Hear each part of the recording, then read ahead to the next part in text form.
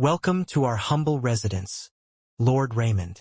Kira's grandfather, and the patriarch of the Sand Clan, bowed his head respectfully. I have heard many good things about you. Really? What have you heard of me? William asked back out of curiosity. They were currently inside the guest hall of the Sand Clan, and several servants were busy placing dishes on the table for their VIP guests. Although we are people in the desert, I have many friends all over the demon continent, Zeph replied. One of them is Polax, who has become your vassal. We talked at great length how you suddenly appeared out of nowhere and saved their clan from being annexed by the Greenskin clan. Truth be told, I am very impressed by how valiant you were for choosing to take the minor clans under your wing and protect them from the slave-like treatment that they were enduring from their former lords and masters. Ha ha ha, I just did the right thing, William replied as he flipped his hair. But feel free to praise me more. I like getting flattered. Your battle against the Raja clan has also earned you quite a bit of renown around these parts. Zeph was more than happy to stroke William's ego in order to form a good relationship with him. At first, I thought that you were just some random newcomer who was trying to make himself known. But after hearing of your achievements, I realized that you are indeed very formidable. Even the most formidable myriad beast in this territory is now your contracted monster. A feat that even the demon lord wouldn't be able to accomplish. You are truly an exception among exceptions, Lord Raymond. William smiled in satisfaction after hearing Zeph's flattery. Although the name being praised was his father-in-law's, he didn't think much of it. After all, right now he was Raymond Parker, the new overlord of the Forterre Desert. That gaze of yours, Lord Raymond, is like the sun shining upon the world with its radiance. Your presence is quite calming. Just sitting beside you makes me feel as if I have reached enlightenment. If only my grandson had half of your looks, I might already have several great-grandchildren. Such a useless fellow. The corner of Kira's lips twitched as he listened to his grandpa's flattering words towards William. Right now, Kira was more handsome than William when it came to the aesthetics department because the half-elf was using his previous appearance from when he lived back on Earth. Even so, Zeph still said that if he only had half of William's looks, he would be surrounded by ladies. Kira didn't know if he should laugh or cry about his grandpa's antics, so he decided to consult his father who was beside him. Dad, is Grandpa unwell? Kira whispered to his father, Fabian. The old man is really going above and beyond in his flattery. He is putting our family name to shame.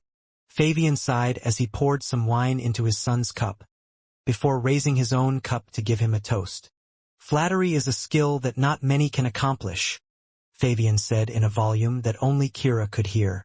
You're still young and do not understand the hidden meaning behind his words. The moment your friend entered the residence, a subtle battle of negotiation had already begun between him and your grandfather. Really? Yes. How do you think we were able to keep our neutrality till now? That's because the old man is willing to bend his back to make sure that our VIP guests feel good about themselves. That is how he's kept our clan safe all these years. Fabian drank from his cup before adding a few more words that made Kira realize how much his grandpa had sacrificed over the years. You have no idea how much he is ridiculed behind closed doors because of his attitude. Fabian sighed for the second time. But, even so, the fact still remains that we are able to enjoy our current standing because of his efforts. Remember this well, Kira. Not all battles are fought with weapons. Kira nodded his head in understanding. He then glanced at his grandpa, who was still praising William's good points. For a brief moment, he felt that even if Zeph spent an entire day praising the black-haired teenager, the old man wouldn't break a sweat at all. William placed his wine cup on the table as he smiled at the old man beside him. He was sure that if his grandpa James and Zeph met, the two of them would hit it off right away and become best buds. I want to ask a serious question to you, Lord Zeph, William said with a calm expression on his face. If I unified the clans in the desert, will I receive stiff resistance? Are you planning to have all the clans migrate, like what you did with the One-Horned clan and the others? Zeph asked back. If the answer is yes, I'm afraid that many will not take this in a good way, Lord Raymond. William shook his head. I don't have any intention of having the desert clans migrate. I know that all of you are rooted in this territory and have long accepted your way of life. The desert is an unforgiving place. Those who wish to leave will leave, and those who want to stay will stay. Since the clans decided to stay, this means that they are already satisfied with their current way of life. I have no intention of changing their culture. All I want is their loyalty. Zeph played his beard as he digested the black-haired teenager's words. First, tell me why you wish to put all the clans that live in the desert under your banner, Zeph stated. Do you wish to create a civil war against the reigning demon lord? Civil war? Not really, William answered. I don't need the demon clans to fight my wars for me. What I want from you guys is to stay out of the hands of the Gremory clan, as well as those of their allies. Ah, so it's about that. I understand. Zeph crossed his arms over his chest as he pondered. The Gremory clan has indeed been quite active as of late to spread their influence beyond their borders. Since the demon lord is backing them, not many clans have dared to resist the olive leaf that they were giving away. Only the major clans had the power to put a stop to their growing greed for dominion. I'm sure if you use the Forterre Deathworm as a deterrent, the clans will begrudgingly lower their heads in submission, but if a stronger faction appears, these clans will immediately jump ships to save their lives. William arched an eyebrow. Including you? Yes, Zeph answered in a heartbeat. Including us. The half-elf nodded his head in understanding. He couldn't stay long in the Forterre Desert because he still had to go to the north. Just like Zeph said, once he left the desert, the other clans would change their allegiance if someone powerful were to appear in William's absence. This was how they had preserved their culture all these years, and nothing would change that for as long as the demons lived in the desert. What do you propose I do in order to keep the other clans from aligning themselves with the Gremory clan? William asked. His battle with the demon lord was inevitable because this was something that he had decided to do after watching how Chiffon had suffered while they were in the Tower of Babylon. The demon lord was like the head of the spider, and William wanted to cut off his legs in order to weaken his forces. For this to happen, he would need to keep the other clans from supporting the Gremory clan, which was the demon lord's backer. As long as he was able to do that, the title of demon lord would be stripped from Lucian, and another one would take his place. Such was life in the demon realm. Only the strong were able to sit on the throne that lorded over all the demon clans, and turn them into a sword blade that could unite all of them under one banner. A blade that was pointed at the central continent, where the majority of the people lived in peace and harmony. Actually, the age-old way of making your neighbors your allies is through marriage alliances, Zeph answered. If the use of force is left out in the equation, this is the most ideal method to use. So, how about it, Lord Raymond? William shook his head firmly. No, marriage is not an option. I don't take relationships lightly. Do you have any other suggestions? Lord Zeph. Zeph pondered for a bit before voicing his thoughts. It is best to gather all the patriarchs and their heirs in a conference, Zeph suggested. It would be better if Lord Raymond were to visit all of them, while riding on the Forterre Deathworm. Once all the patriarchs and their heirs have gathered, you are going to declare yourself the head of the alliance that would set corresponding rules that the people of the desert would follow. Although you are in a position of power, you do not resort to seizing their lands, or stripping their families of power. If you do this, they will be more than willing to listen to your conditions, as long as they retain their positions. This is the most ideal approach that I can think of. William smiled because he didn't expect that Zeph would give him this kind of suggestion. It's that simple? Zeph nodded his head. Majority of the desert clans don't want conflicts with each other. Most of the time, there is an internal struggle for the seat of the next patriarch, but that's it. We have an unwritten rule here. The major clans can only deal with their vassals. If they wish to attack the clans outside their domain, the other clans will gang up on them and bury the offenders' dead bodies in the desert sands. Lord Raymond, this is the will of the desert. Now, what you need to do is revise that will, and make it so that no outside interference is allowed. Of course, if you are proficient in making binding contracts, this issue will be wrapped up in a very straightforward manner. Understood. William nodded his head. I guess I'll be leaving your residence for a bit, Lord Zeph. Let's continue our talk after I've visited the major clans. Will it be fine to hold the conference here in your city? Of course, Zeph answered. It would be our honor to host this historical moment. Please allow the Sand Clan to handle everything. We will not disappoint you.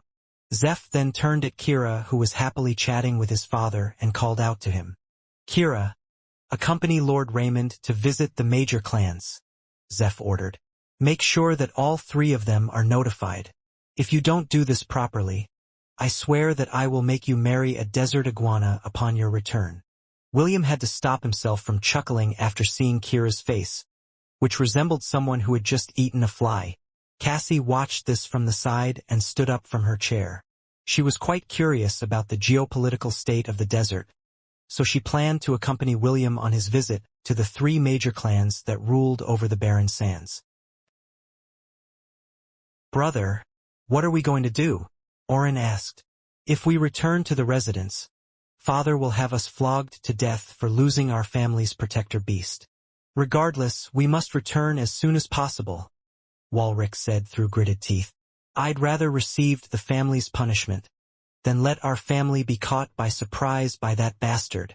After washing themselves clean of filth, they immediately left the Sand Clan city in order to return to the stronghold of the Rains clan. They needed to tell their father what had happened, so they would be able to create some contingency measures for how to handle the black-haired teenager whom they offended. They were currently riding 2 desert wyverns to hasten their return back to their domain. Both of them had taken the exclusive teleport gate that was reserved for their family, within the city of Alton, to shorten their journey. However, it would still take them another hour to reach their family's residence. Suddenly, they heard a powerful roar coming from behind them. Both brothers turned their heads to look behind them, and immediately froze when they saw where the roar had come from. Damn it! He's already here, Orin shouted in anger and frustration. What do we do, brother?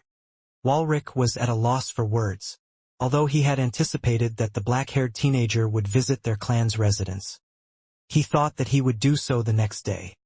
He could only watch helplessly as the great deathworm closed the gap between them in the span of a few seconds. Contrary to its gigantic size, the Forterre deathworm moved very fast, especially in the desert. It was like a sailfish in the open seas, as it glided on the sand, headed towards the residence of the Rains clan. Half a minute later, it had already passed the 2 brothers who were desperately urging their wyverns to fly faster. However, neither of their mounts dared to get near the monstrous beast because it was one of their natural predators in the desert. Bye-bye, William said as he casually waved at the 2 brothers with a smug expression on his face. Walrick and Orin glared at him hatefully. This was the only thing they could do as the giant deathworm widened the gap between them. They had no choice but to eat the dust that was being sprayed at them from behind the monstrous beast. Brother, what should we do? Orin asked worriedly. We can't catch up to them no matter what we do. Walrick's expression remained the same as he stared at their protector beast, whose image was slowly getting smaller. Looking at it from behind, he felt like his hope to become the next patriarch was also getting farther and farther away. He regretted the fact that he had used such a high-handed method to show the power of their family through forceful means. Even so, he still decided to return to their clan's residence. He believed that as long as the delegations of the Gremory clan, who were currently resting in their residence, said the word, then this nightmare that he had woken up to would disappear completely. Is what you say true, old man Zeph? A sickly old man asked as he leaned on his chair. My sons did that? Zeph sighed before nodding his head.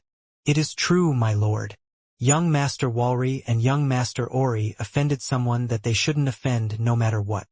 Kira's grandfather had a serious expression on his face as he gazed at his liege, whom he had sworn loyalty to for the past few decades. As soon as William left the city of Alton, Zeph immediately contacted his lord through a communication crystal to tell him of William's impending arrival, as well as what had happened in his territory. My lord, I'm afraid that the balance of power in the desert has tilted, Zeph said with a sigh. The best we can do is support Lord Raymond, and ensure that the two other major clans will not use this opportunity to divide the Forterre Desert between the two of them. Lorcan D. Rains, the patriarch of the Rains clan, sighed as he closed his eyes. All these years, he did his best to keep the status quo among the three major clans by using the Forterre Deathworm as a deterrence. Now that it was no longer under his control, the two clans would certainly use this golden opportunity to shake the delicate balance that he had maintained all these years. "I've grown old, my friend," Lorcan replied. "If I hadn't fallen ill, the Gremory clan might not have been able to entice my grandsons to join their ambitious plan to reign in the other clans in the continent. My lord, while it is presumptuous of me to say these words, I am afraid that the Demon Lord is preparing for war," Zeph said with a serious expression on his face. "For this to happen, he needs to get the approval of the major clans. Ever since we lost the previous wars, our race has licked the wounds of failure and decided to just remain in our respective territories. Our numbers have also decreased and continue to decrease due to the infighting. Only the Gremory clan had retained their strength because they have kidnapped talented individuals from the other continents and used them as stud and breeding horses to keep their bloodline strong and their population in check." Lorcan opened his eyes as he gazed at the old man that had refused to become his right-hand man on the surface, but agreed to become his trusted agent in the shadows. In the past, both of them just wanted a place to call their own home. Because of this, they had endured the hardship of living in the desert because very few clans would dare to live in such a harsh environment. If he wanted to become its supreme overlord, he would have done it long ago, but he didn't. Doing so would only make him a nail that stuck out too much, and the Gremory clan would stop at nothing to make them bow their heads in submission. "I think this is fate as well," Lorcan commented. "Tell me, old friend, is this person's name really Raymond?" Zeph shook his head. "My lord, this person, who will soon come knocking on your door, is a very special individual. If we play our cards right, we may be able to benefit from this misfortune." "Who is he, old friend? Why do you think so highly of him?" Lorcan inquired. Zeph smiled bitterly as he faced his lord and told him the truth. "He is none other than the son of the mortal enemy of the Demon Lord," Zeph answered. Lorcan's eyes widened in shock as he looked at his sworn brother in disbelief. "You mean he is that man's son? Old friend, please, don't tease this frail old man. How can I possibly do that, my lord? Even now, this young man is riding on top of the strongest myriad beast in the desert and headed to your residence. The dungeon conquerors and the saint of the world tree's one and only son. The one who conquered the 51st floor of the Tower of Babylon, as well as one of the candidates for becoming the Prince of Darkness. He is none other than William von Ainsworth." "So, this is the city of the Rains clan." William arched an eyebrow when he saw the gates wide open and several men, wearing the Rains clan clothing, lining up along the sides of the gate, as if they were waiting for his arrival. The banner of the Rains clan fluttered high on the walls of the ramparts, as all the officials, as well as the Walrix and Orin's two remaining brothers, stood just within the gate with their heads bowed in respect. "Welcome Lord Raymond to the Rains clan," a young man who seemed to be in his late teens greeted. "My name is Hector D. Rains, and the Patriarch has asked me to welcome you to our humble city." Cassie, who was standing beside William, giggled. "It seems that they were waiting for your arrival. The Patriarch of the Rains clan is truly formidable." Kira gulped as he nodded his head in agreement. He thought that the scene he would see when they arrived was the entire city panicking, but looking at the current situation, it seemed that everyone had been briefed of their arrival. "Yes, truly a formidable man," William commented with a smile. For him to be able to gain the loyalty of Zeph already proved that he has at least some backbone. "It seems that I am about to meet someone very formidable." William understood that he was the dragon that was riling up the local snakes. However, the fact still remained that this was their domain. He was just a passerby who decided to play politics on a whim. Compared to the old foxes who had spent their entire lives in politics, he knew that his abilities were not on par. "Times like this, I wish you were here, Grandpa," William thought. "I wonder what he is doing right now?" Deep within the void, James chewed on a gummy bear as he traveled the vastness of the void. He had parted ways with his great-granddaughters a few days ago and resumed his journey. As he was passing through one of the countless pathways of different worlds, he saw 100 giants marching together along a path that was several layers below his own. James frowned as he hid his presence. He waited until all of the giants had passed before removing his camouflage. Just where are these giants headed next? James muttered. Also, that robed man standing on the shoulder of that giant. He is at the pseudogod level. I have a bad feeling about this. James pondered for a bit before making his decision. Sleipnir, follow them. But make sure we are outside of their detection range, James ordered. Sleipnir nodded its head as it descended towards the lower layers in order to stalk the giants from a distance. James had always been blessed with unnatural instincts, and his gut instinct was telling him that the giants he had seen passing just a moment ago might be headed to a place that was very dear to him. Are we on the demon continent? Princess Ayla asked as she stared at the vast expanse of land that looked no different from the southern continent, where she had grown up. Yes, Shannon replied. I can't be wrong. I drew this very place not long ago. The place where they were currently standing was the location where the One-Horn tribe and the Greenskin clan almost fought due to the latter's declaration of war. We are indeed in the demon continent, Elliot said as he gazed towards the north. I can sense William's whereabouts in that direction. However, the distance between here and there is great. We forgot to bring a carriage, Conan commented from the side. We can't possibly let Ayla and Shannon travel by foot, right? Shannon smiled as she summoned her paintbrush. There's no need to worry. I have us covered. The young lady with silver hair and fox ears started to draw something in the air. A minute later, an image of a carriage appeared, and it was being pulled by a griffin with its wings spread wide. Veni ad vitam. Shannon made a final brushstroke and the image she had painted came to life. An ink-like carriage and griffin appeared in front of everyone. Elliot couldn't stop himself from whistling because he didn't expect Shannon to have this kind of ability. Everyone get in, Shannon said as she opened the carriage door. Let's try to catch up to Sir William soon. Princess Ayla nodded her head as she boarded the carriage. Conan, Elliot, and Chloe followed after her. Shannon was the last to board, and the carriage started to move as soon as all of them had taken their seats. The griffin flapped its wings as it ran across the ground in order to gain momentum. Soon it started to rise, carrying the carriage behind it. Ayla, it will be best if you wear a robe at all times to cover your face, Shannon said as she glanced at the angelic beauty in front of her. You possess strong life magic, and are also very beautiful. If the demons see you, they won't think twice about capturing you and making you their plaything. Be very careful. Princess Ayla nodded. Thank you for the advice. I will do my best to not stand out. Conan crossed his arms over his chest and simply sat on Princess Ayla's shoulder. He would do his best to ensure that the princess would get the opportunity to meet William and tell him about the dreams she was having. Deep inside, Conan understood that Princess Ayla already had feelings for William. She was just not bold enough to take that final step to make her feelings known. Elliot sat on the ink-like couch in a carefree manner. Chloe had done the same, but unlike the angelic familiar who had a relaxed expression on his face, she busied herself with eating a chocolate bar. Shannon watched this group with a sweet smile behind the mask that she wore.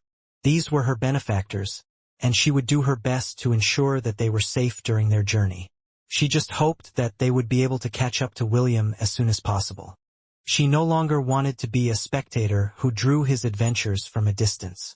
Shannon wanted to become part of that scenery and experience what it was like to live in a world that she had only seen through the eyes of others.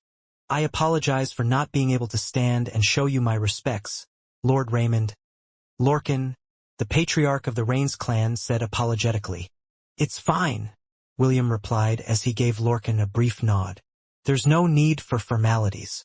I already knew of your circumstance before I came here. Hector and his young brother, Horace, sat beside their grandfather with their heads lowered. Although they had been warned beforehand, they still felt vexed when they saw their protector beast being commanded by others. Because of this, they didn't dare to raise their heads and look at the black-haired teenager in front of them for a very long time. Both of them were afraid that they might not be able to control their emotions and get in the way of the discussion between their guest and their grandfather. "May I know your purpose for coming, Lord Raymond?" Lorcan asked. "Hasn't Zeph told you everything already?" William asked back. Lorcan smiled, but still made a gesture for William to speak his purpose for coming. "Although I have already been informed, the others have not been," Lorcan replied. "It would be best to let my sons, grandsons, as well as my aides, hear what you have to say personally." Lorcan didn't even try to deny William's allegations because playing dumb in this critical moments would just invite unneeded trouble. As someone that had kept the balance of power in the desert for decades, he knew that what he should prioritize right now was gaining William's trust. Only by gaining his trust would they be able to reach a result without the need for shedding blood. William nodded his head in understanding. Just as he was about to say his purpose for coming, two men burst into the hall with determined expressions on their faces. "Grandfather, please, punish me for my stupidity." Walrick lowered his head and knelt on the ground. "I have done a great sin to you and our family. I will take full responsibility for my actions." "Grandfather, punish me as well. We have committed a grave mistake." Orin kneeled as well. But, unlike his brother, he didn't lower his head and met his grandfather's gaze. After that, he pointed his finger at William, who didn't even bother to turn his head to look at the two newcomers. "Grandfather, I ask that you punish this person as well," Orin shouted. "Not only did he not show respect to our clan, he even dared to oppose us openly. Someone like him should not be shown any mercy." Right after he finished his words, he felt a hand on the back of his head. Not long after, Walrick pushed his brother's head down, until it was only a few inches away from the ground. "Shut up," Walrick said with a serious expression on his face. "This is the great hall of our ancestors. Do not further disgrace our family's name." "But, brother," I said. "Shut up." Orin felt wronged as his forehead was forcefully pressed against the ground by the brother that he trusted and loved the most. However, he no longer uttered a word and simply gritted his teeth in frustration. Lorcan stared at his two grandsons and sighed. He then looked at William apologetically, and the latter simply shrugged to let the old man know that it wasn't a big deal to him. "Lord Raymond, I apologize for the sudden disturbance," Lorcan said. "Please, let us know your reason for coming to our domain." William rubbed his chin for a brief moment before asking Lorcan the question that he had thought on the spot. This was not his original purpose for coming, but for some reason, he felt that he was in the mood to ask this question. "Tell me, Lord Lorcan, what do I need to do in order to become the demon lord of this realm?" Gasps of shock speared throughout the hall as William finished asking his question. Even Cassie and Kira, who was seated by his side, looked back at the black-haired teenager as if he was someone crazy. William, on the other hand, remained calm as he stared at Lorcan, who was looking back at him in disbelief. Although he only thought of it on a whim, he realized that this was the most effective method to make the Gremory clan, as well as the current demon lord, Lucille, suffer a setback that they didn't see coming. After that brief moment of surprise, a pin-drop silence descended into the entire hall. No one dared to speak. No one dared to shift their attention away from William, for they knew that anyone who dared to entertain the black-haired teenager's words was akin to treason. 2 minutes passed before the rustling of robes broke the tense silence inside the room. Lorcan, who had been seated in the seat of honor, stood up and walked towards William. He had a pale expression on his face, and yet his steps were steady and firm. When he was only half a meter away from William, he lowered his head until his face was mere inches away from the black-haired teenager. "You wish to become the demon lord?" Lorcan asked. "I am considering it," William replied. "Well, is it possible?" Lorcan stared long and hard at William before walking back towards his seat. A long sigh escaped his lips the moment he had sat back down. With just a glance, one could tell that he seemed to have grown several years older. as if William's words had caused this sudden change in his physical, emotional, and mental state of mind. If you are asking if it is possible for you to become the Demon Lord, then the answer is yes, Lorcan replied. However, this is easier said than done. In order to become the Demon Lord, you need to have the support of 70 out of the 100 major clans. Then and only then would you be able to challenge the current Demon Lord in a duel. If you win, then you will take his place and sit upon the throne as the strongest amongst us.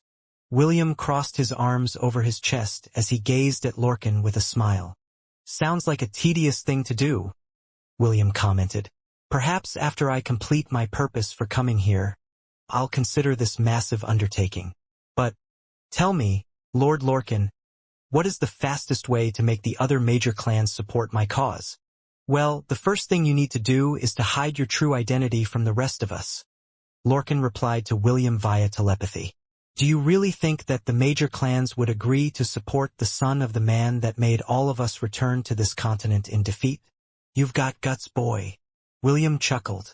How did old Zeph know? He couldn't talk back to Lorcan using telepathy, so he decided to just ask in a casual manner. He has a lot of connections and has forged friendships with many people, including the demigod that guards the south, Lorcan replied. Josh and him go way back, and both have a mutual understanding of each other. I see. So that is how he knew, William muttered. He had placed Kira under a powerful contract, so he was sure that his bro hadn't betrayed him. The only other explanation was Kira's grandfather, Zeph, who had flattered William nonstop with his spittle flying in every direction. Do not mention this matter again in a casual manner, Lorcan stated. The eyes and ears of the Demon Lord are everywhere. I'm sure that the moment everyone leaves this room, the news will travel to the delegates that are currently staying in this residence. I see. William nodded. Well, that's fine too. I have no time to look for him, so it would be better if he looked for me instead. Everyone in the room could hear the beating of their heart as they listened to William's solo monologue. Although they assumed that their patriarch, Lord Lorcan, was communicating with William in some manner, unless it was proven, no one would be able to use it as evidence against him. This gave Lorcan's sons and grandsons some peace of mind because this might cause problems for their families in the long run. The people of the Gremory family were currently inside the Rains clan residence. If they were to get wind of what was being discussed inside the hall, heads would start to roll. Did you find them, Optimus? They are on the second floor of this residence, and currently on their way here. It seems that they have heard the news of your arrival. William laughed internally because he was quite curious about what these delegates had to say. Right now, everyone inside the hall was under Optimus observation. Even their heart rates and their blood pressure were constantly being monitored. An awkward silence descended inside the hall as William stopped talking on his own. The minutes passed, and yet, no one dared to move from their spot. It had been a rule of the Rains clan that without the patriarch's explicit orders, no one would be able to leave the ancestral hall once a meeting had started. 2 minutes later, 6 people entered the hall in an arrogant manner. The two in front announced their arrival as they walked towards Lorcan, who gave them a brief nod. Lord Lorcan, I apologize for barging into your discussion, but I am quite curious about this guest that has arrived in your residence.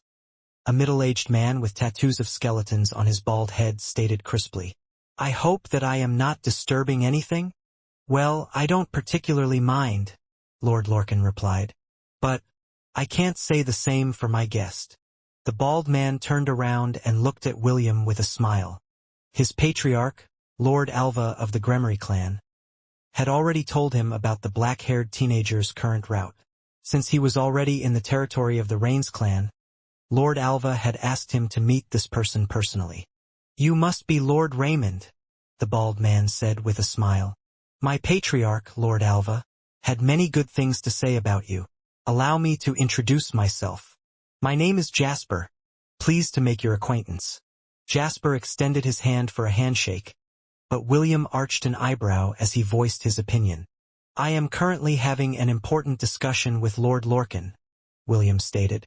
Do you mind sitting on the side and just listening to our discussion in silence? Of course, Jasper replied as he returned his hand to the side as if he hadn't tried to initiate a handshake. He then made a gesture for his subordinates to move to the side of the room, where they sat on the seat cushions that were provided for them. "Now, let's go back to business, Lord Lorcan," William said after giving Jasper and his cronies a sidelong glance. "How can I become the Demon Lord?" The hearts of the members of the Rains clan almost jumped out of their throats, as the black-haired teenager purposely asked a question that could condemn their entire clan for treason. Lorcan's hands shivered as he grabbed the walking stick beside him with the intention to smack the good-for-nothing half-elf, who currently had a devilish smile on his face. Lorcan's sons immediately grabbed hold of their father in an attempt to stop him from whacking their guest. However, deep inside, they wanted to steal their father's walking stick and smack the black-haired bastard with all of their might. Kira and Cassie moved their bums to the side in order to distance themselves from the troublemaker, who was trying to bring them down with him. Walric, Orin, Hector, and Horace, the 4 candidates to become the heirs of the Rains clan, looked at William with horrified expressions on their faces. They thought that William getting their protector beast was already a big blow to their family, but they were wrong. The only thing they could do now was glare at the smiling half-elf, whose eyes were telling them that if they didn't want to jump into the frying pan, he was more than willing to cook them in an open fire. Jasper frowned after hearing the black-haired teenager's words.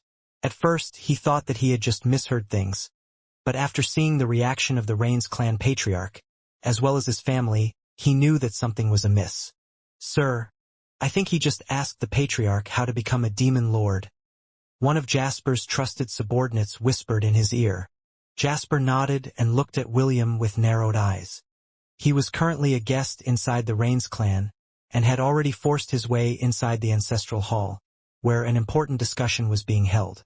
However, he didn't expect that the discussion involved something similar to an uprising.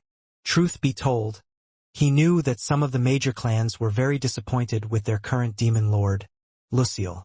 They had sent many of their elite warriors, only to have them die on the battlefield, and no form of compensation was granted to their clans or their families.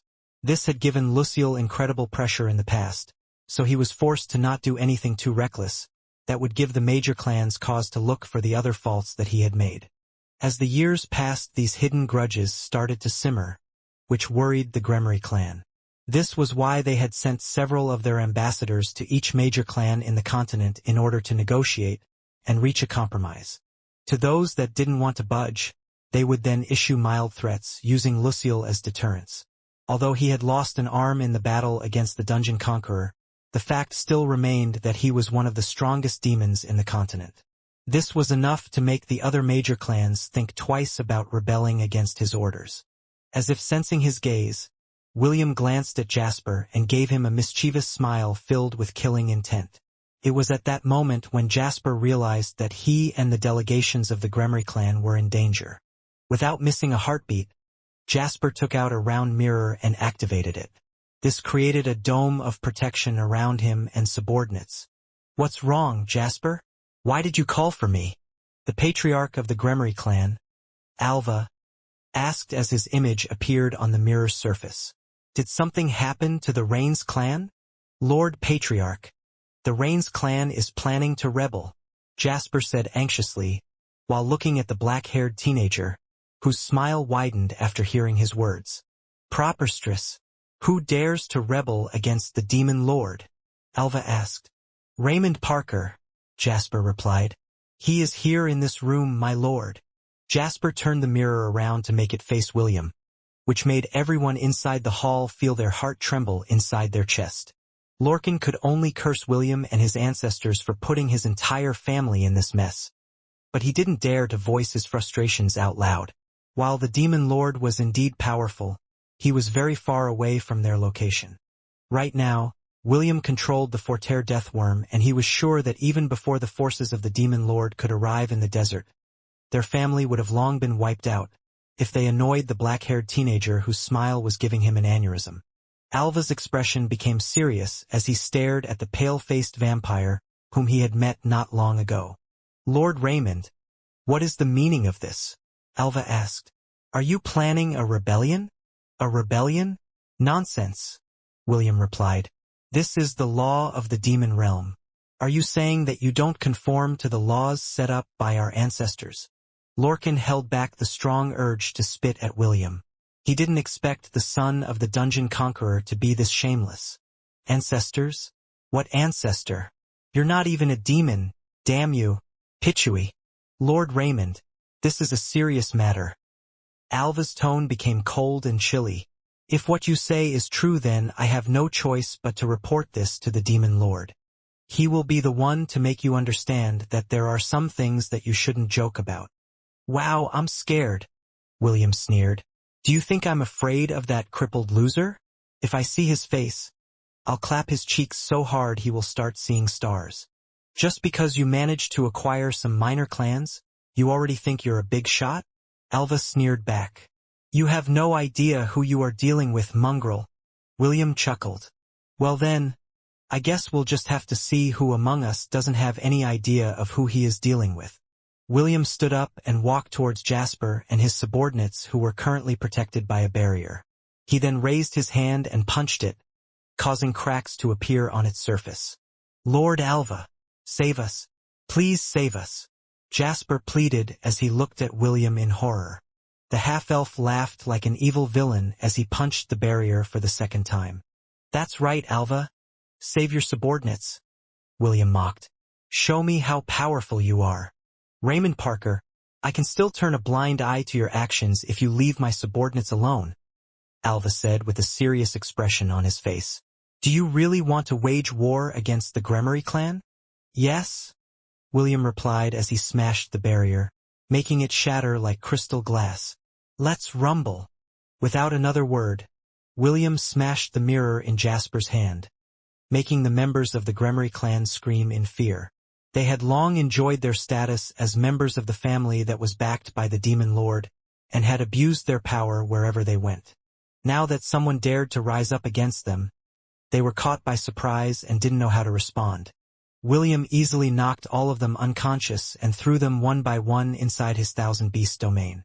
Medusa had long pestered him for demons to eat, so he didn't mind letting the little Gorgon have her fill with the members of the Gremory clan. You were too reckless, Lord Raymond. Lorcan was finally able to regain his composure and voiced his thoughts out loud. By declaring war against the demon lord, you will turn this land into a battlefield. Tell me, do you hate us demons this much? William shook his head before sitting back on his cushion. No, I just intend to put a new person in charge of this continent. Don't worry, none of your family members need to fight.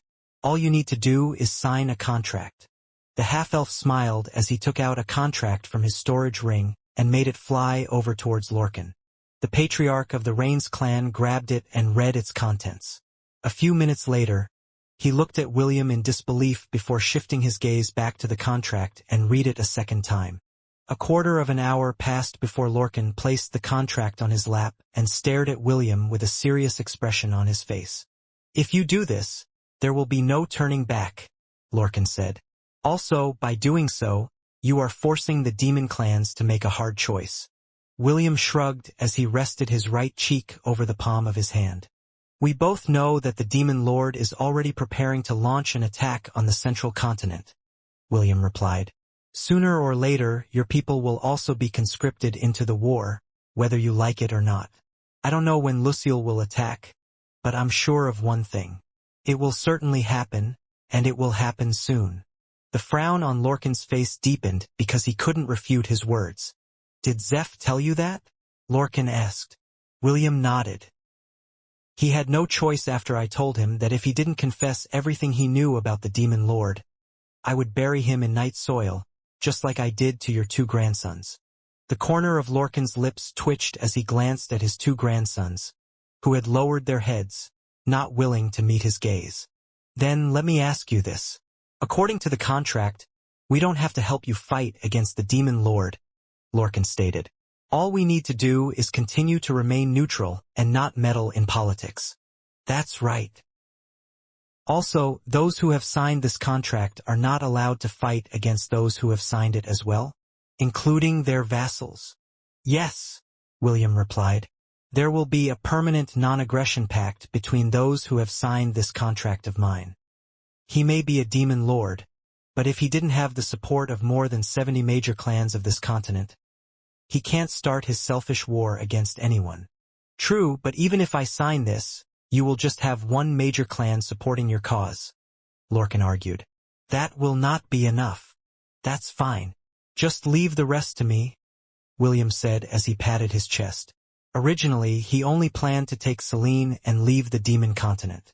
However, after hearing Zeph's confession, he knew that this was something that he couldn't turn a blind eye to. Wars were never a good thing. As someone who had taken part in one, he knew the devastation and loss that war could bring to the people. He didn't want that to happen again, so circumstances had forced him to take a stand. When he visited the Rains clan, he already planned to make them the first major clan to join his cause. In truth, William didn't know if he was playing right into Zeph's plan, but he didn't mind it one bit. The main reason why he declared his intention, while the envoy of the Gremory clan was there, was to bait Lucille to come to him. He was very confident that he could fight the demon lord in a head-on confrontation. The spider may have many legs, but if you cut off its head, all the legs would shrivel up and die. With so many trump cards in his disposal, William was confident that he could take Lucille down. The sooner he dealt with him, the better. Also, he knew about Cassie's ambition as well. Although she tried hard to hide it, her hatred for the Gremory clan was obvious. Since she was already powerful and had enough myriad beasts to create problems for them, he decided to push his plan to deal with the Gremory clan forward, while also enacting his plans for the Demon Lord. Can I refuse to sign this? Lorcan asked with a serious expression on his face. William nodded. You can, but do you really think that the Gremory clan, as well as the Demon Lord, will believe that you are not part of this scheme to bring them down? I can make them believe if I try hard enough. Well then, suit yourself. William stood up and walked towards the exit of the hall. However, before he left, he glanced back at Lorcan with a smile. If things go south, don't come running to me for help, William stated. I can also guarantee that if your clan joins the demon army in their attack on the Central and Silvermoon continents, I will show you no mercy when we meet on the battlefield. After saying what he had to say, William finally left with Kira and Cassie in tow. Only after one of the family members confirmed that they had left the residence did Lorcan sigh deeply. I'm too old for this, Lorcan said as he gazed at the contract in his hand with a bitter expression. Regardless of the choice I make, the Rains clan will have no choice but to take part in this battle for supremacy. Lorcan glanced at the desert sky, which was now covered in storm clouds. Rain was very rare in the desert, especially raging storms. Whenever the parched land received a sudden burst of rain, a flood would happen and sweep away everything in its path. More than anything else, Lorcan didn't want to be swept away by this sudden change which was outside of his control. The only thing he wanted was to live a calm and peaceful life, free from politics. Unfortunately, the one sitting on the top didn't want to live a peaceful life. Yes, the demon lord, Lucille, had stopped licking his wounds, and once again decided to restart a war that would allow him to regain his honor and prestige. However, this was not a simple war, but a war that had been prophesied by the oracle of the demon race. The heir of darkness would be born and would make the entire world his kingdom. None would be able to stand against his might, and those who dared would only suffer a devastating defeat at his hands. Lucille was waiting for the promised day to arrive, as he started to rally the major clans under his banner. Unfortunately, very few answered his call, and the majority of the major clans didn't want this war to start. This was why the Gremory clan had tasked their subordinates to go to the territories of these major clans in order to reach a compromise. Back in the city of Atlan, Zeph leisurely sipped a cup of tea as he glanced at the round mirror by his side. Your Excellency, should I inform the rest? Zeph asked as he stared at the person who had told him that Raymond Parker was just an alias that William von Ainsworth used to fool the people of the Demon Continent. Yes, the man answered. The time is near. The prophecy is about to be fulfilled. We'd better make our own preparations. Your Excellency, are you sure that he is the one? No, but I'd rather think that he is the one. Zeph sighed as he shook his head. And, if he really does end up not being the one in the prophecy? The man on the surface of the mirror quieted down before crossing his arms over his chest. If he isn't the one in the prophecy, then we will go with plan B, the man replied. However, without my signal, none of you are allowed to make your move. Do I make myself clear? Zeph nodded before finishing up the tea in his cup. The man in the mirror also gave Zeph a brief nod before cutting off the connection. Kira's grandfather walked towards the window of his room and stared at the storm clouds that had covered the entirety of his city. I sure hope that you are right, Your Excellency, Zeph muttered. If he is not the one, then I'm afraid that our days will only be filled with bitterness and suffering. Zeph sighed deeply. He couldn't count how many times he had sighed after meeting William. For him, his appearance in the demon realm was both a blessing and a disaster. A blessing because with him around, they had a chance to make a difference. A disaster because he also brought trouble wherever he went. The son of the dungeon conqueror and the saintess of the world tree was no ordinary young man. It was also because of this fact that his life had never been easy. I don't know what is happening at the Rains clan right now, but I'm sure that my lord is suffering from a headache at this very moment. Zeph allowed a bitter smile to appear on his face as he thought of his currently ill sovereign. May the gods have mercy on us all, or else all of us will take the fall. 2 days after William visited the territory of the Rains clan, William gazed at the demons who were currently partaking of the feast that the Sand clan had prepared for them. The patriarchs of the 3 major clans, as well as the patriarchs of their vassal clans, all gathered today to talk about an important matter. After visiting the Rains clan, the half-elf swaggered towards the territories of the remaining 2 clans and gave them an invitation to attend an important meeting in the city of Alton. When the patriarchs of the 2 major clans saw the giant Forterre deathworm, they immediately accepted William's invitation and agreed to meet him on the promised date. The spies of the 2 major clans inside the Rains clan had reported that the giant deathworm was no longer in Lorcan's hands. The 2 even communicated with each other and proposed a plan to collaborate and annex the territory of the currently ill patriarch, who had lost the protection of his guardian beast. Unfortunately, before they could even execute their plans, William came knocking on their doors. Because of this, they were forced to put their agenda on hold and go to the city of Alton to hear what he had to say. William casually sipped his tea as Charmaine fanned his body with a feathered fan. He was wearing a black suit, which gave his slightly above-average appearance more depth and sophistication. This was a suit that he had brought back from Earth, and many demons wondered where he had procured such clothes. When he had deemed that everyone's gaze was now locked onto his body, he placed the teacup on the table and addressed the demons that had traveled far to meet him. Before we start, all of you have to sign this contract, William said as he waved his hand. Don't worry, this contract only states that whatever you hear and see in this meeting will not leave this room.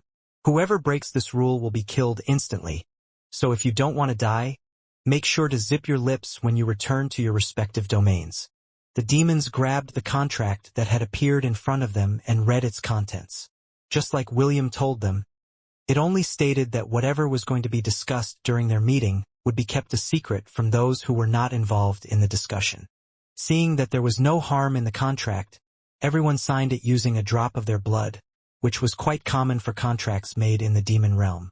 After the contracts had been signed, it merged with the demons' bodies, which proved that the contract had started to take effect. William nodded in satisfaction before starting the meeting. I'm sure that all of you are wondering why I have gathered all of you here today. The reason is really simple, William said with a smile. I am here to propose 2 things. The first is a non-aggression pact between all the clans living in the Forterre Desert. This means that after this meeting is over, none of you are allowed to fight amongst yourselves. The second proposal is that none of you will take part in the Demon Lord's call for mobilization against the Central and Silvermoon continents. As long as the 2 of you can agree to this condition, all of us will get along well. Are there any questions?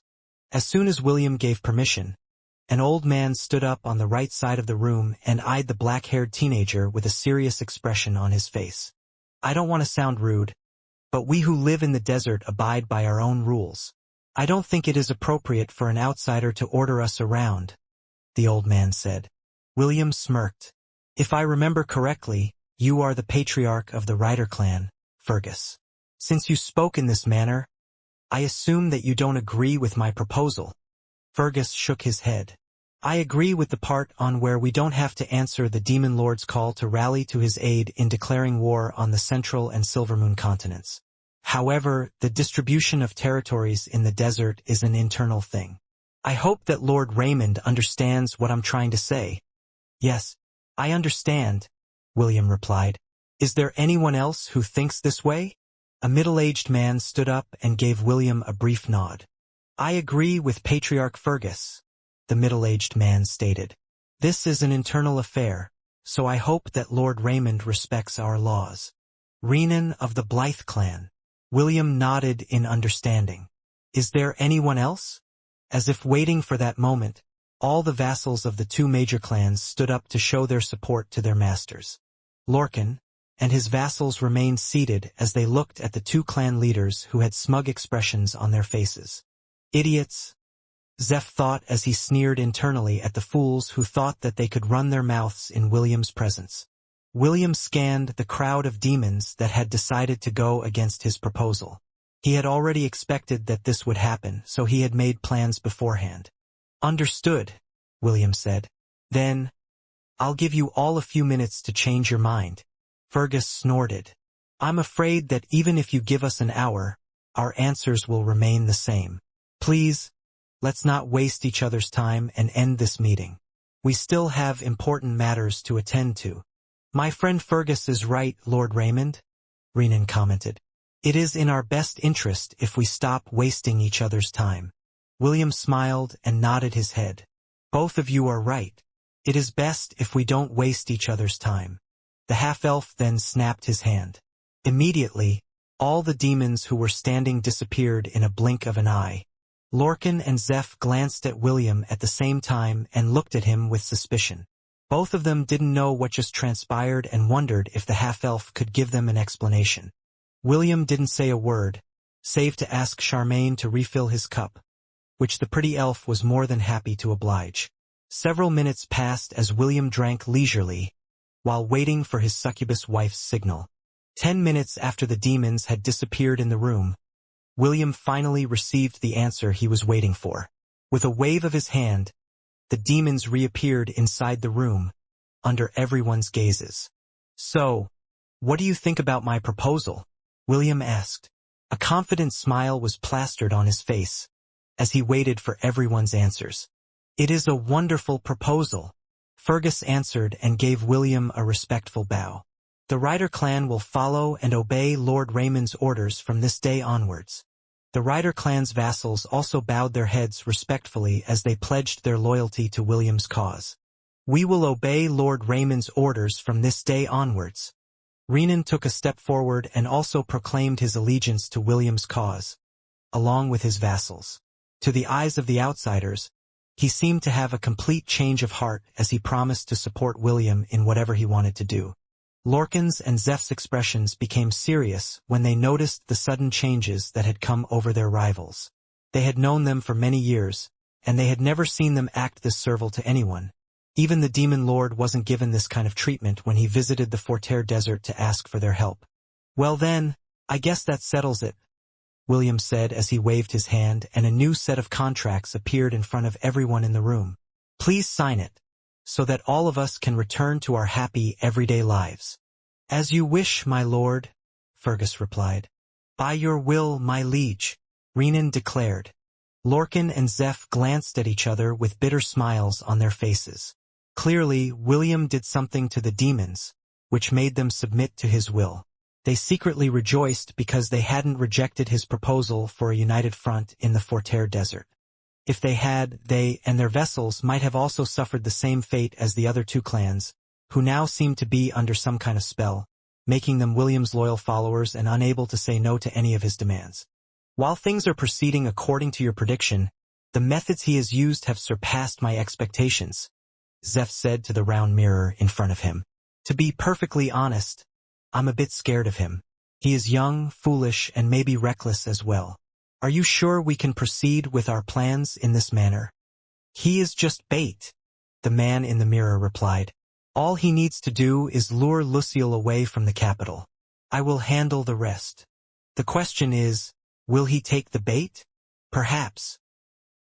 The man in the mirror smiled as he looked at Zeph, who had a worried look on his face. You have to remember that he is still the demon lord, the man stated.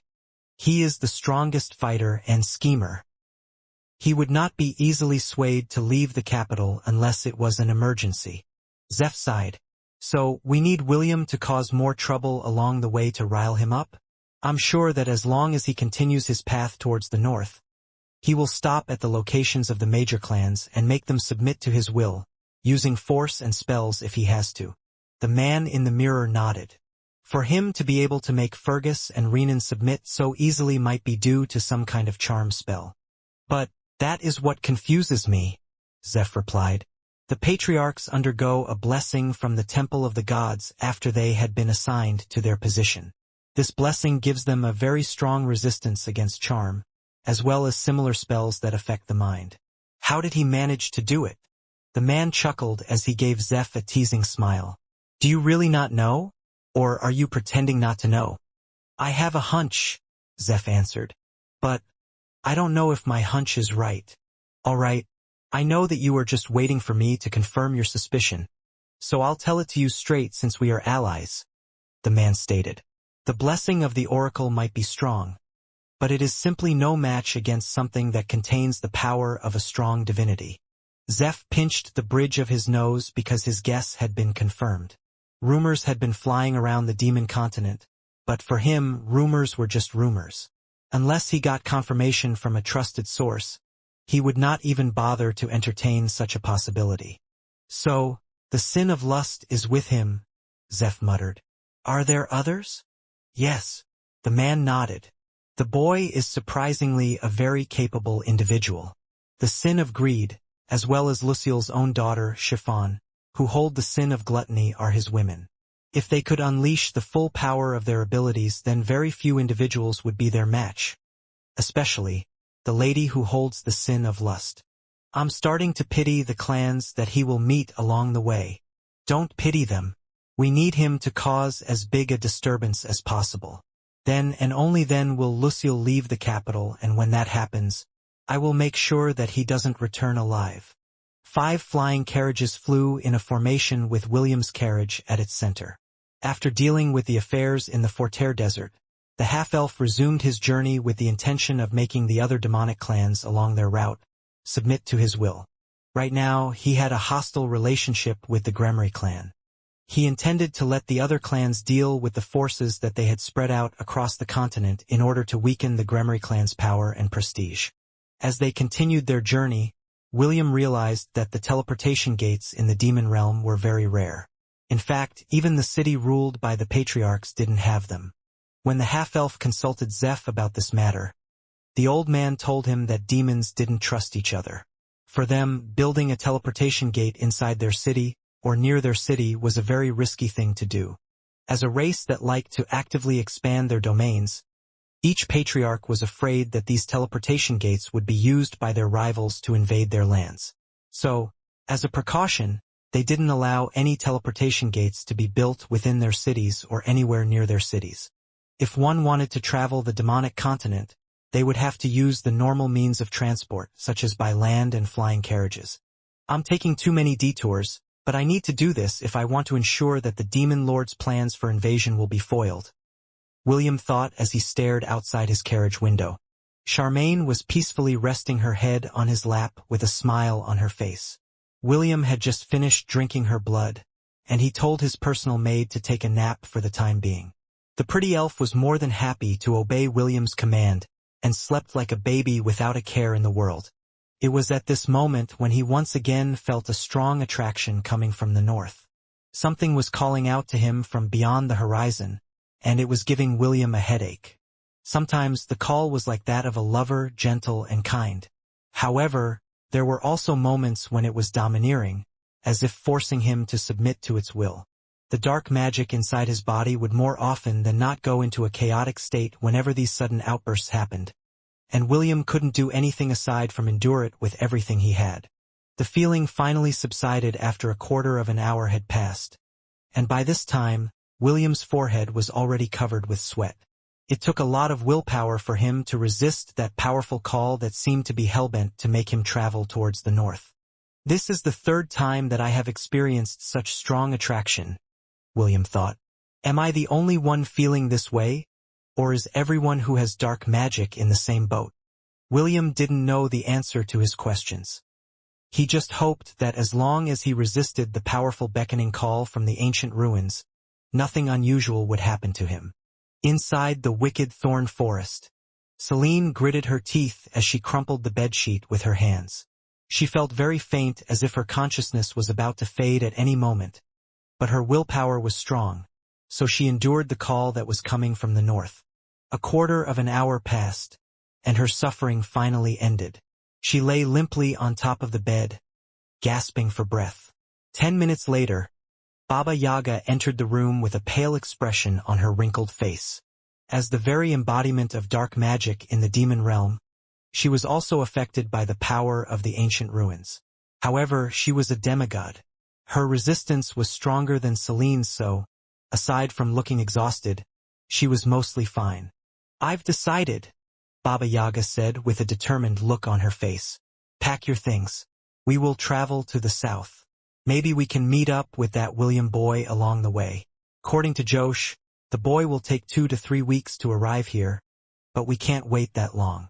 The attraction is getting stronger each time, and I'm afraid that you will not be able to withstand it before long."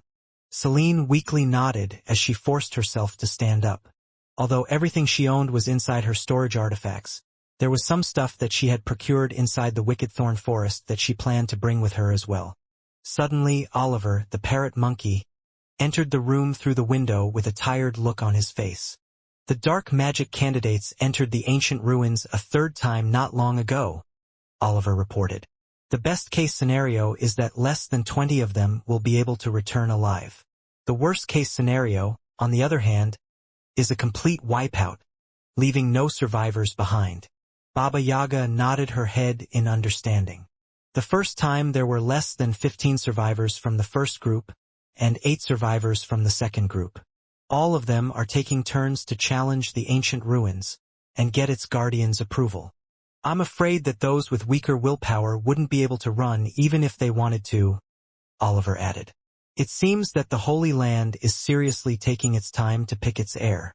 Mistress, we need to leave this place. We are too close to the ancient ruins." Celine nodded. "Master already planned to leave with me. Oliver, do not wander off. The 3 of us will leave this place together." "Understood." Oliver closed his eyes to rest. He had been spying on the movements of the demon candidates for the past 3 days. The parrot monkey didn't even bother to sleep, because he was afraid that he would miss something important if he closed his eyes. Because of this, he was dead tired, and decided to take a short nap, while waiting for Celine to finish her preparations. An hour later, a giant wooden house, propped up by 2 giant bird legs, started to traverse the wicked thorn forest. This was Baba Yaga's personal artifact, which she called Domus Mactabilis. It was a mobile house that could go anywhere as long as Baba Yaga willed it. Although the old hag usually traveled using a giant flying mortar, the giant wooden house was her home, and she didn't want to leave it behind. As they broke away from the vast forest where she had stayed for more than a century, Baba Yaga felt a weariness deep inside her bones. As a demigod, this was not a good sign because it meant that something bad might happen to her in an unforeseeable future. "Oliver, that boy, William, can you find him?" Baba Yaga asked the parrot monkey, who was currently perched on the nest that Celine had made for him, after arriving at her master's house. Oliver nodded. "I can." The parrot monkey had supported the half-elf when he was still young and inexperienced. Because of this, he had left a mark on the boy's shadow that allowed him to sense William's general direction. "Good," Baba Yaga replied. "Tomorrow at first light go and find him. I will put a tracker on you so that I will be able to know where you are. Once you find him, notify me right away." We will head to his direction as soon as you find his location. Sounds like a plan. Consider it done. Oliver nodded before shifting his attention to Celine, who was still feeling under the weather. Mistress, your prince has come for you. Are you ready to meet with him? He is not my prince, Celine replied. Even if he is, I will not recognize him as such. This is why you are a late bloomer. Why must you play hard to get? Baba Yaga chuckled. You and the boy have already rolled in the sheets. He's already your man and you his woman. Why make things difficult? I agree, Your Excellency, Oliver commented. I can vouch for my boy, Will. I was the one that taught him his moves. Celine and Baba Yaga looked at the smug-faced parrot monkey with amused expressions on their faces. Both of them knew that Oliver was just exaggerating, but they didn't call him out on his bold antics. It's quite unfortunate that my scrying doesn't work on the boy, Baba Yaga said as she sat down on her chair. Whenever I try, all I see is a gray mist that can't be penetrated by my keen eyes. This can only mean one thing. The boy has a very strong protective charm that prevents anyone from spying on him, or someone else is spying on him and preventing others from doing the same. Truth be told, I am leaning on the latter. However, if that is true, this is a very concerning matter. Why is it a concerning matter, Master? Celine inquired as she gazed at her master's wise and wrinkled face with worry. Celine, I am a demigod. The strongest demigod in the demon realm, Baba Yaga replied in a confident tone. I can see anyone if they are in the demon continent. For me to not be able to pierce that misty veil means that the one who is blocking my sight is someone stronger than me. Oliver and Celine exchanged a glance and their faces turned grim, because they finally realized what Baba Yaga meant. Someone stronger than Master is. Celine's hands trembled as they rested on her lap. A god. Baba Yaga smiled wryly as she finished her disciple's words. I don't know if this is a good or bad thing, but for him to attract someone of that rank is simply amazing. Celine, I advise you to always be on your guard once the two of you reunited. You don't know who is looking, so make sure that when you pin him down, you do it inside the artifact eternity. Okay. Celine lowered her head, which made Baba Yaga chuckle like the witch she was. Even Oliver had a happy expression on his face when he saw Celine's flustered expression. The beautiful elf sighed internally as she thought of the red-headed teenager that had taken her first time.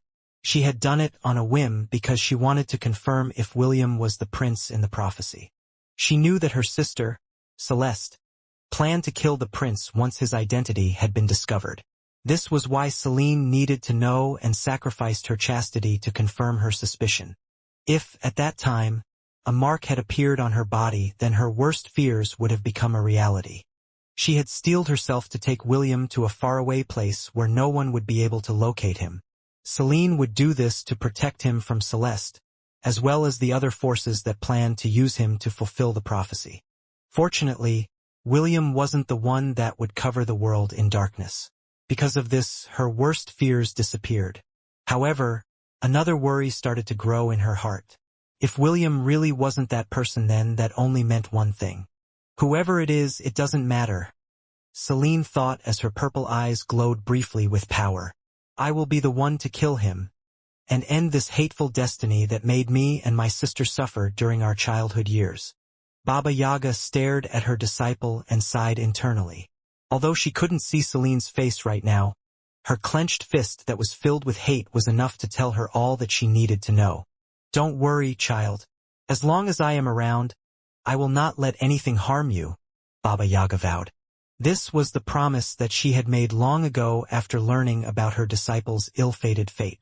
As someone who had treated Celine as her own daughter, she would stop at nothing to ensure that she would be able to live a peaceful life, out of harm's way. Halt!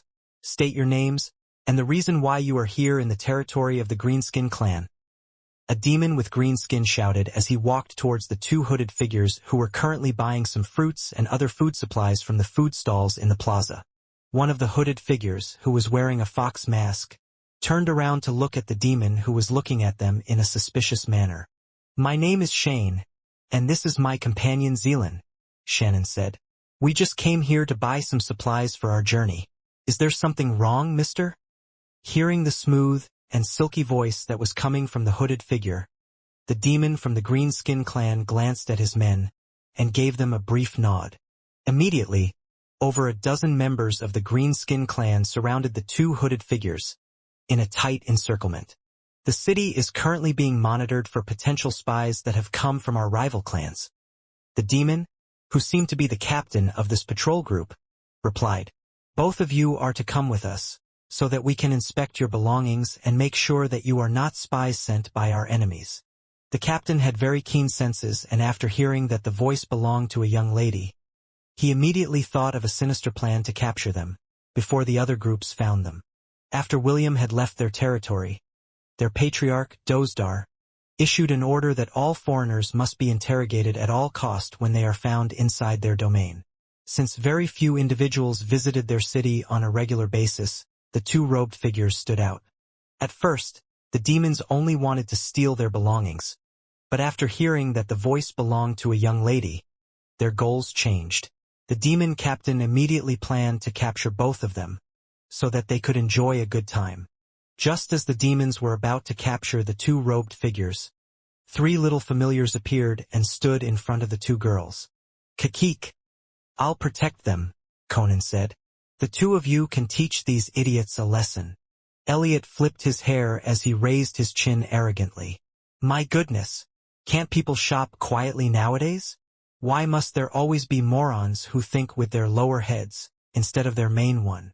The sound of knuckles being cracked reached the ears of the demons who were just a few meters away from Shannon and Princess Ayla. Chloe grinned evilly at the green-skinned demons who were unlucky enough to meet her. "It's been a while since I punched someone," Chloe stated.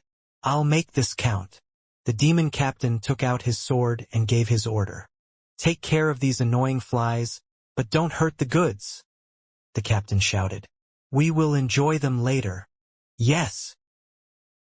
The demons charged with faces filled with high expectations. It had been a while since they had played with a young lass, and they wouldn't waste this opportunity to fully enjoy the offerings that were in front of them. Half a minute later, the sound of pained screams and cries for help reverberated in the plaza. Chloe smashed the demons' faces and sent them flying in every direction. Elliot, on the other hand, electrocuted those who tried to come close to their group. The smell of charred flesh permeated the plaza as the little angel shot lightning bolt after lightning bolt from his small fingers, toasting those who dared to come in their direction. After a minute had passed, all the demons had been dealt with. Elliot and Chloe had held back, so none of them had died. However, the injuries they received from the two familiars was enough to cripple them for half a year without proper treatment. The captain of the demon patrol stared at this scene in horror, as he tried to run away to escape the two little monsters that he had unknowingly antagonized. "Too late, punk," Elliot sneered as he aimed his finger at the running demon. A few seconds later, a lightning bolt that was bigger from the previous ones that he had shot earlier shot out of his fingertips and sailed across the street in a heartbeat. The demon captain cried out in pain before falling face first on the ground, losing consciousness. Princess Ayla, who had ignored the entire scene from start to finish, was busy counting the coins in her magic bag. "Here you go, 32 gold coins for everything in your stall," Princess Ayla said as she handed the coins towards the owner, who accepted it with shaking hands. Thank you, my lady, for your generosity," the stall owner replied. In truth, he just wanted to get the trade over with in fear that the little familiars would beat him up if he refused to sell his goods to the robed lady in front of him. "Glad to do business with you," Princess Ayla nodded as she stored the food supplies inside her storage ring. "Shane, should we just buy everything we see? That way we don't have to make a lot of stops along the way." "That's a good idea," Shannon replied. "Let's just buy everything." The stall owners shuddered when they saw the robed figures split up, so that they could buy things faster. Conan and Elliot went with Princess Ayla, while Chloe accompanied Shannon. The two young ladies busied themselves with stocking up on food supplies and clothes that would help them blend in with the inhabitants of the demon realm. While this was happening, word of their deeds arrived at the main residence of the Greenskin clan, which made Dozdar red with anger. "Who dares to hurt my people in my own turf?" Dozdar shouted as he slammed his left fist on the armrest of his chair. His mood had been very bad ever since his right arm had been bitten off by the Gorgon Willem had unleashed on him. Because of this, he had long wanted to get his revenge, but he also understood that his target could easily crush him like a bug. Because of this, he vented his frustrations on the foreigners that visited his city, and made things difficult for them. Now that there was someone who decided to openly defy him, Dozdar felt that this was a good opportunity to vent out his frustrations once and for all. So, the suspects are 2 women and 3 strange creatures? Dozdar asked his aide, who hurriedly reported the incident that had just happened in the plaza. Yes, my lord. The aide bowed his head. They are still buying things in the plaza. If you hurry now, we can still catch them. Dozdar nodded and issued a command to close off the entire city. Although he was certain that he could easily capture the 2 troublemakers, he decided to close off the exits just in case they decided to leave before he could get to their location. Do they really think that the Greenskin clan is just a minor clan that they can anger as they please? Dozdar sneered. I'll make those 2 women understand that they are messing with the wrong clan. The patriarch of the Greenskin clan stormed out of his residence, while being followed by 100 elite guards. He wanted to send a strong message to everyone that no one could look down upon them, because they had finally succeeded in being recognized as a medium-sized clan by the Gremory clan. With the help of their backing, Dozdar was sure that it wouldn't be long till he annexed his neighbors, and made his clan a full-fledged major clan that had several vassals under his command.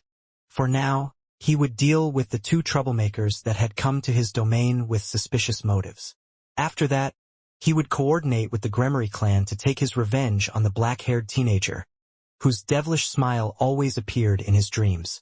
Dozdar had been traumatized by his encounter with William, and every time he slept, he would see the young teenager's disdainful smile in his dreams.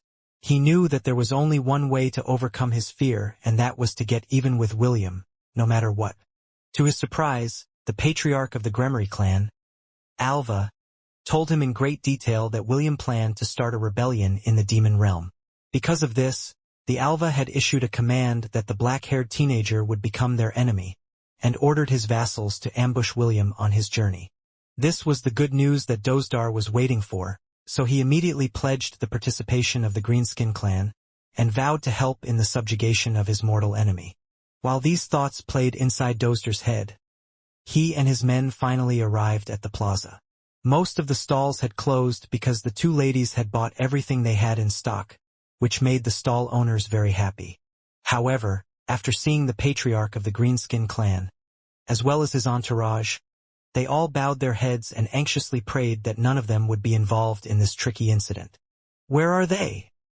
One of Dozdar's men approached one of the stall owners and asked, Don't even think about lying. If you do, you will be punished for treason. They are in the pay-to-win store, the stall owner replied. It seems that they are going to buy several sets of clothes, as well as consumable items for their journey. They just entered the store 5 minutes ago, and I'm sure that all of them are still inside. Dozdar's man snorted as he tossed a gold coin in the man's direction before turning back to his lord. Let's go, Dozdar ordered. I want to see these 2 bitches who think they can hurt my people in my domain. Look at this Zealand, Shannon said as she showed Princess Ayla a cute 2-piece dress that she thought would look good on her newfound friend. I'm sure that this will look great on you. Princess Ayla looked at the flowery dress that Shannon had presented to her. She had to agree that it was indeed quite cute, and even imagined how William would react after seeing it. You have good eyes, dear customer? One of the shop assistants commented with a smile. These clothes were made by one of the clans in the West. They are known for producing high-quality clothes, and our boss needed to travel great distances in order to procure some of them. This is indeed a good choice. Conan, who was seated on Princess Ayla's shoulder, nodded his head in approval. Let's buy it, Ayla. Very well, Princess Ayla said as she held the clothes in her hands. Thank you, Shane. Shannon smiled sweetly. You're welcome. This was her first time shopping with a person who was the same age as her. She had long treated Princess Ayla as her friend, and the 2 hit it off right away after they escaped Hestia Academy. Unfortunately, They weren't able to stock up on a lot of food for their journey, so they decided to stop by the nearest city that they could find to buy some supplies. Both of them thought that it would be a simple process, but the incident in the plaza made them realize that the demons were very similar to humans as well. There were good demons as well as rotten ones. Originally, they thought that every demon was bad and had their guard up the whole time, but after buying a few things in the plaza before the incident happened, they had a better grasp of the demon society, which was almost the same as human society. Just as the two were about to purchase more clothes, several demons stormed inside the shop and looked in their direction. "Is that them?" Dozdar asked one of his aides. "Yes, my lord," the aide replied. "That lady wearing a fox mask, as well as those three little things beside them, are the ones that were seen in the plaza. The hooded figure next to them is part of their group as well." "Good." Dozdar nodded as he walked towards the two young ladies, while releasing his bloodlust. Shannon frowned inside her mask, as she stared at the bulky demon that was almost 2 meters tall, who was walking in their direction. A single glance was enough to tell the fox-eared lady that he was trouble, so she took a step forward and stood in front of Princess Ayla, in order to protect her from any sudden forms of aggression on the demon's part. "Are you the ones responsible for hurting my clan members in the plaza?" Dozdar asked. "They were the ones who started to harass us," Shannon replied. "We were merely protecting ourselves." The staff member who was assisting the two ladies with their purchase hurriedly took several steps back as she distanced herself away from her two patrons. Although she wanted to help them, she was no match against the patriarch of the Greenskin clan, who was known to be brutal to his enemies. "I don't care who harassed who first," Dozdar grunted. "All I care about is that you hurt my people, inside my own city." Elliot and Chloe had already flown in front of Shannon as they prepared to attack. However, Princess Ayla's voice stopped them in their tracks. "Let's talk about this calmly," Princess Ayla said. "Everything can be solved if we just talk things out. We are willing to compensate for the damages we caused, as well as pay for the healing expenses for the men we injured." Dozdar glanced at the robed figure who had spoken, and his sharp senses made him frown. "Take off that hood," Dozdar ordered. "I am the patriarch of the Greenskin clan, and talking to me without revealing your identity is disrespectful." Princess Ayla pondered for a bit before lifting her hood, just enough to show her angelic face to the demon in front of her. She didn't take it off completely because she didn't have any horns, or any other distinct feature that would mark her as a demon. Dozdar took a whiff of her fragrance from where he stood, which made his eyes widen. "You're a human?" Dozdar's expression changed as he looked at the angelic beauty in front of him with an intimidating smile. "It's been a while since I have seen a human without a slave collar on their necks, or bound by chains. Looks like I got lucky today. You're one high-quality beauty. I'll give you that, young lady." Shannon adjusted where she stood to make sure she still stood between Princess Ayla and Dozdar before glaring at the demon. "You better not touch a single strand of her hair or else you'll be sorry," Shannon declared. Dozdar snorted as he looked down at the lady in front of him who was wearing a fox mask. "Sorry? This word is not in my vocabulary," Dozdar replied. "It would be in the best interest of both of you to just surrender yourself peacefully. That way, neither of you will get hurt. It will be a great loss for me if your delicate bodies are injured. How can I have fun if the dolls that I plan to play with are broken?" Shannon sighed as she raised up her right hand to hold the side of her mask. "I'm sorry, Ayla. It seems that talking in a civil manner doesn't work on these brutes," Shannon said. "I'll deal with them myself. Just close your eyes. Okay?" Princess Ayla took a step back and turned around. Shannon had told Alia about her ability, and cautioned her to never look at her directly if she wasn't wearing her fox mask. Elliot and Chloe also backed away, leaving Shannon to face Dozdar as well as his 100 elite warriors, who always accompanied him wherever he went. "Just what kind of nonsense are you planning here, Missy?" Dozdar asked with a lecherous grin. "Stop resisting and I promise that I will send both of you girls to heaven." Shannon slowly moved her mask to the side, showing half of her beautiful face. "What a coincidence," Shannon replied as the corner of her lips curled up into a smile. "I also plan to send you and your men somewhere, but I'm sorry to say that you won't be going to heaven. Dozder's body stiffened when he saw Shannon's face. It was not only him, but all the men that the patriarch of the Greenskin clan had brought with him. Dozder gritted his teeth as he slowly raised his hand. Without any warning, he started to claw at his throat, as if he was trying to tear all of the flesh off his neck. The shopkeeper and his staff watched in horror as the patriarch of the Greenskin clan mutilated himself without any rhyme or reason. Suddenly, the demons that had accompanied Dozder did the same thing and clawed their own throats, tearing their flesh in the process. 2 minutes later, Dozder collapsed on the floor with his eyes staring straight at the fox-eared lady who was looking down on him. "Be sure to become a better person in your next life," Shannon said as she slipped her mask fully over her face once again.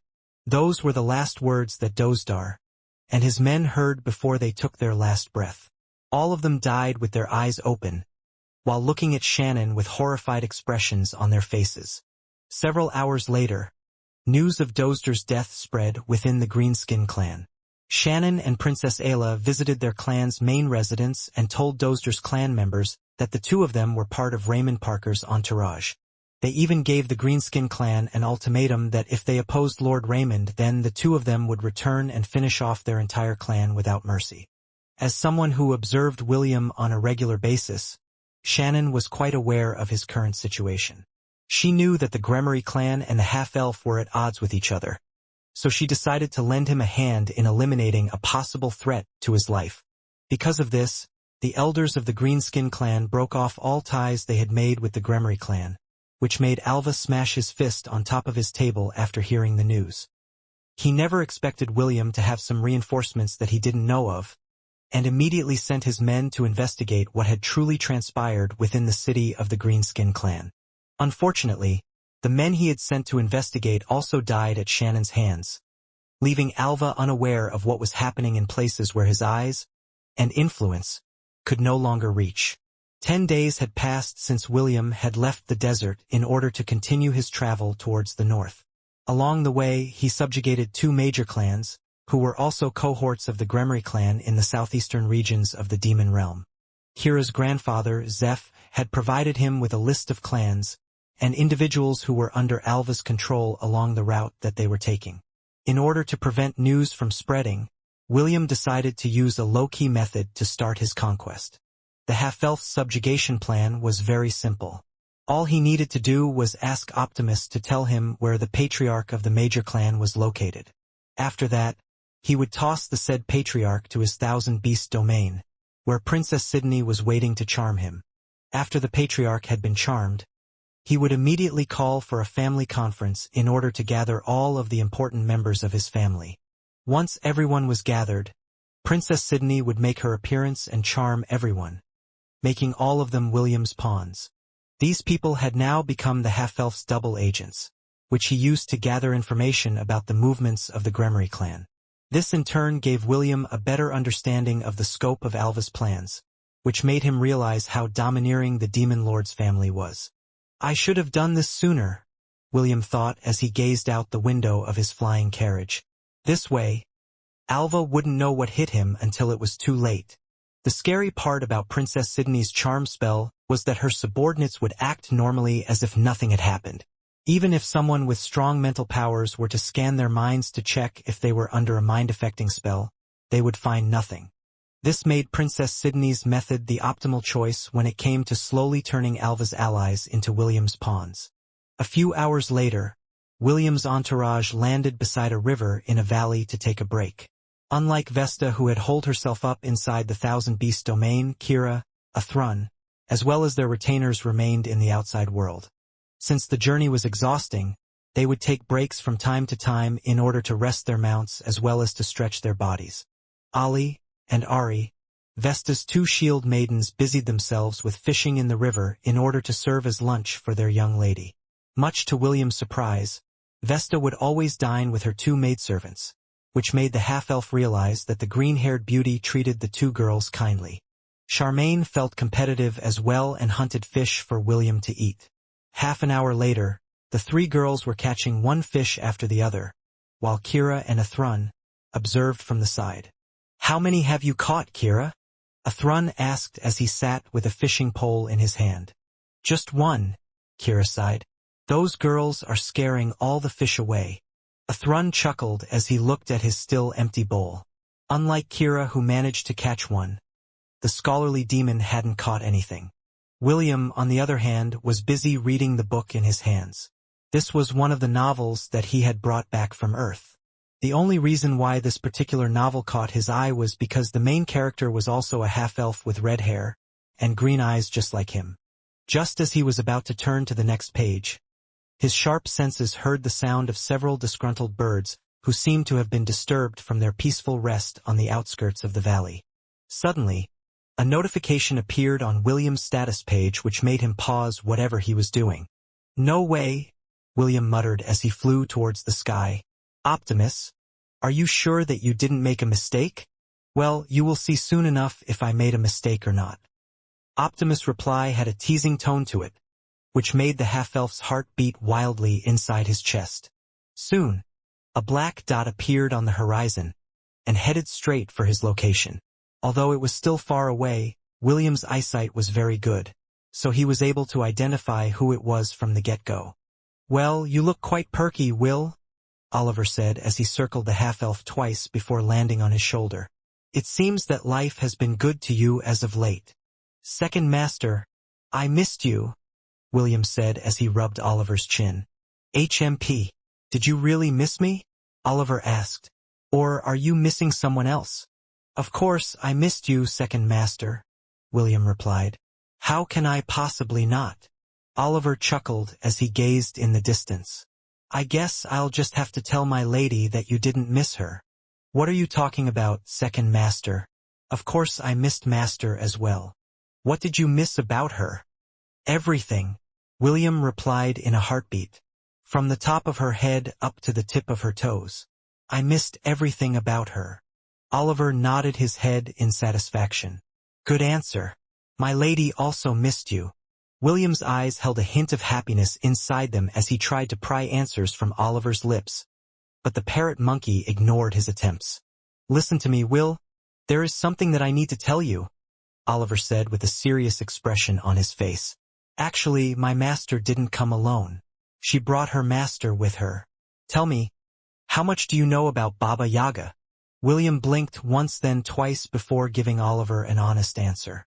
"I only know that she is the strongest demigod of the demon continent," William replied. "She is also a master of the dark arts and prefers to stay in seclusion." Oliver nodded because this was the common knowledge that people had of Baba Yaga. The parrot monkey wanted William to act properly when Baba Yaga arrived because she was the mother that Celine never had. Although the ugly old hag seemed like a carefree individual, she was a very vengeful demigod. This was also why no one dared to offend her, unless they wanted to have their entire bloodline eradicated from the face of the world. "Will, Baba Yaga is Celine's master and mother," Oliver explained. "You'd better be on your best behavior when talking to her. Master also respects her very much, and she would be angry at you if you acted discourteously in front of her second mother." William nodded his head seriously after hearing Oliver's explanation. It was also at that moment when an idea popped inside his head. "Second Master, since you said that Master considers Baba Yaga as her second mother, does that mean that I can ask her for Master's hand in marriage?" "Marriage? I guess you can. But it will be difficult at this point in time." William arched an eyebrow as he looked at Oliver with a questioning gaze. The parrot monkey sighed before giving the half-elf a vague answer. "Just wait until she arrives," Oliver stated. "Don't have any high expectations. Celine has a lot on her plate right now, and marriage is the least of her concern." William reluctantly nodded his head as he looked in the distance where Oliver was looking. Somehow, he was feeling anxious about his unexpected reunion with the beautiful elf that had taught him many things in life. He thought that he would have to travel for a few more weeks in order to see her, but fate was a fickle lady and decided to let the two of them meet sooner. As to what the outcome of their meeting would be, William could only hope that it would be on a positive note. After all, now that he had an opportunity to talk to Celine once again, he believed that he could talk about their relationship and how both of them would proceed from this day onwards. William watched the sun slowly set on the horizon with Oliver on his shoulder. Originally, he had planned to travel to the Wicked Thorn Forest, located in the northeast region of the Demon Continent, to meet his master, Selene. However, he didn't expect that Selene and her master, Baba Yaga, would take the initiative to look for him on their own accord, which made the half-elf very happy. When the sun was nearly out of sight, William's ears picked up a sound that was coming from the north and was nearing his location. Slowly, but surely, the silhouette of a wooden house, nestled on top of what seemed to be two giant bird-like legs, traversed the valley in a steady manner. William could feel his emotions stirring up inside his chest, as he stood rooted on the spot, waiting for Baba Yaga's house to reach its destination. "She's finally here," William muttered softly as his eyes focused on the wooden house in the distance, hoping to see a glimpse of the beautiful elf who had played an important role in his life. Sha, Zhu, Kira, Athrun, as well as their retainers, looked at the approaching behemoth with serious expressions on their faces. Although William had already warned them of Baba Yaga's arrival, they were still unable to hide the nervousness, as well as a bit of fear, from their faces. Baba Yaga's reputation preceded her. She was well known in the demonic continent, and many parents used her name to scare the children who misbehaved all the time. They would mention things like, "If you are a naughty boy, Baba Yaga will come to get you and eat you." This alone was enough to make those mischievous children cry a river of tears in fear that the old hag from the north would really capture them and feast on their bodies. A quarter of an hour later, the giant walking treehouse stopped 100 meters away from William's encampment. The door of the treehouse opened, and a wrinkly old lady stepped outside to look at the people who had gathered around to meet them. "You must be the infamous Raymond Parker who is wreaking havoc in the south of the demon realm." Baba Yaga chuckled like a witch after seeing the black-haired teenager, who was eyeing her with a curious gaze. "Well met, child." William smiled and gave Baba Yaga a respectful bow. This was the bow that he gave to his masters whenever he would meet them to show his gratitude for their teachings. "Disciple William meets Grandmaster Baba Yaga," William replied courteously. "It is my greatest honor to meet you, Your Excellency." "Oh my, you get 8 points." Baba Yaga smiled as she nodded her head in satisfaction. She then glanced behind her and beckoned her hand. "Selene, you chose your partner well. His manners are good." "Master, he is not my partner," Selene said as she walked out of the door. "At least not yet." "Not yet." Baba Yaga chuckled. "Well then, will my boy, it seems that my disciple doesn't recognize you as her significant other. At least not yet." William felt slightly hurt due to Selene's response, which he wasn't able to stop from appearing on his face. Although it only lasted for a brief moment, Baba Yaga and Selene saw it, but they pretended that they saw nothing. "Master, I missed you," William said. "Well, I missed you a bit," Selene replied as she looked at William with a disapproving expression. "You're still the same as ever, always causing trouble wherever you go. Can't you be more low-key? The way things are going, it is not impossible for the Demon Lord to leave the capital city in order to hunt you down." William raised his chin in arrogance before replying. "I'm not scared of him. If he comes, I'll whack him silly and have it recorded in a recording crystal to be kept as a family heirloom." "Oh my, he is very brave and very stupid," Baba Yaga commented as she rubbed her wrinkled chin. "Child, don't think that the battle you experienced in the southern continent is a good standard to measure the might of the demon army. You were still not born when that great battle took place 2 decades ago, so you don't understand the sheer magnitude of the forces and powers involved. Do not wish for something like that to happen, because battles of that level are enough to wipe the forces of the entire southern continent from the face of the world." William didn't refute Baba Yaga's words because he had seen that great battle briefly when he gained the power of the Dungeon Conqueror. "You are right, Grandmaster," William replied as he pressed both of his palms together and gave a respectful bow. "I also do not wish for that kind of war to happen. The one I experienced in the southern continent was enough to tell me that wars don't prove who is right or wrong, it only shows who's left." Baba Yaga nodded and her impression of William went up by another notch. "This boy is good. He knows when to advance and knows when to retreat," Baba Yaga thought. "Or maybe, He is just buttering me up since I am his grandmaster. Either way, he is quite eloquent in the usage of his words. Not bad. William shifted his attention to Celine, and his gaze became affectionate as he gazed at the woman who had made him a man. Master, can we have a serious discussion?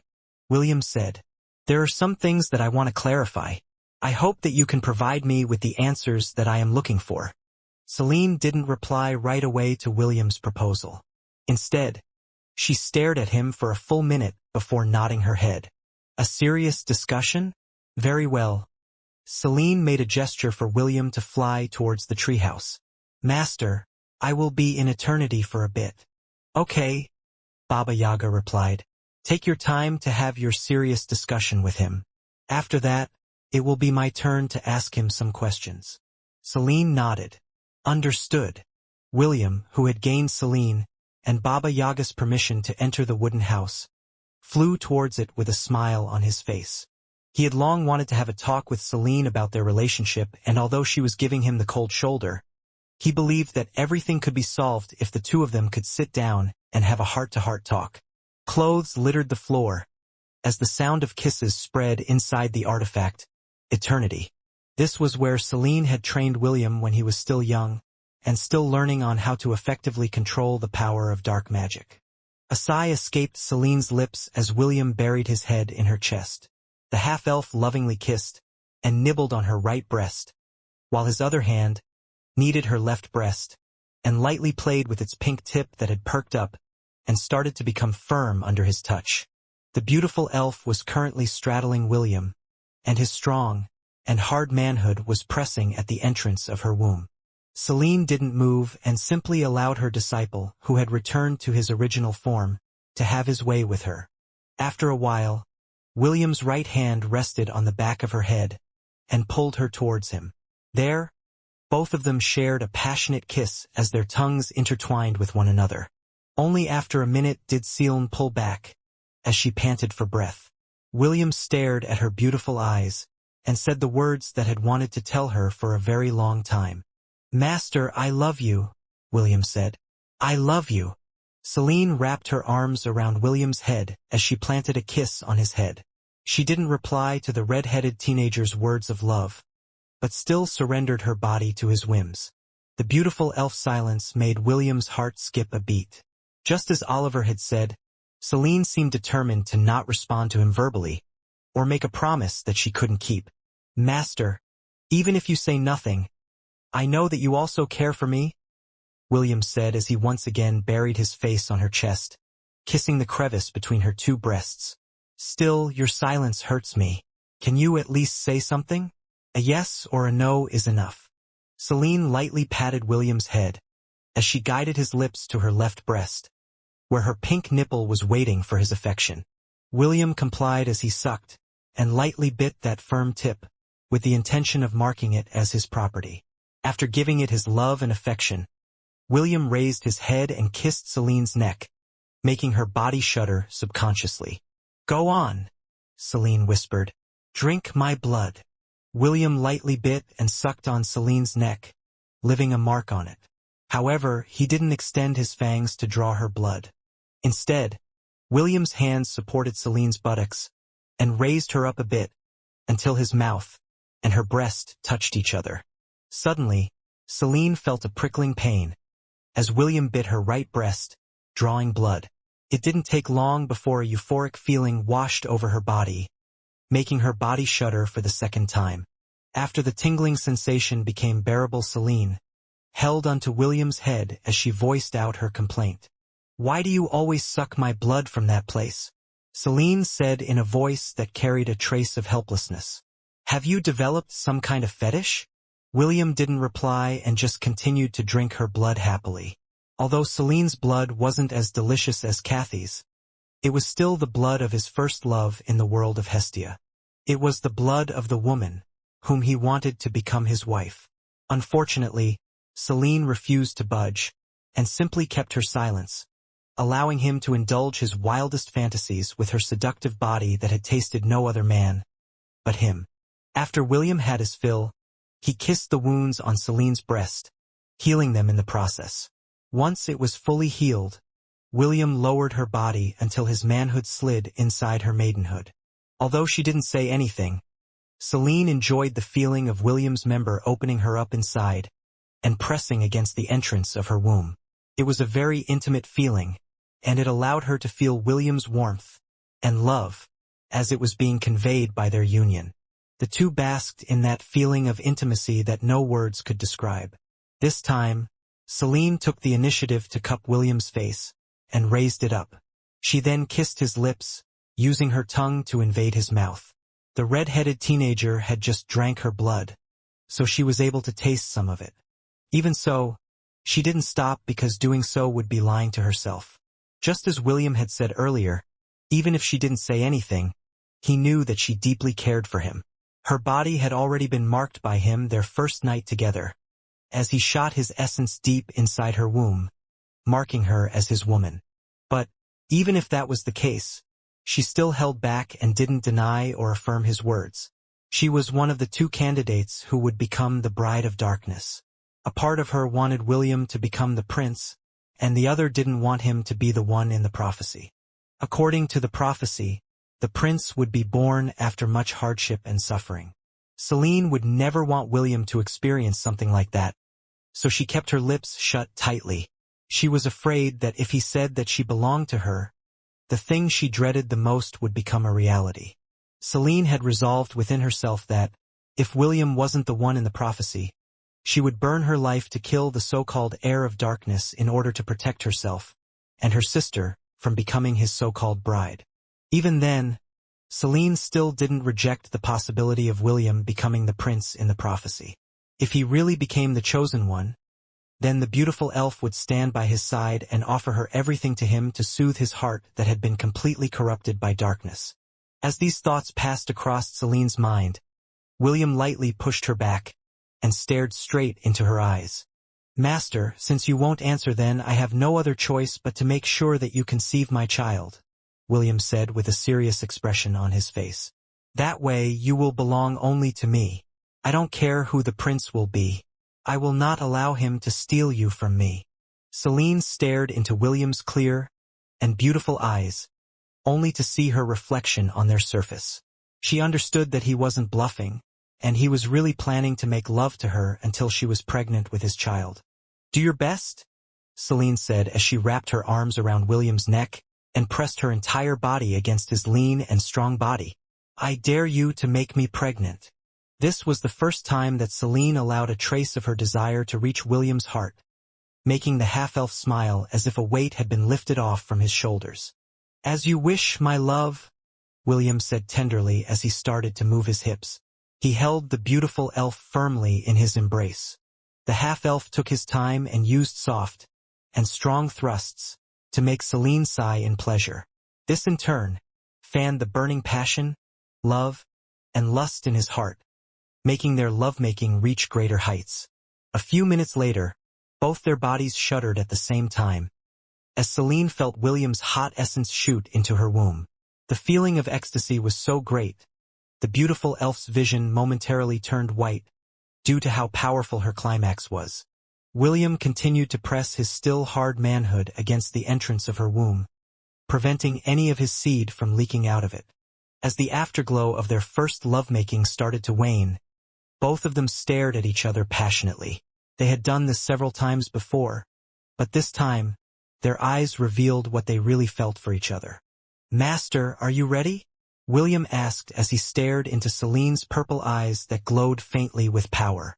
Celine didn't answer, but she gave William a sweet smile before kissing his lips. It was a kiss filled with a silent promise that only both of them could understand.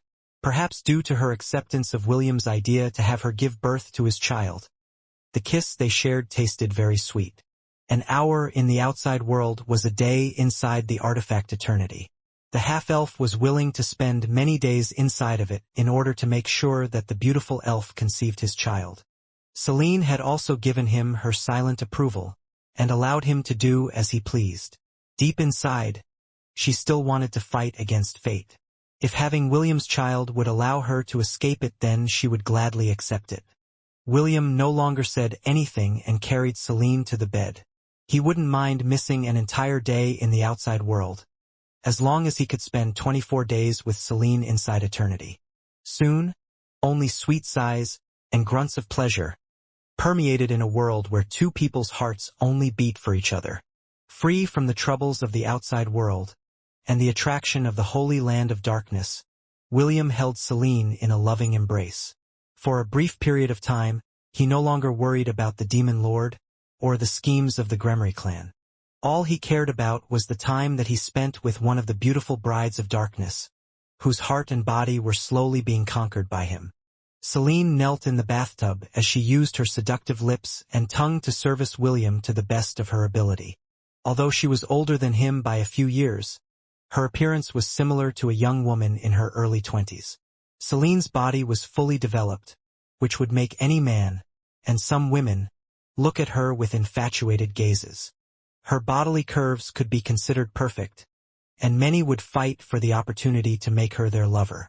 Unfortunately for them, this beautiful and mesmerizing elf was currently using her hands, lips, and tongue to clean the manhood that had brought her to the peak of ecstasy for the past few days. William could be considered peerless in the arts of lovemaking because his stamina and skills in bed was second to none.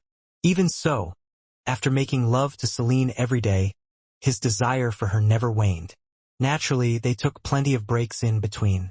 They dined and talked to each other, sharing stories of the things that they had encountered while they were apart. Celine was captivated by William's tale, especially the events that had happened in the Seventh Sanctum, the Deadlands, as well as his time on Earth.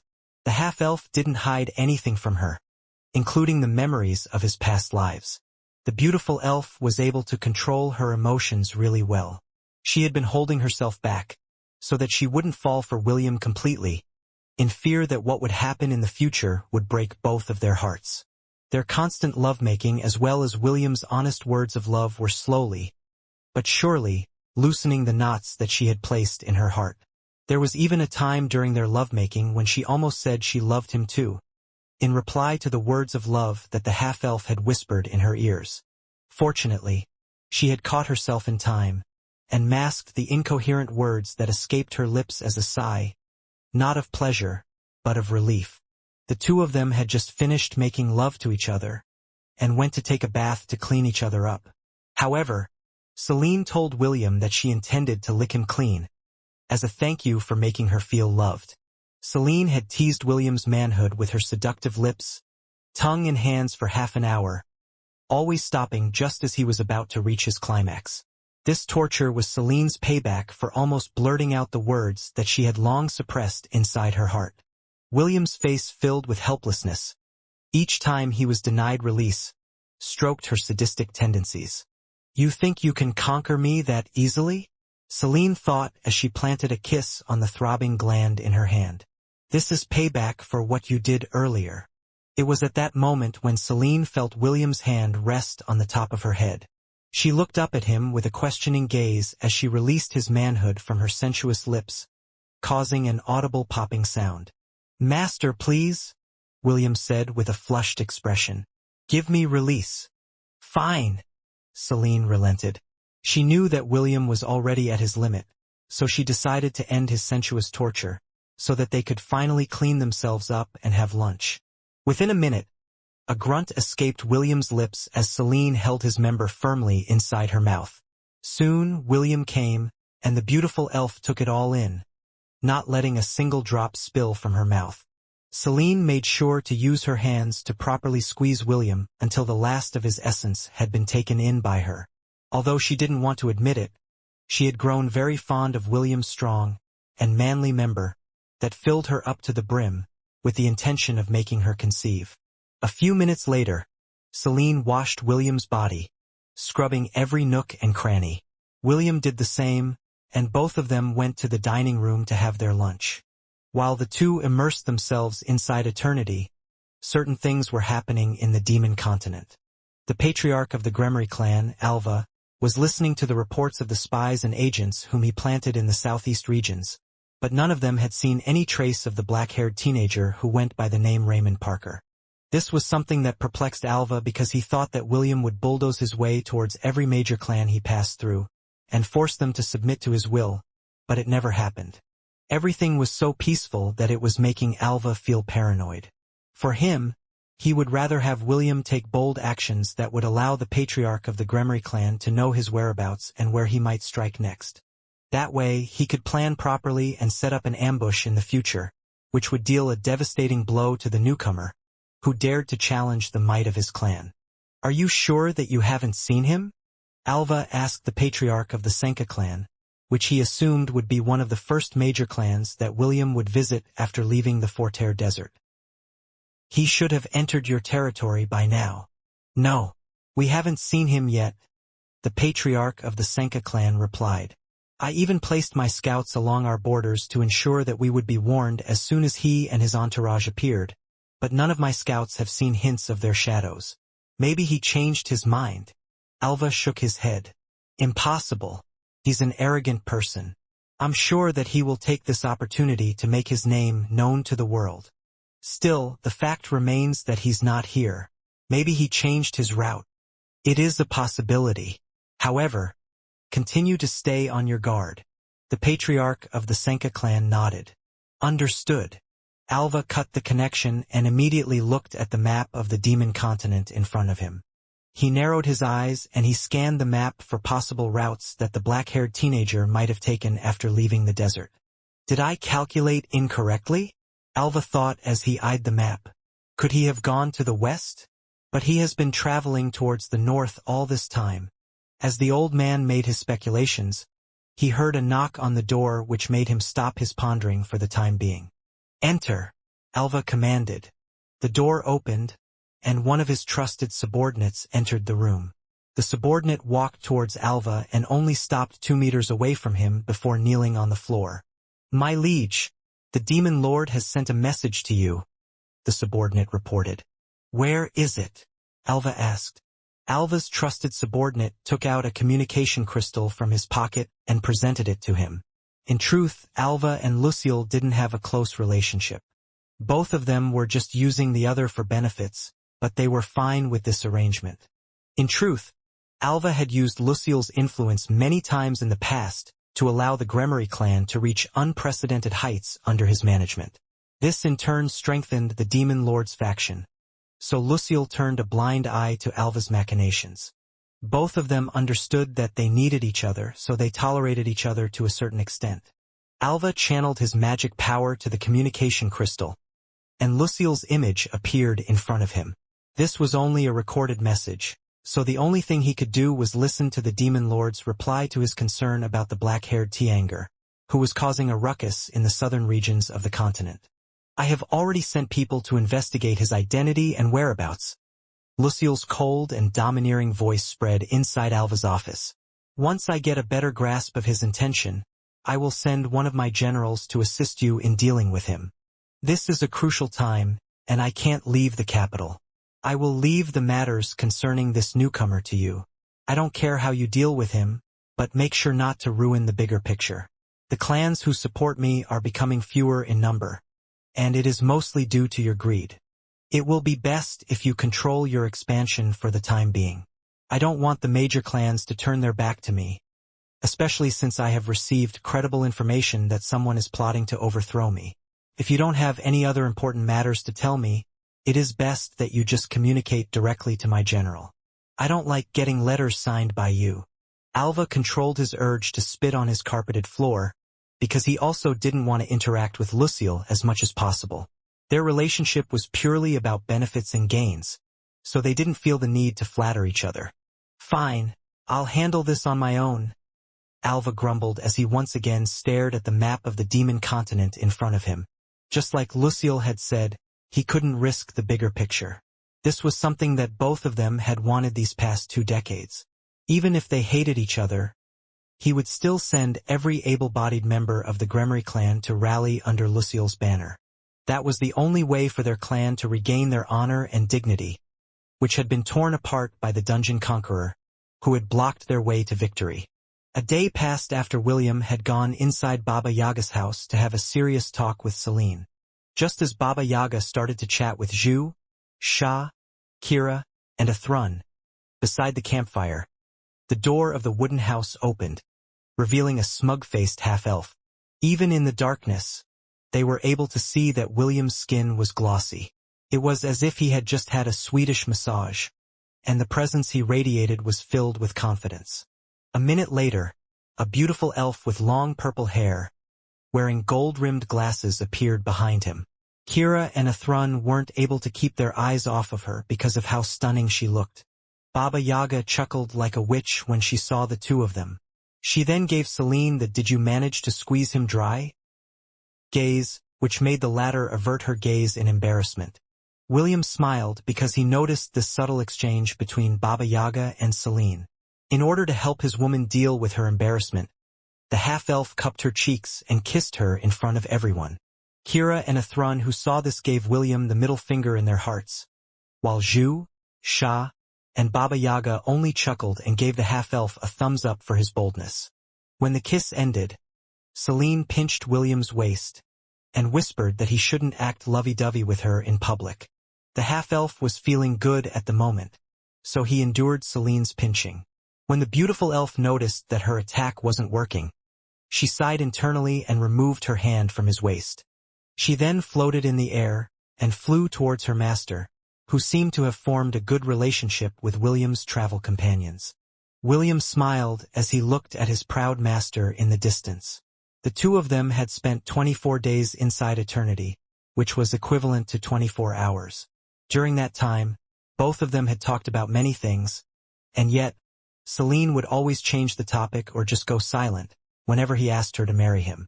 The half-elf understood that his master liked him also, but something was preventing her from nodding her head and saying yes to his proposal.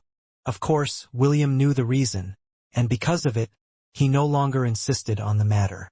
He only did what he could do, and that was to let her know how much he loved her.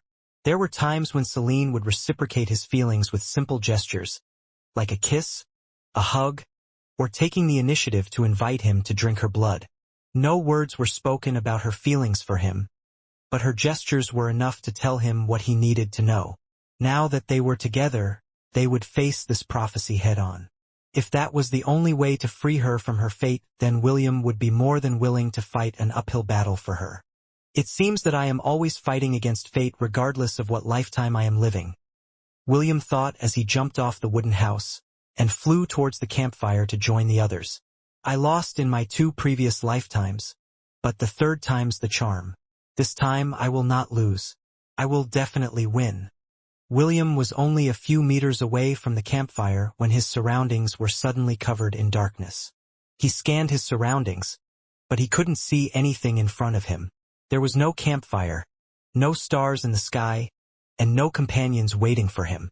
It was only him and the absolute darkness, which seemed to have trapped him completely. Suddenly, he saw 2 golden balls of light in the distance.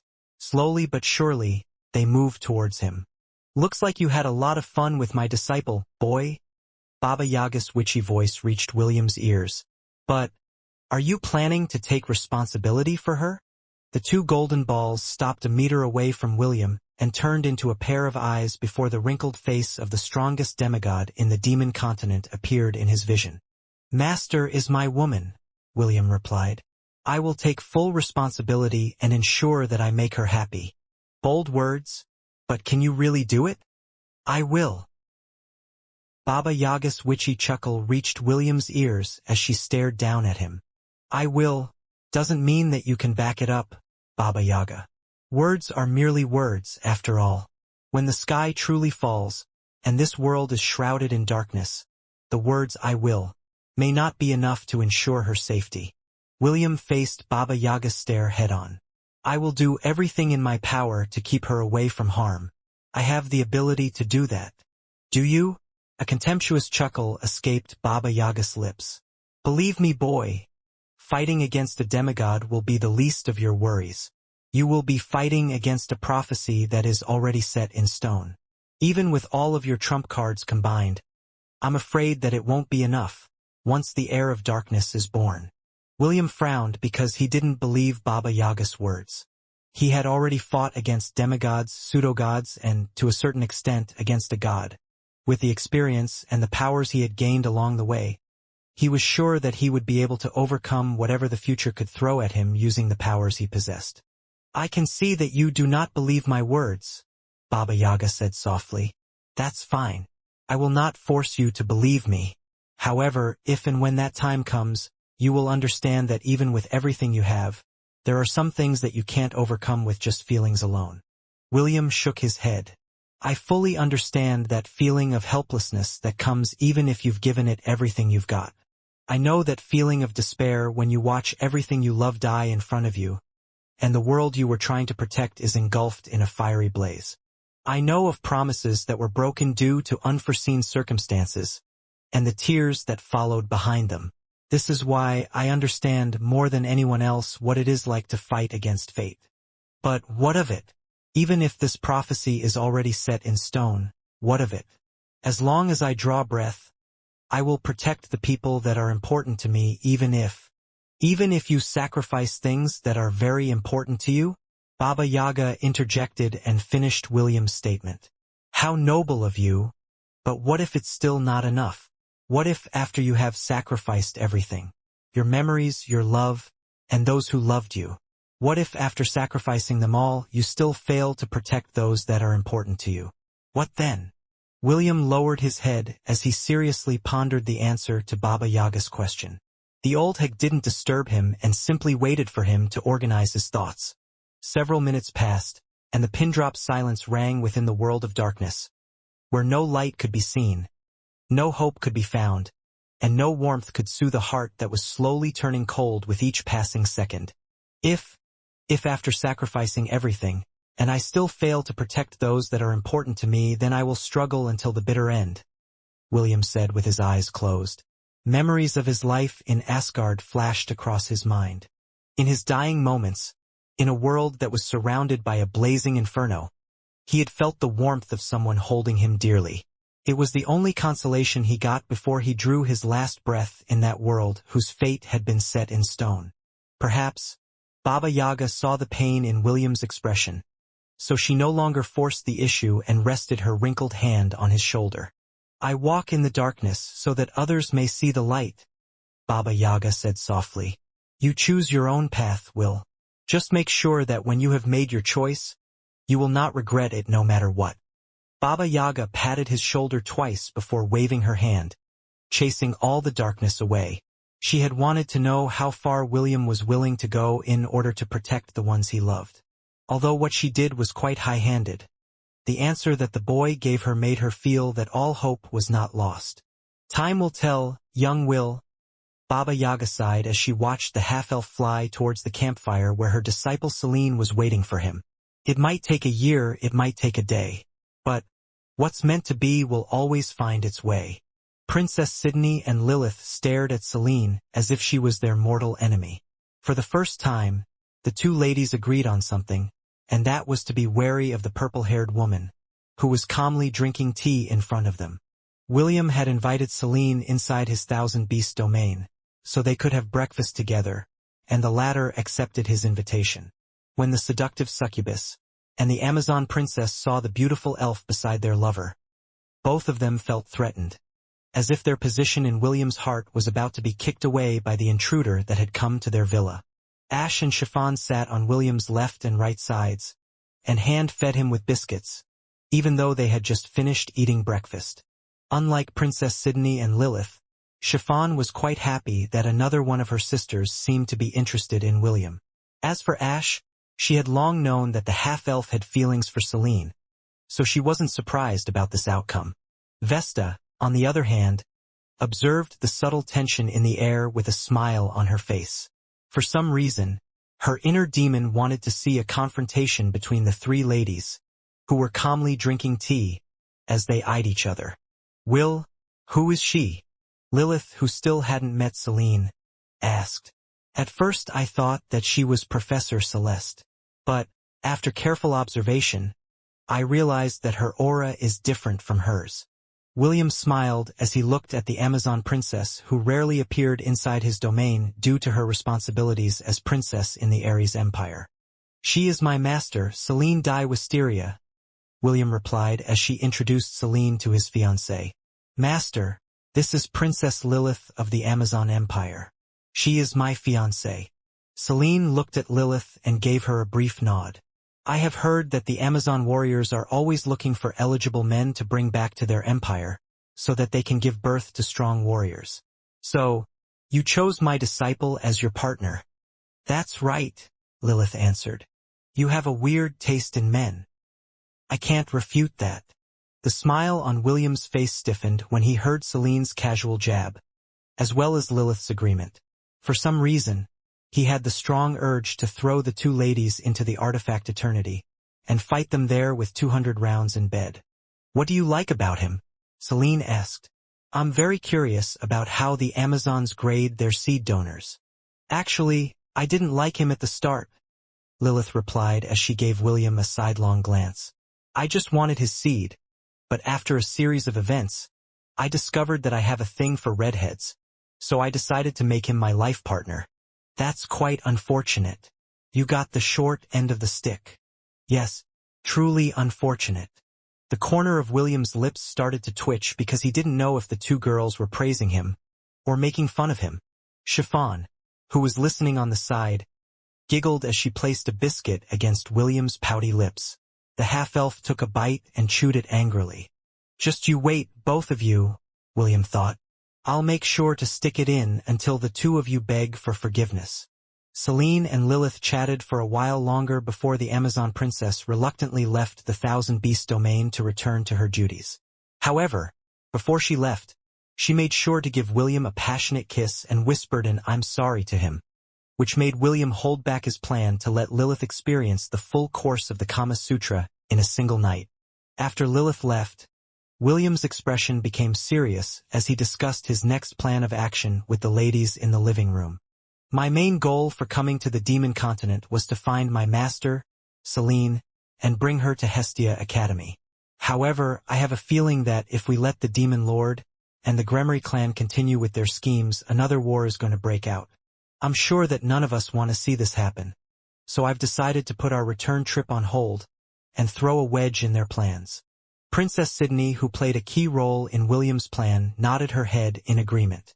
Although the forces of the Central Continent may seem united on the surface, in truth, they are all waiting for the right opportunity to cut each other's throats. An attack by the demons would allow them to break the delicate balance among them and use this time to expand their domains. In fact, I wouldn't be surprised if some of these empires and kingdoms have already had dealings with the demons. To be perfectly honest, I am afraid that the Creator Empire might have dealings with them as well. Princess Sydney sighed as she glanced at Chiffon. The pink-haired girl met her gaze and nodded her head. The fact that she was able to study in the academy for a few months meant that her father, Luciel, and Emperor Leonidas of the Creator Empire had some sort of connection. Even so, Chiffon didn't regret coming to the human empire to study. If she didn't, she wouldn't have met William, and might have fallen into the corruption of her divinity. William lightly patted Chiffon's head, as if to reassure her that she was currently safe beside him. The pink-haired girl rested her head on William's chest and wrapped her arms around him. She had no intention of being separated from her husband, even if the entire world were to become her enemy. I'm sure that the Gremory clan are on the lookout for any information regarding me, but I already thought of a foolproof way to hide my whereabouts from them, William explained. The only problem is that the Demon Continent is vast. I'm afraid that we won't have enough time to charm every major clan and make them our double agents before the war starts. Princess Sydney nodded because this was also one of her concerns. Traveling the continent took days because there were very few teleportation gates within the continent. All demons were wary of each other, and they would never build a teleportation gate that could be used by their enemies to amass their troops and attack their territories. According to one of the patriarchs that they had charmed, the preparations for the war were underway. He added that the mobilization could start in a month at the soonest and 3 months at the latest. The Gremory clan had already laid down the groundwork with the backing of the Demon Lord. All they needed was the approval from over 70 of the major clan's patriarchs, and this war would commence as soon as possible. I asked for Grandmaster's input about the war, but the only thing she told me was that she hated politics, William said with a bitter smile. However, she did promise that she wouldn't assist the demon clans if they crossed their borders to wage war on the human and elven lands. Kenneth, who was listening to their talk with his eyes closed, lightly tapped his fingertip on his armrest. In truth, William's mother, Lady Arwen, was also worried about the happenings in the demon realm. This was why she asked Kenneth to send her reports about the movements of the demon army. "So, what are you planning to do now?" Vesta asked as she placed her teacup on the table. "1 month is not enough time to cover the entire demon realm. If you really want to keep the demon army from crossing our borders, you need to come up with a plan to make them reconsider their decision." William nodded his head in agreement.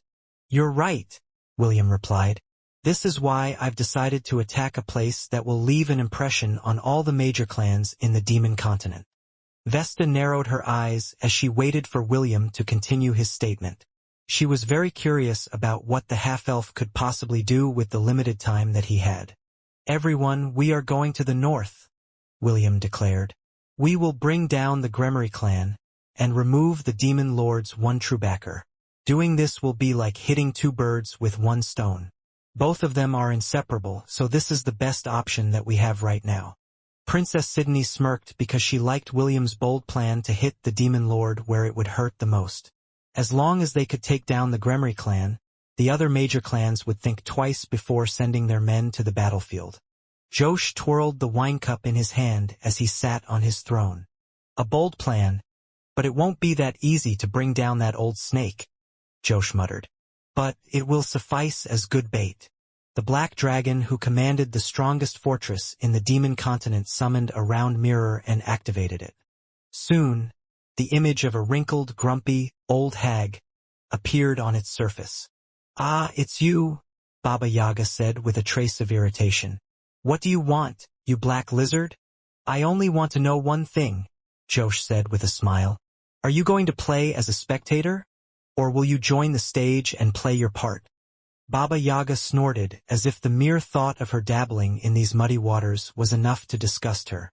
"All of you can hack each other to pieces, and I will not give a damn," Baba Yaga answered. "But if any of you plan to use my disciple as a tool for your foolishness, I will be more than happy to snap all of your necks."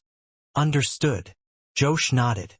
"So, as long as your disciple is safe, you will remain outside the fence, correct?" "That's right." "Very well, you have my word. I will not include your precious disciple in our plans." Baba Yaga scoffed before cutting the connection. She really didn't want to involve herself in the struggle of power in the demon realm because this act was beneath her. The old hag was a free spirit that came and went as she pleased. There was no one who would dare to annoy her because her pestle alone was more than enough to annihilate an entire city with a single strike. Josh was well aware of Baba Yaga's character, so he was pleased that one of the obstacles in his way decided to watch from the sidelines. As long as she doesn't interfere, he was certain that he could cope with any kind of situation. "1 down, 2 to go," Josh muttered. "If only one of them joins, then I can manage. But if there's 2 of them..." The demon continent had 4 demigods that stood at the peak in the power rankings.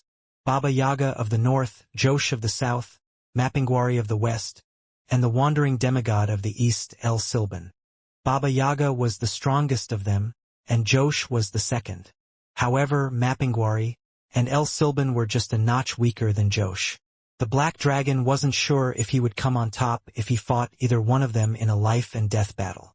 No matter, Josh tossed the idea aside for the time being as he reactivated the round mirror in front of him. Soon, the image of a young man in his late teens appeared in front of him. "Adam, how many black stars have you gained?" Josh asked. "Your Excellency, I only managed to get my 3rd star 2 days ago after much hardship," Adam reported. "The number of candidates has also dwindled to 1/3 of what it used to be. I estimate that it will take me roughly a month to get the 7th star, if I am able to survive that long." "Understood," Josh nodded. "Have you been able to pry some information out of Felix about his father's plans?"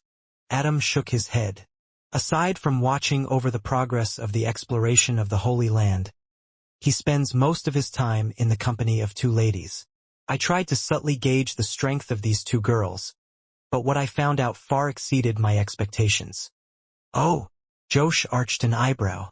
He knew what kind of person Adam was, and understood that he wasn't someone who liked to exaggerate things. Are they that strong? Adam nodded. If I were to make a guess, the two of them might be sins. It seems that they have a close relationship with Felix. I don't know if they are his acquaintances or his lovers, but one thing is for sure, both of them are dangerous. I don't dare to investigate them further. Josh smiled. As expected of my disciple. You have done well. For now, don't mind those two ladies. Just focus on collecting those stars and unlock the secrets in the Holy Land. Remember, you are the key to our plan. Do not disappoint me. Yes, Master. Adam pressed his hands together and bowed respectfully. After giving a few more reminders to his disciple, Josh cut the connection to ensure that their communication wouldn't be discovered. He had gone to great lengths in order to allow Adam to stay below the Demon Lord's radar, so he wouldn't be too suspicious of the young man's identity.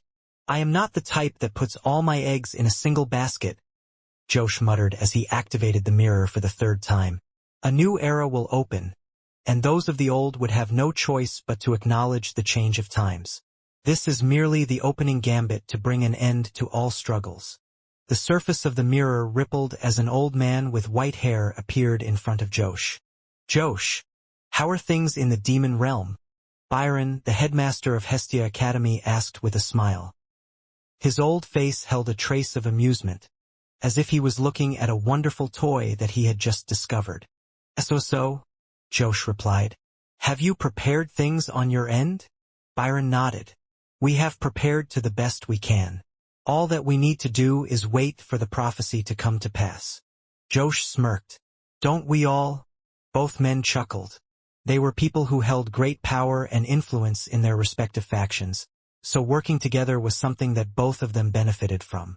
Adam just told me that the trials in the Holy Land might only last for just over a month, Joa stated. It's only a matter of time before Lucille makes his move also. Is William not a good enough bait? Byron asked. I could have sworn that Lucille would immediately go and find him as soon as he made waves in his home turf. This is why I personally delegated him to go to the demon realm to find Celine. As long as the two of them are together, Lucille will have no choice but to pay attention to them. The Black Dragon nodded in understanding. Lucille is not as bold as he used to be after losing his arm, Josh replied. However, as long as William and Celine are together, he will have no choice but to pay attention to them. The Black Dragon knew that fighting against fate was a very difficult thing to do. This was why he decided to take control of it instead. As long as he played his cards right, he believed that he would be able to guide the events that would soon happen to his desired outcome.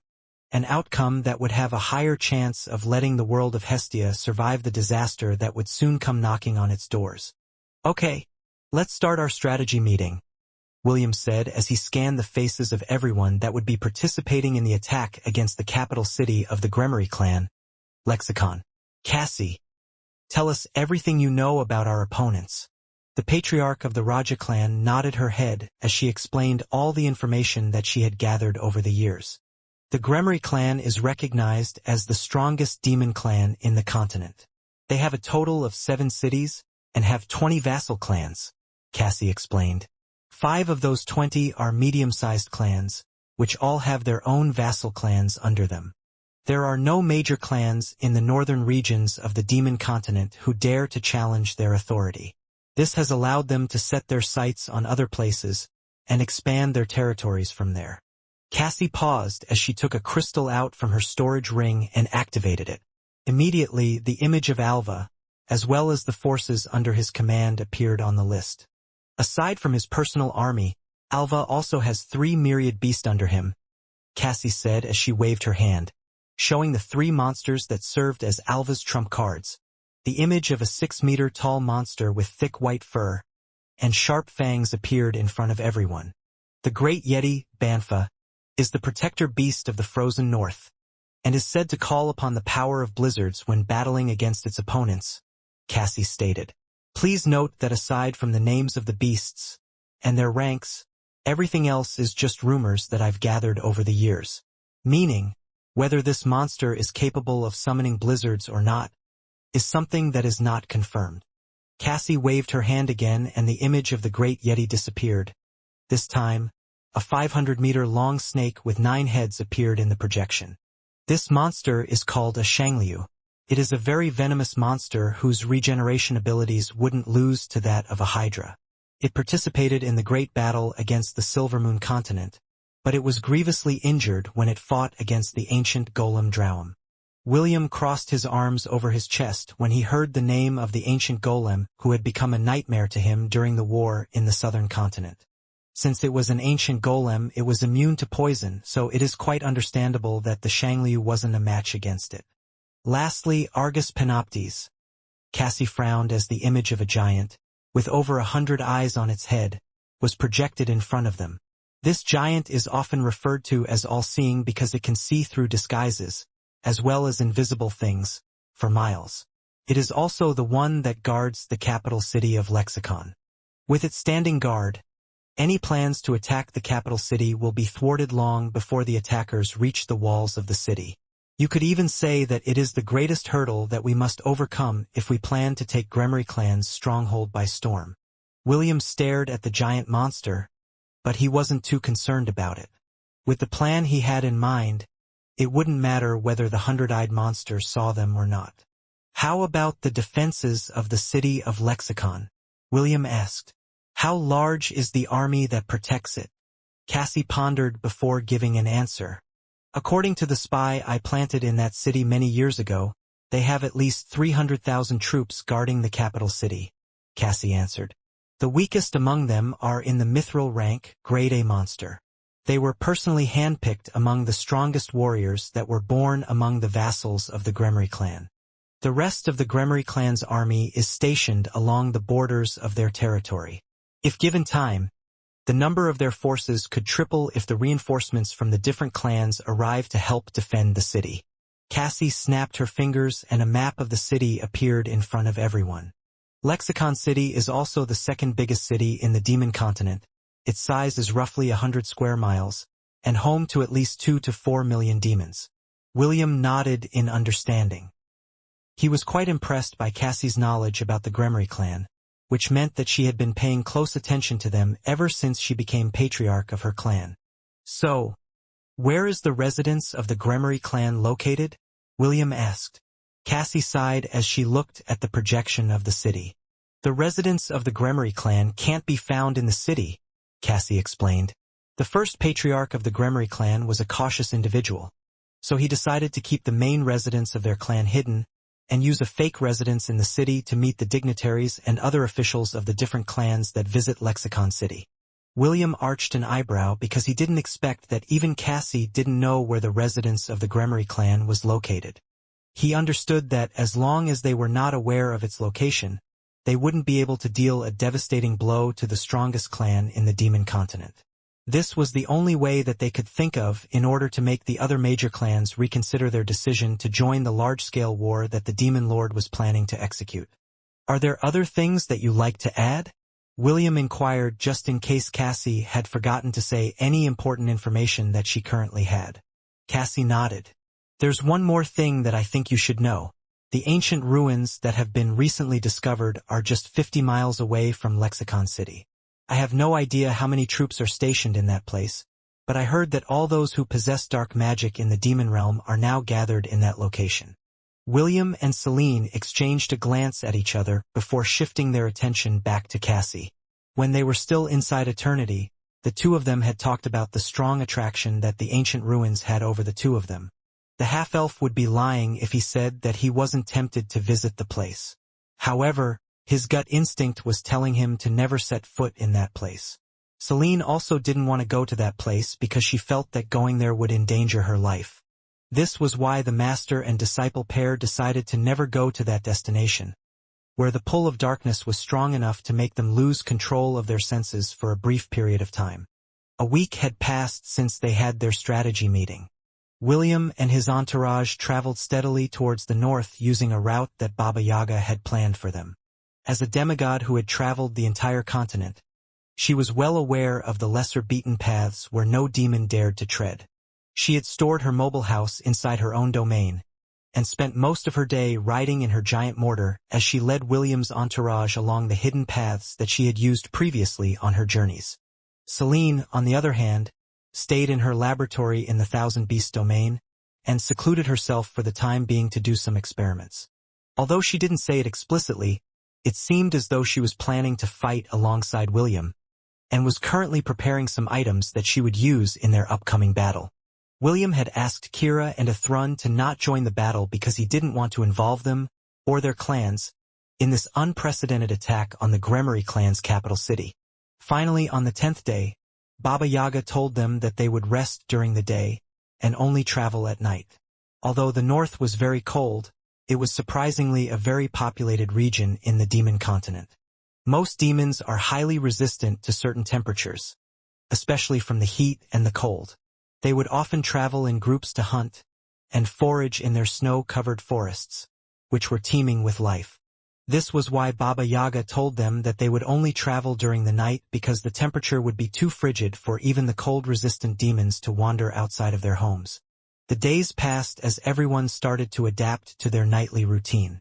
When Baba Yaga said that the night was frigid, she wasn't joking. Fortunately, William had reached the final stage of his elemental sovereign job class, which allowed him to create a dome of warmth for each flying carriage in his entourage.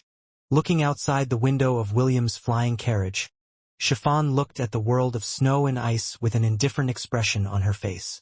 The city of Lexicon had been one of the many prisons that her father, Lucille, had used to lock her up after her mother's death. She didn't have very fond memories of the place. Just like her brothers and sisters did to her, the other members of the Gremory clan shunned her as well. They would ridicule her and make her beg before she was given scraps for food. Back then, she couldn't stand up to them because, for her, they were stronger than her. This was why she was bullied. However, things were no longer the same. She was no longer the naive little girl that begged them for food. Chiffon was confident that if she ever saw the faces of those who had made her life miserable in the past, she would smash their faces with Scherer and feed their bodies to Medusa, who had somehow ended up becoming her adorable pet. "You don't have to force yourself to join me in this fight," William said as he wrapped his arms around Chiffon from behind. "I can handle them myself." The pink-haired girl raised her hands over William's hands before shaking her head. "You are my husband, so it is normal for me to help you," Chiffon replied. "Also, I believe that I need to overcome this hurdle as well. I need to get revenge for my mother as well. I will not forgive them." William sighed internally, but he no longer tried to dissuade Chiffon from fighting alongside him. He had felt her strong need to vent out her childhood frustrations on the people that had made her childhood miserable. Kenneth, who had decided to accompany Chiffon to the outside world, was seated across them with his eyes closed. He had been cooped up in the Thousand Beast domain for most of the journey, so he decided to come out for a change of pace. What many people didn't know was that even if Kenneth closed his eyes, he was able to see everything around him using his mind's eye. This was one of the abilities he had, so he could see clearly the half-elf's concern for his wife. Charmaine was seated beside Kenneth and was looking at the husband and wife pair with an envious gaze. "Sir William only holds me like that when he drinks my blood," Charmaine thought as she replayed the last time the half-elf had embraced her in her memories. "Tonight is supposed to be the night that he will drink my blood. It's a shame that it will be put on hold until it's only the two of us." While everyone was lost in their own thoughts, the flying carriages started to descend from the sky. William frowned because he thought that it would still take them at least a day more before they reached their destination. Just as he was about to check what was going on, Baba Yaga's voice reached everyone's ears. "If we move any closer, Argus Panoptes will be able to see us," Baba Yaga said in a firm voice. "All of you should rest for the rest of the night and finalize your strategy. Once you cross the next 2 miles, there will be no turning back. This is as far as I will take you. I don't want to involve myself in the war between you and the demon race." William nodded in understanding. Baba Yaga had already made it known that she wouldn't participate in the battles that the half-elf was planning to fight. The only reason she had helped him thus far was due to her adopted daughter Celine's request. As the flying carriages landed in a hidden place at the foot of a mountain, William and his entourage gathered for their last strategy meeting. This would be the night that they would finalize their plans. The half-elf made it known to them that when the sun set the next day, and the first stars appeared on the horizon, their attack on the city of Lexicon would finally take place. Alva stared at the map in front of him with a determined gaze, as if gazing at it was enough to let him know exactly where William was currently. It had been almost 2 weeks since he had last heard of his exploits, and, since then, not even his shadow had been seen.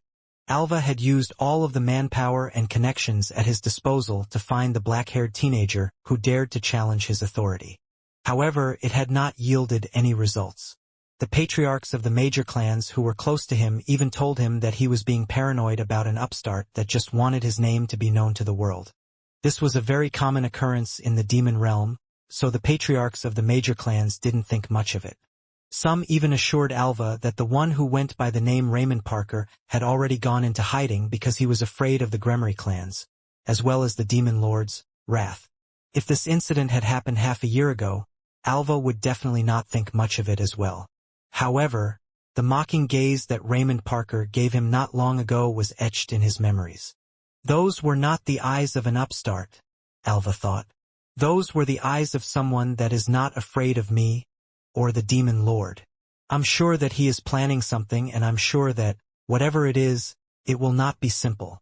Just as Alva was thinking of calling his spies, in order to check if they had heard any news about Raymond Parker, he received a message from his myriad beast that continually kept a lookout in his territory. Something very bright is shining in the sky over the city? Alva asked with a frown. Are you sure? Yes. The myriad beast Argus replied. It is at least a dozen miles up in the sky. I can't see it clearly because it is shining brightly. Could it be a meteor? I don't think so. Whatever it is, it's not moving. Argus had been the protector of Lexicon City for many years. During its watch, it had seen several meteors fall down from the sky, but most of them burned up and disintegrated before they ever touched the ground. This was why it was confident that whatever it was looking at right now was not a meteor. At least a dozen miles in the sky? Alva's frown deepened. I don't know of any beasts that can fly that high. Even dragons don't go to such lengths when they fly in the sky. Suddenly he received another message from Argus. This time, the myriad beast declared that whatever was in the sky was now falling towards the city. Activate the city's barrier, Alva ordered. The defenses of the city were being controlled by Argus, so he wasted no time ordering his myriad beast to protect the city with the barrier that had been placed long ago. A dome of blue light enveloped the entirety of Lexicon City, as the unidentified object descended from the heavens at a very fast rate. Argus followed its trajectory, and when it had confirmed where it would land, it immediately left its post and fled. To his surprise, the angle of the falling object shifted, and it was once again locked into its location. Impossible, Argus thought as he ran away again. Since it was a giant, its strides allowed it to traverse great distances in a matter of seconds. But no matter where he went, the trajectory of the falling object remained locked onto its body.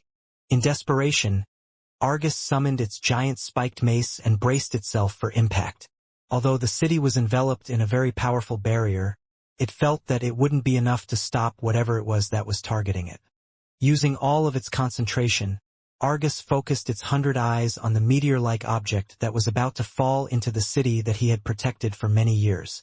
A stick? No, a spear, Argus muttered as he firmly planted his feet on the ground and raised his weapon high. It was at that moment when a powerful shout echoed throughout the entire city of Lexicon. Bloom in the battlefield. Fleur du soleil. The spear of the sun god shone radiantly like it never had in the past. William had allowed it to soak up the power of the sun in the stratosphere for 3 full days, raising its might to unprecedented levels. The moment its tip descended upon the barrier, a powerful explosion, similar to that of a nuclear warhead, thundered in the surroundings. For a few seconds, the world turned very bright. It was so bright that everyone was forced to cover their eyes, so that they wouldn't go blind. Unfortunately for the 100-eyed giant, it only had a single hand to cover its eyes because the other hand was holding a weapon in a tight grip. Argus screamed as his eyes went blind due to the brightness that burned them to the core, but his scream was muffled by the thunderous explosion that shook the entire city. Moments later, the barrier shattered and Soleil descended towards the giant, who was struggling in pain. Due to its searing hotness, the spear pierced through Argus' spiked mace and went straight into its head, burying itself deep inside it before unleashing its fiery might. Suddenly, Argus' head exploded like a watermelon. Its body then collapsed on the ground deader than dead. That was how the hundred-eyed guardian of Lexicon City died, which made Alva, who felt the backlash of its death, hold his head in pain. William hovered above the city as he watched the barrier crumble underneath his feet.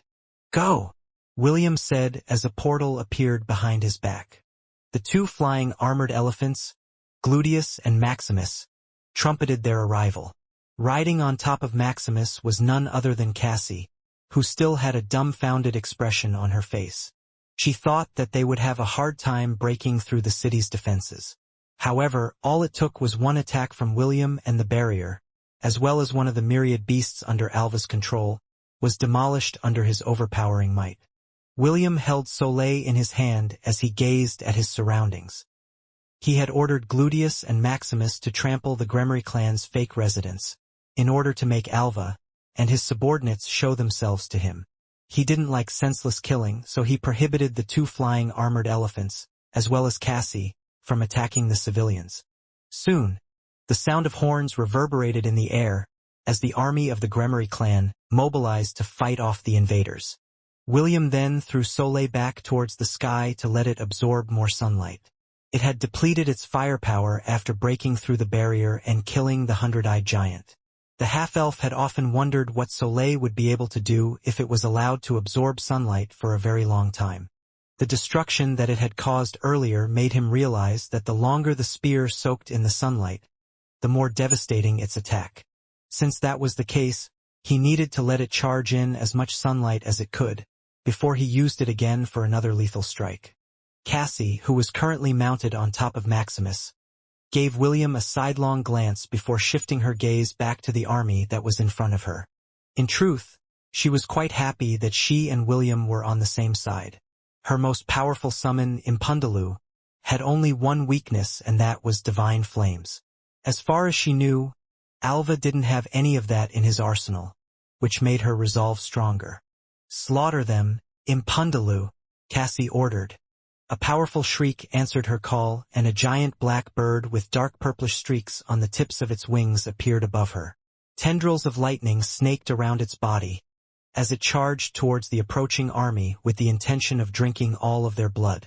Just as the giant vampiric bird was about to start its slaughter, a giant nine-headed snake materialized in front of it and spat poisonous fumes in its direction. Impundaloo didn't even bat an eye at the deadly attack and charged forward. It then unleashed a powerful lightning AoE skill that made the giant nine-headed snake, as well as the army behind it, scream in pain. Suddenly, gray clouds covered the sky, and a strong gust of wind blew over the city. Soon, it started to snow heavily, reducing the visibility. The great Yeti Banfa gave a resounding roar as it unleashed the power of a blizzard to wreak havoc on its foes. William sneered as he changed his job class to Ice Sovereign and manipulated the blizzard to his advantage. Soon, hail as big as bowling balls crashed down on the Gremory clan's army. The soldiers didn't expect the blizzard that their protector beast had summoned to be used against them. This had caught them completely by surprise, and, in less than a minute, most of them had suffered injuries due to the powerful barrage that seemed unending. Banfa roared in anger because it had never faced anyone who was able to manipulate its elemental storm to such an extent. After realizing that his opponent also held the ability to wield the power of ice, the Great Yeti once again took control of the blizzard and used it to attack William and his allies.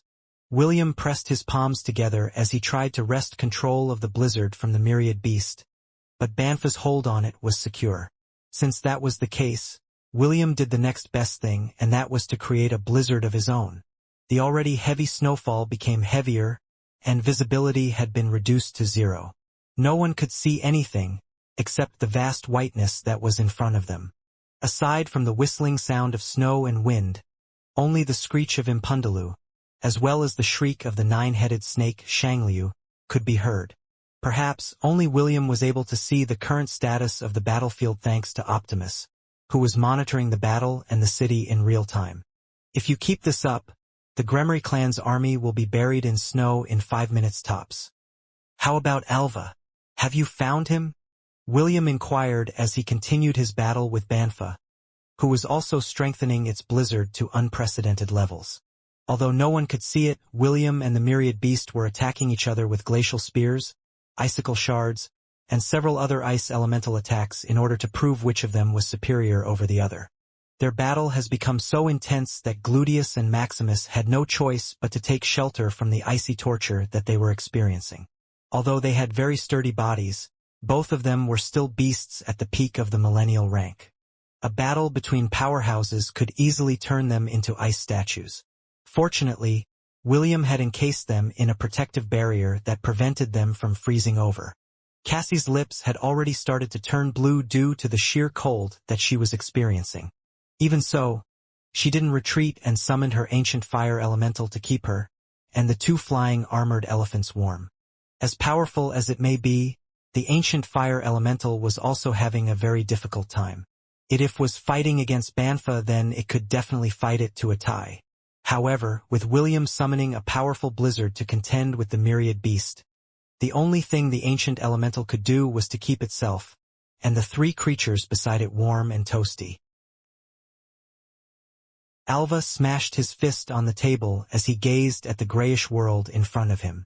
Even if his consciousness was connected with the Great Yeti, he was still unable to overpower the black-haired teenager that had come uninvited into his domain. Originally, he mocked William for trying to fight his myriad beast using the power of ice. He didn't expect that not only did his opponent resist his attack, the invader even summoned his own blizzard to make the situation much worse. My soldiers will be buried in snow at this rate. Alva gritted his teeth as he ordered his Great Yeti to cancel the blizzard that it had conjured. This was the only thing that he could do in order to preserve his army's fighting strength. William noticed that the force that had been pushing against him had disappeared completely, and only the blizzard he summoned continued to rain hail and snow everywhere he pleased. "Heh! Do you think I'll stop because you stopped?" William sneered. Not a chance. The snow and hail had almost buried the army in front of him. He would be a fool to stop now and give them some time to recover from his devastating attack. As William was about to strengthen the power of the blizzard to the next level, a whistling sound reached his ears, and it was not a whistle that came from the wind. It was at that moment when William's sixth sense kicked in, so he hurriedly jumped to his right side. At the corner of William's vision, he saw something red flash amidst the white world that he had created. Suddenly, the place where he had just been earlier exploded, sending snow flying in every direction. The attack was so powerful that it seemed to have cut the blizzard in half, making it dissipate as if it was just a dream. William gazed at the red, whip-like weapon that had broken his spell so easily before shifting his gaze to the still whistling creature that was at least 4 meters tall. It was carrying a sack behind it, and from the bones sticking out of its holes, William knew that this opponent was not something he could brush aside completely. And no way! Cassie gasped in shock as she looked at the creature that was whistling in the distance. Why is he here? The patriarch of the Raja clan had only seen the whistling man once in her lifetime, but that was more than enough to cement his notoriety inside her heart. "William, let's retreat," Cassie shouted. "We can't win against him. That being is El Sibin." William frowned because even before Cassie had told him the creature's name, Optimus had already given him the information that he needed. El Sibin, the whistling demon. Bone collector. Threat level, calamity, high, demigod. Cannot be added to the herd. The whistling demon, El Sibin, had no permanent place to call his home. He would wander around the demon realm in search of prey that was worthy to be added to his collection. It is said that when the whistling sounds close, there's no danger and the whistler is far away, but when the whistling sounds distant, it means it is nearby. It is also said that hearing the whistling foretells one's own death, and one may hear it anywhere at any time. L-Sibin hates womanizers with a vengeance. He likes to torture them to death before adding them to his collection. If you are a womanizer, then you must beware. L-Sibin will give you a scare. The strength of womanizers will be halved when fighting against him. He is every ladies' man's worst enemy. Womanizing half-elf, L-Sibin said in a hoarse voice as he gazed at William with his glowing red eyes. I'll kill you. The corner of William's lips twitched when he heard the demigod's threatening words. He wanted to argue that he wasn't a womanizer, but the demigod's red whip came lashing in his direction at the speed of sound, giving him no time to voice his thoughts out loud. William raised his hand and forcefully returned Gluteus, Maximus, and Cassie inside his thousand-beast domain. Fighting against a demigod was not part of their plan, and he had no intention of using his heroic avatar at this moment.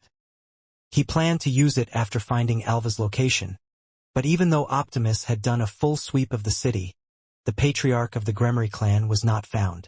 Also, even though he didn't want to admit it, there was a powerful suppression that made him unable to fight the demigod with his full power. William had a feeling that even if he used his heroic avatar, it would still end in failure, so fighting against L-Sibin was something that he wouldn't do unless he could be certain of his victory. Die, womanizer! L-Sibin once again lashed at William, but the latter had already changed his job class to Thunder Emperor, allowing him to escape with his Lightning Strider skill. The demigod could only watch him go, as the bones inside his sack rattled. It was as if they were feeling sorry that one of their compatriots had managed to escape instead of joining them inside the sack for eternity. Alva, who saw this scene, sighed in relief.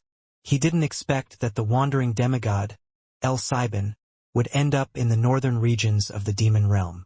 Because of his appearance, William was forced to retreat, allowing him and his army to survive this calamity.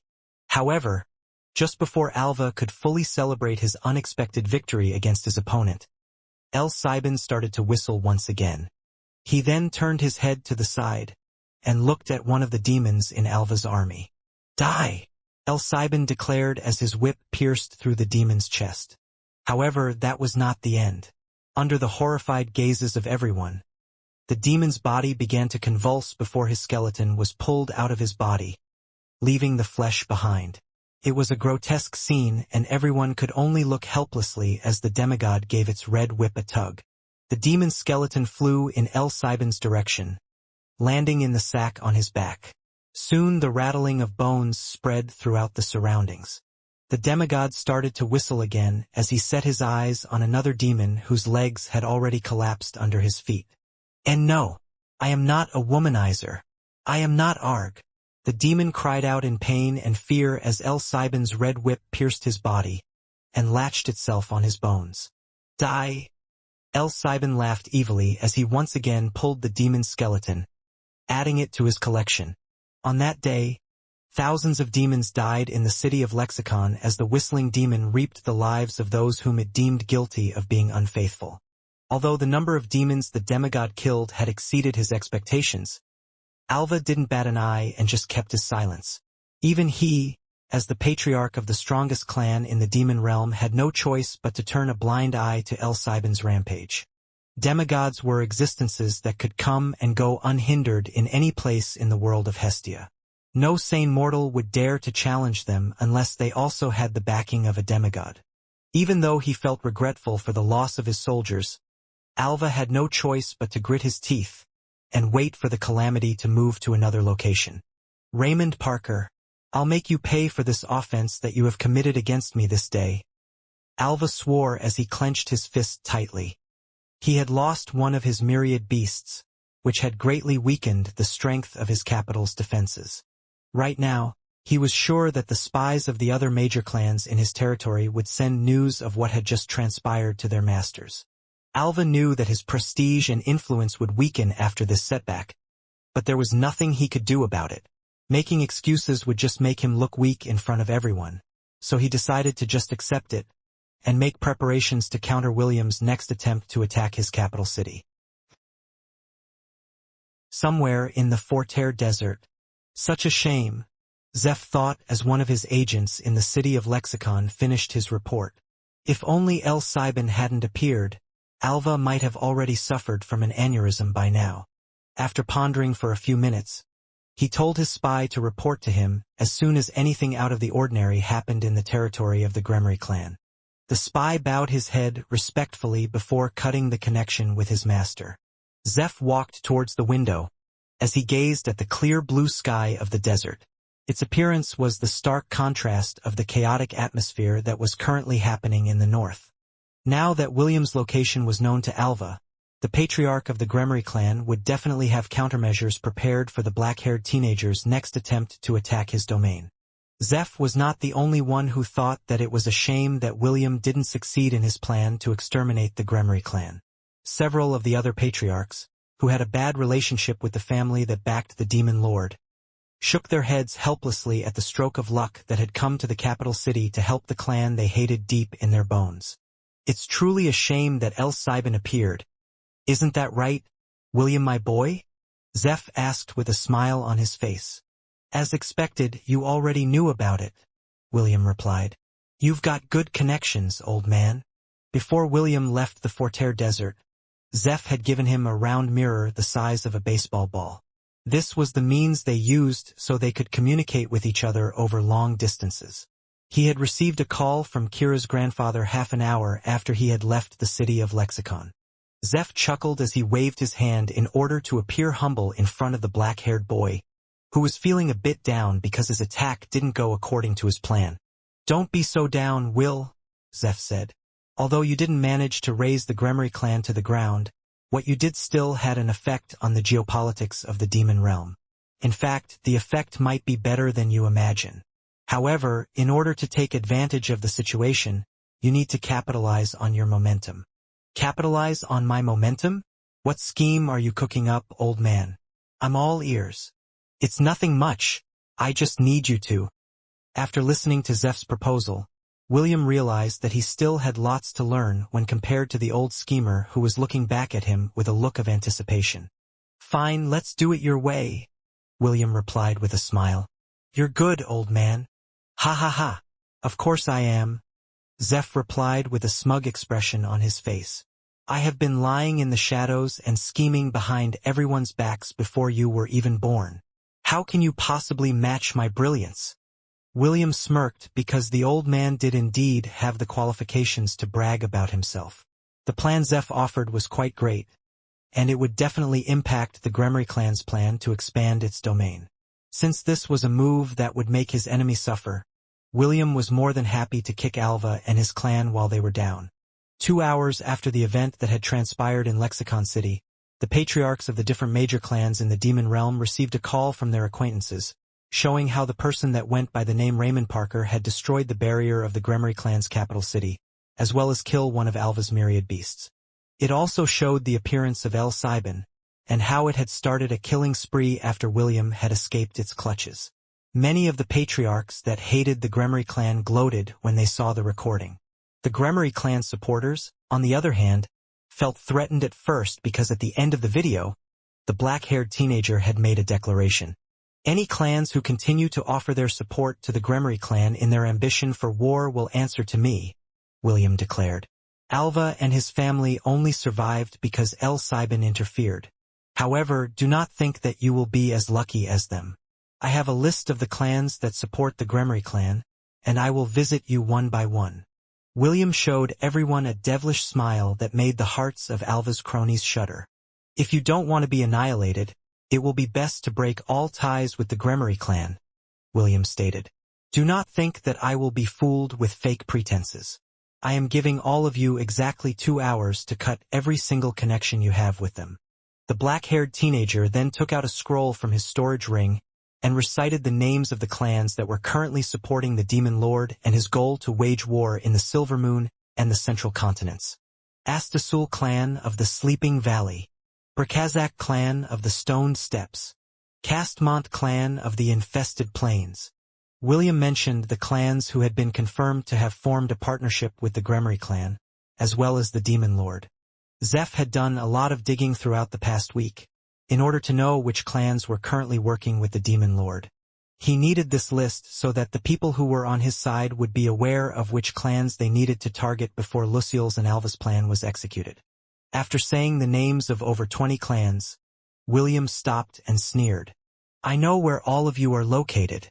Do not think for a moment that a demigod will always appear to save you," William said in a teasing tone.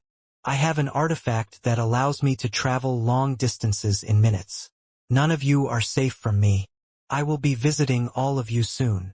After saying those words, the connection was cut, leaving the clans that had been called out by him feeling very anxious. The Gremry clan was the strongest of the major clans in the demon realm.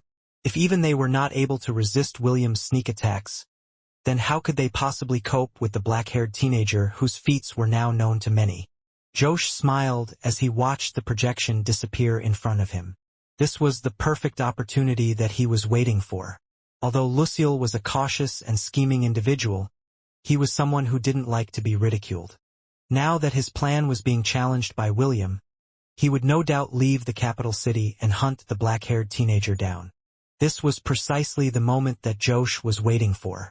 As long as Lucille left the powerful runic formation of the capital city, he was confident that he would be able to defeat him in no time at all. "Now, what are you going to do, Lucille?" Josh muttered. "Are you still going to remain cooped up inside that castle of yours? Or are you going to show everyone why you hold the title of Demon Lord?" Josh didn't know the answer to these questions. All that he wanted was for Lucille to leave his stronghold, so that he could enact the plans that he had painstakingly prepared for over a decade. The black dragon gazed towards the north, where his enemies were currently at. "The time is almost at hand," Josh muttered. "To think that I will be collaborating with your son. Fate sure is full of surprises." Inside the capital city of the demon realm, Astri, Lucille had a frown on his face as he read the reports of his subordinates. His agents were doing their best to dig up any information regarding Raymond Parker, but they had no leads as to where to start.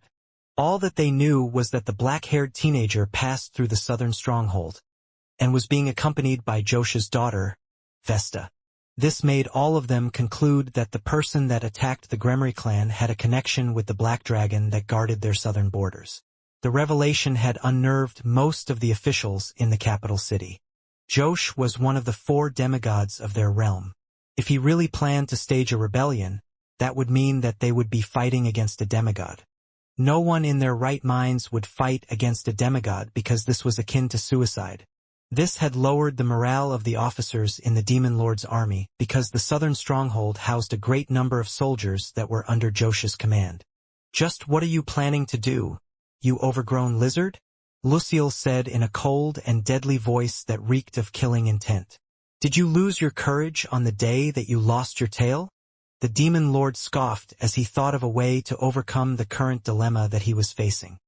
He had greatly underestimated William's capabilities, and only thought of him as one of the many upstarts that appeared in the demon realm from time to time. Now that the black-haired Tianger dared to attack the family that backed his throne, Lucille felt that if he didn't do something soon, none of the clans would support his idea to conquer the lands outside their domain in order to expand their territories after the Heir of Darkness was born. Felix had assured him that it would be less than 3 weeks before the ancient ruins found its successor. Because of this, Lucille decided to remain in the capital city and not venture anywhere until the Prince of Prophecy was born. "Fine. Enjoy your victory while it lasts," Lucille muttered as he pressed his palms over the armrest of his throne. He knew that this was not the time to hesitate. As long as he followed his original plan, he would still be the one who would win in the end. Let's see who will have the last laugh. Lucille had long wanted to wash away the shame and humiliation that he had felt the day he lost his arm while he fought against William's father, Maxwell. For that to happen, he needed a stronger power. Fortunately, the timing of the prophecy had synchronized with his plan.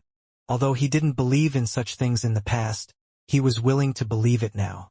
It was the only way for him to retain his seat of power and bring all the demon clans under his will. Just a little more. Lucille closed his eyes as he leaned on his throne. "Maxwell, I don't care if you have turned into a tree or not. I will have my revenge. I will personally cut you down with my own 2 hands. But not before I kill your wife and son in front of you. Lucille clenched his fist, as he imagined that glorious scene that had been denied him. The power that he needed was well within his reach. However, it was not yet mature and needed more time to grow. After a full 5 minutes, the demon lord finally made his decision. He no longer cared if the demon clans ceased to support him. As long as the power of darkness becomes mine, this entire world will be under my mercy, Lucille said with confidence. Isn't that right, my lady? A woman wearing a black veil that covered her face nodded her head. Although she didn't say anything, her gesture was more than enough to assure Lucille that his decision was right. Underneath her black veil, a devilish smile that could captivate thousands of demons was hidden from plain sight. She had already played her role, and was merely waiting for everything to come to fruition. Deus has waited many years for this moment, the veiled woman mused. Just wait a little longer, my prince. Your faithful servant is waiting to offer her everything to you. Arg! Stupid disciple. Why must you always change locations without telling me? Chloe shouted angrily, while holding a chocolate bar in her hands. With Conan and Elliot being able to pinpoint William's current location in the demon continent, regrouping with him should have been easy. At least that was what was supposed to happen. Unfortunately, reality was different. The half-elf had veered away from his original destination and went to the Gremory clan's territory in the north to give them a good beating. Unfortunately, his plan ended midway when the demigod, El Sibin, got in his way and forced him to retreat. Simply put, Princess Ayla, Shannon, Conan, Elliot, and Chloe didn't know what they should do at the moment. The demon continent was a very vast place, and randomly following William around was not a good idea, because he could travel instantly from place to place using his lightning strider skill, as well as his ability to instantly teleport to Soleil's location. Although Shannon could create a portal to traverse great distances, it had a limitation. She could only use it once a month, especially when the distance that she planned to travel was very far. Princess Ayla also felt depressed because she had traveled far just to see William, and finally sort out her feelings for him. Conan and Elliot had assured her that the dreams that she was having really happened in her past life. However, whether William would accept her or not was something that both of them were unsure of. Based on what she had told them in her dreams, William and her did spend a lot of time with each other. They had once been lovers, but due to the restriction placed on her by the Vanniers, she was forced to choose between erasing William's memories or having him tortured until she agreed to erase his memories. William didn't agree to it back then, and endured countless hardships for her. If not for the fact that he was an Einherjar, and a captain that served under Freya's main legion, they would have killed him without batting an eye. Since both choices lead to the same result, Princess Ayla made a hard decision and erased William's memories, so that her clan would stop in torturing him. She wasn't as strong as the silver-haired teenager who was willing to suffer for her sake. Every time she saw his injured body, her heart ached. In the end, she decided to free him and spare him from the daily torture that he endured under the heartless wardens of her family. When Wendy took William away in her dreams, Princess Ayla felt relief, as well as guilt. Relief because the silver-haired teenager no longer had to suffer, and guilt because she was the one that gave up first. This weighed heavily on her heart, so she decided to look for William and see if she could right her wrongs in her current lifetime. While Princess Ayla was deep in thought, Elliot sighed and opened his eyes. Using the power of clairvoyance, he tried to predict where William was going to go next. However, what he saw made him depressed. Hearing Chloe's hateful shout from on top of the flying carriage, Elliot decided to join her in order to get some fresh air. A minute later, he sat in front of the little fairy, who was angrily eating the chocolate bar in her hands, while cursing William repeatedly. Chloe, there is something I want to tell you, Elliot said. Speak, Chloe replied in an irritated tone. She was still feeling angry about William. Seeing Elliot, whose face resembled her disciple, with the exception of the color of his hair and eyes, made her want to slap him so badly. I love you. Huh.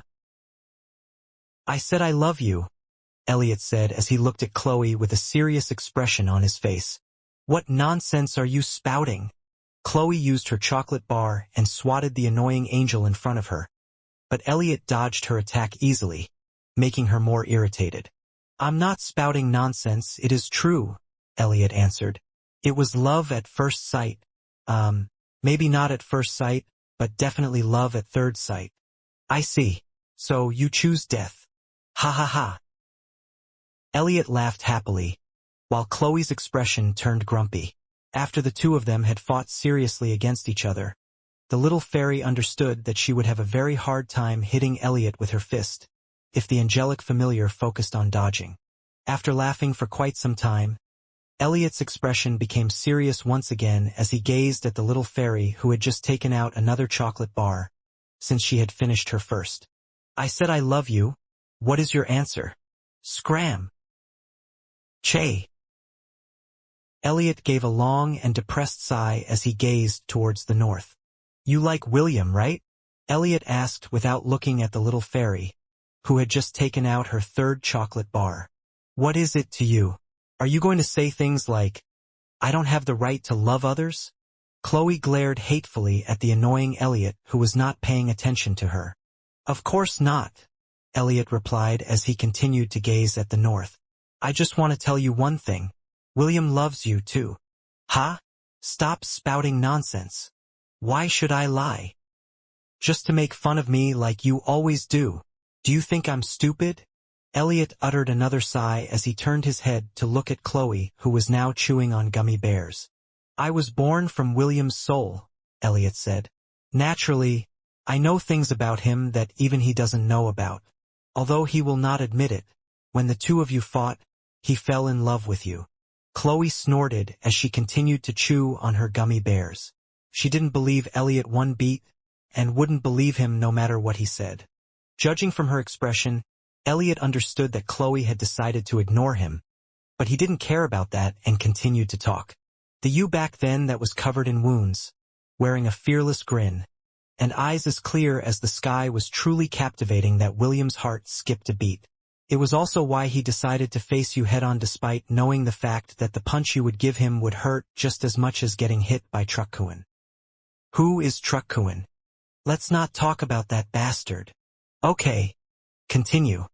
Elliot chuckled because although Chloe was glaring at him, she was no longer ignoring him. "Although he doesn't look like it, William is a greedy person," Elliot stated. "Even though he wouldn't admit it, he has developed feelings for you, and just hides it in the corner of his heart, because you are a familiar, and he is a half-elf. Both of you were not meant to be together." "I'm getting a very strong urge to punch you right now," Chloe said as she threw a gummy bear at Elliot which bounced off his head. The angelic familiar waved his hand and a whip made of lightning bolt caught the gummy bear and sent it flying back to him.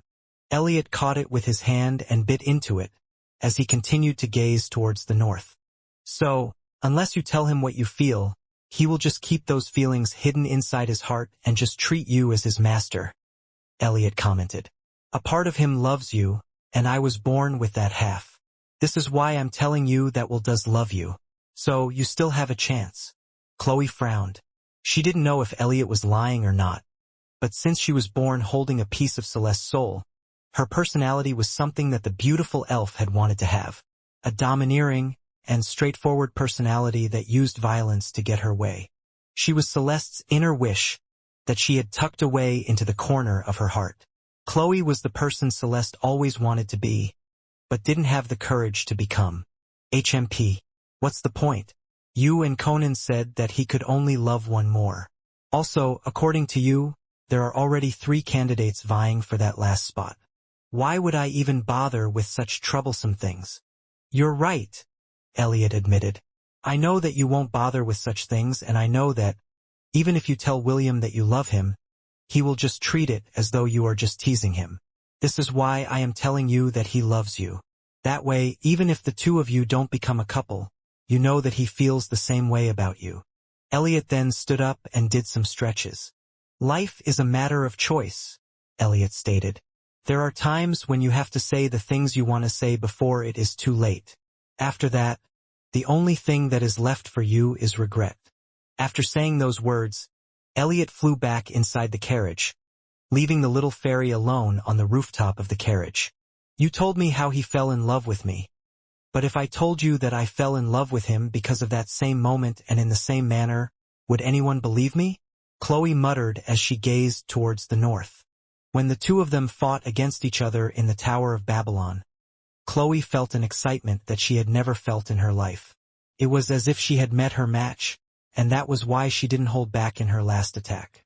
When she saw William's confident smirk as he used his world-end tempest to fight against her overwhelming strike, she knew that the person in front of her was similar to her as well. A stubborn person that would not yield when pushed into a corner. That was why Chloe fell in love with him. Stupid disciple, Chloe muttered as she bit into the gummy bear in her hands. If only I was born human, could things have worked out between us then? When Chloe was born, she thought that she was a very special existence.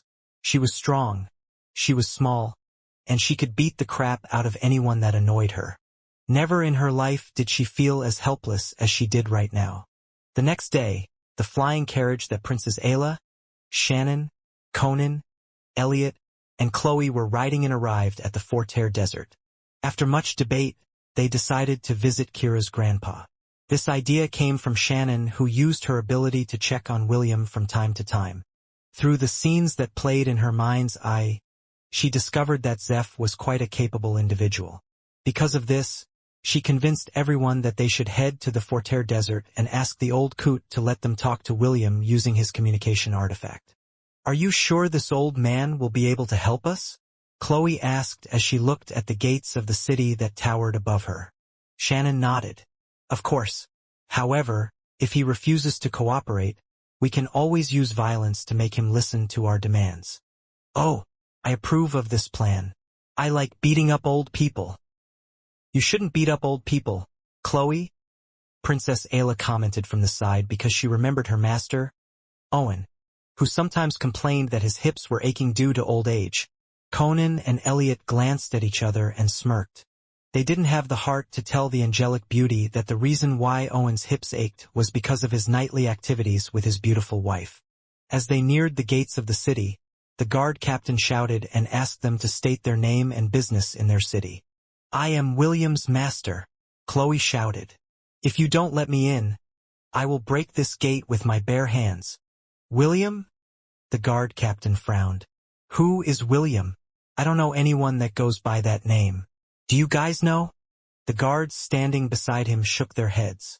This was the first time that they had heard the name William, and none of them knew who the little fairy was talking about. We are friends of Raymond Parker, Shannon shouted. We need to talk with your patriarch. Let us in. She had completely forgotten to tell everyone that William was going by the name Raymond Parker at the moment, to prevent his identity from being known by everyone.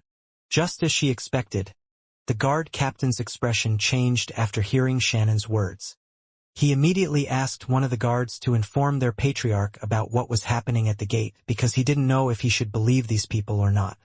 I just sent word to our patriarch, the guard captain replied. Please wait until he arrives. Humph, I should just smash this gate and get it over with, Chloe muttered. My goodness, Elliot exclaimed. Let's just talk things out first like civilized people.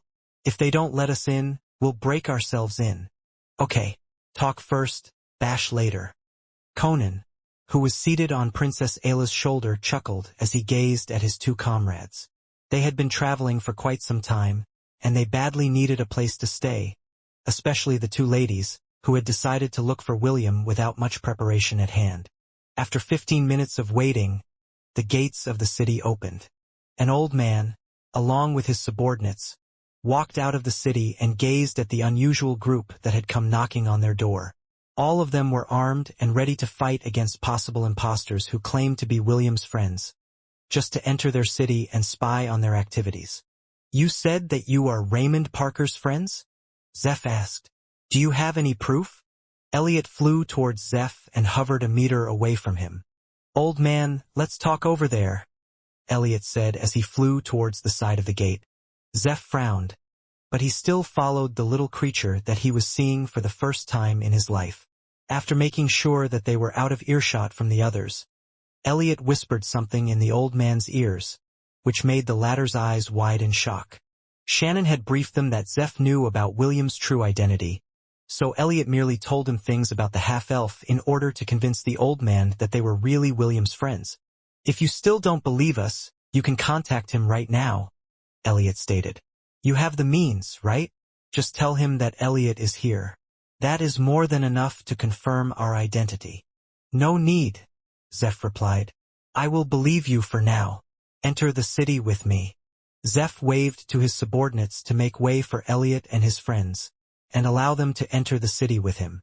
The old patriarch of the Sand Clan took them to his office, and closed the door behind them. He then took out a round mirror from his storage ring and activated it. Immediately, the image of a black-haired teenager appeared on its surface. "Is something wrong, Zeph?" William asked. "I'm kinda busy right now." The sound of screams and explosions could be heard in the background. Clearly, William was in the middle of attacking one of the major clans that supported the Gremory clan to make the other clans change their decision to form an alliance with them. According to their agreement, Zeph would only contact him if it was something important. This was why the half-elf answered his call, even though he was in the middle of a one-sided massacre. "Sorry to interrupt you at this crucial moment, but there are some people who have arrived here in Sand City and they are claiming to be your friends," Zeph replied. "My friends? Take a look." Zeph turned the mirror and let it face the grumpy Chloe who had her arms crossed over her chest. Although he was skeptical that they were indeed William's friends, letting them see each other would put his worries to rest. "Stupid disciple. This old man is making things difficult for us," Chloe shouted. "Chop his head off for me." Fifth Master? What are you doing there?" "We came to look for you." "Eh? Why?" William scratched his head because he could tell that Chloe was feeling irritated at the moment. "Let's talk after you come here to pick us up." "Okay. But it might take me 4 days to return to the Sand Clan. Is that fine with you?" Chloe's grumpy expression became grumpier, which made William unconsciously shudder. He knew for a fact that the little fairy didn't like to talk, and preferred to use her fists to make her point. He was afraid that if he didn't try to pacify her, she would start destroying the Sand Clan's residence, which would cause complications at a later date. "Fifth Master, I am completing a very important mission at the moment," William explained. "As much as I want to meet you, time is not on my side.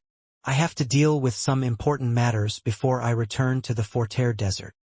Before Chloe could reply, Elliot dragged her away and let Conan talk to William for the time being. When William saw Conan, his confusion grew because he didn't expect that his familiars to also be in the Demon Continent. "Conan? What happened? Why are you in the Demon Continent?" William asked. "It's a long story, Will," Conan replied. "It is not only Chloe, Elliot and I that are here. Princess Ayla and Shannon are also here." Wait a minute. Did you just say Shannon? Are you there to annihilate the entire Sand Clan? Did the headmaster order you to do this? Don't do it. We are on the same side. Yes, she is here with us, but don't worry. She's wearing protective artifacts to prevent others from killing themselves. We're not here to kill people. Everything is going to be fine. Maybe. Zeph, who was holding the round mirror in his hands, almost dropped it after hearing something ominous. He never thought that even the son of the dungeon conqueror would feel anxious after hearing the name of the girl who was currently sitting on the couch of his office and wearing a fox mask to cover her face. "I understand," William said with a serious expression on her face. "Please make sure that she doesn't start killing people. I will be there in 3 days." "Okay." Conan gave William the thumbs up. "Come here as soon as you can." William then told Zeph a few things before the connection was cut. As soon as the image of the black-haired teenager disappeared on the surface of the mirror, the old man wiped away the beads of sweat that had formed on his forehead. There was some news that he had received a while ago that the patriarch of the Greenskin clan, as well as his elite warriors, had died after they confronted a lady wearing a fox mask. When he saw Shannon, he didn't think much of it because masks were quite common in the Demon Continent. However, when William told him that the fox lady who was casually sitting inside his office had the ability to wipe out his entire clan, he almost cursed out loud. Fortunately, he managed to hold it back and just gave William the middle finger in his heart. Fuck. What did I do to deserve this? Zeph thought. Is this bastard trying to use this as a threat to ensure that I won't stab him in the back? I'd better handle this properly or else. On that day, a feast was held inside the ancestral hall of the Sand Clan. This was the only way that Zeph could think of in order to pacify his VIP guests and ensure that his entire clan would continue to exist for many more years to come. Word spread quickly within the Demon Continent after William and his forces decimated the Orcish clan, which was considered as the Gremory clan's right-hand clan. If one were to ask all the clans in the Demon Realm if there was a clan that they hated the most, more than half of them would say that the Orcish clan would win the Most Hated Clan award in their entire continent. They were a savage clan that could no longer be called demons, because they were literally monsters that had mutated due to their bloodline ability to consume the flesh and blood of their victims. William didn't bat an eye and demolished their entire city, killing as many as he could. When the Orcish clan saw William's declaration to attack any clan that had close ties with the Gremory clan, they just laughed at him. They thought that his bold words were just a big joke that ignorant fools said to make themselves look good. However, it didn't take long before they realized that the black-haired teenager was indeed a force to be reckoned with. Unfortunately, it was already too late. The clans that had sworn their allegiance to William also joined the battle. They rode on the backs of the Requiem ants that had evolved into flying scorpions and shouted their war cries filled with vengeance. Looking at this scene, William understood that the clans that he had taken under his wing had a lot of pent-up frustrations that they were unable to vent out due to their fear of being persecuted by the major clans. Now that they had a powerful backer who cared for them, these nomadic clans banded together like warmongers who lusted for the blood of their enemies. Although I don't like war, this battle has a certain beauty in it, Vesta asked as she stood beside William with her arms crossed over her chest, and a smile plastered on her face. When the oppressed fight back against their oppressors, I bet the Orcish clan never saw this coming. William remained silent. He never liked wars, but understood that this was the only way he could prevent a bigger one from happening. As long as the demon clans thought that he was all talk and no bite, his earlier feat against the Gremory clan would soon be forgotten. This was why he decided to strike while the iron was still hot and annihilate the Gremory clan's strongest supporter, and make everyone know how serious he was about keeping his promises. What's your next plan? Vesta asked. Will you continue to cut off the Gremory clan's limbs? No. William shook his head. I will return to the Forterre Desert and pick up my acquaintances. If that band of troublemakers is not reined in, the destruction they could cause will not be any less than what I am doing right now. In fact, they might even become more notorious than I am. Surely you jest. How can they possibly surpass you? Oh, believe me when I say that they are more than capable of fighting the Gremory clan by themselves. They are that troublesome. Vesta glanced at William in disbelief. After seeing the things that he had accomplished so far, she couldn't think of anyone that could do the same things in their current generation. What Vesta didn't know was that William was quite worried right now. He had first-hand experience with what Shannon could do, and even thinking back on those days made him shudder inwardly. If Shannon were to remove her restraints and allow her divinity to surface, a one-sided genocide would occur and she wouldn't even need to lift a single weapon to do it. All she needed to do was remove her fox mask, and everyone who saw her would, without a doubt, take their own lives whether they liked it or not. William was unable to understand how Shannon had managed to escape Hestia Academy and come to the demon realm with Princess Ayla, Conan, Elliot, and Chloe. While he was deep in thought, his army had finished their mission. They raised their hands high up in the air and shouted their cries of victory. The red-headed teenager nodded his head in satisfaction before glancing in the direction of the demons that had decided to flee their city. The half-elf had explicitly ordered his army to not attack those who decided to escape. This was not him being merciful, but to let the other clans understand that after he was through with them, their fate would be the same as the Orcish clan, whose former glory would be forever buried in the ground that was soaked with their clan's own blood. Alva smashed his fist on the table, breaking it completely. Although he already expected this to happen, seeing it truly happen made him very bitter. After asking for the Demon Lord's help repeatedly, All he got was a scroll that said, "You started this? Deal with it yourself." This made Alva so infuriated that all the servants that were serving him made themselves scarce for fear that he would vent his anger and frustrations at them. Ungrateful bastard! Alva gnashed his teeth as he clenched his fist tightly, drawing blood from the palm of his hand. "After all I've done for you, this is how you repay me. Damn you, Luciel!" The patriarch of the Gremory clan, who once looked at the other clans in the demon continent with disdain, was now on the brink of losing his mind due to pressure that had suddenly assaulted him from all sides. The clans that he had suppressed in the past had now found a perfect opportunity to strike back at him. After William defeated the Orcish clan, the morale of the clans that had allied themselves with the Gremory clan had hit rock bottom. Some of them even declared their intention to break free from their control in an attempt to stop the black-haired teenager from setting his sights on them. However, these petty acts of saving their own hides were drowned out by the war cries of those that had been waiting for an opportunity to strike back at the Gremory clan. Using William's momentum, various uprisings happened within the northern regions, causing Alva's allies to fall one by one. Alva knew that there was something very fishy about these recent events, because it was too orderly. It was as if this was a battle of chess, in which he was slowly and surely being pushed back. The attacks were coming in his blind spots, causing him to lose terribly with each passing moment. Someone is pulling the strings from behind, Alva thought. As one of the best schemers in the continent, he knew that someone was orchestrating these events from the shadows. William might be strong, but strength alone wasn't enough to make him lose his foundations in a span of several days. Similar to dominoes toppling against each other once the first piece fell down. Suddenly, an image appeared inside Alva's mind. His body subconsciously trembled when the dots were finally connecting together. Did he find out about it? Alva muttered as he sat on his chair, while attempting to take control of his trembling body. "No, I made sure that no evidence was left. He can't possibly know what I did." Alva repeated these words over and over again inside his head. But the more he did this, the greater the fear in his heart grew.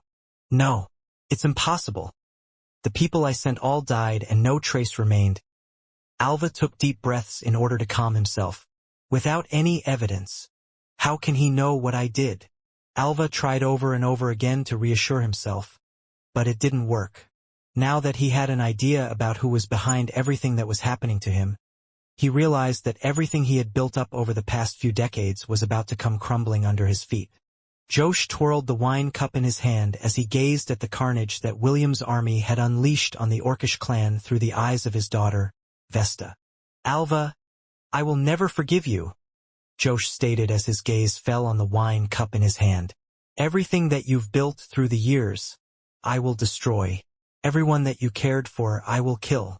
Everything that is precious to you, I will take. Only when you are at the edge of despair, will I appear and make you regret killing my wife, while I was away for the war on the Silvermoon continent. Do you really think that I didn't know that you were behind everything? The only reason you are still alive is because I want you to suffer until your dying breath.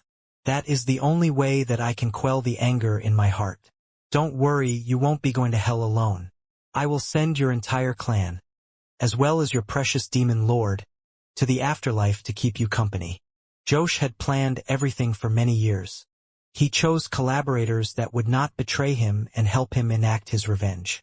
The patriarch of the Sand Clan, Zeph, and the headmaster of Hestia Academy, Byron, were just some of the people he had forged strong ties with, all for the sake of his revenge. "Astria, just a little more and the filthy clan that killed you will be no more," Josh said softly. People thought that demigods were too indifferent for love. However, they could never be more wrong. As one of those that stood at the apex of the world, those whom they cared for didn't surpass the number of fingers on one of their hands. This was why those individuals were very precious. So precious that they would not bat an eye to start a genocide for their sake. Baba Yaga would do that for Celine, and Vlad would do that for James. Josh was the same. As long as someone tried to poke their reverse scale, they would find themselves at the receiving end of a mad dragon, whose heart had hardened itself against betraying his own race, just for the sake of revenge. as William and his entourage traveled towards the Forterre Desert to meet up with the others. A powerful fluctuation rocked his body, making him gasp for breath. Seated beside him, Celine clutched her chest as tendrils of dark energy snaked around her body. The same thing was happening to William as well, but this was not the first time that this had happened to them.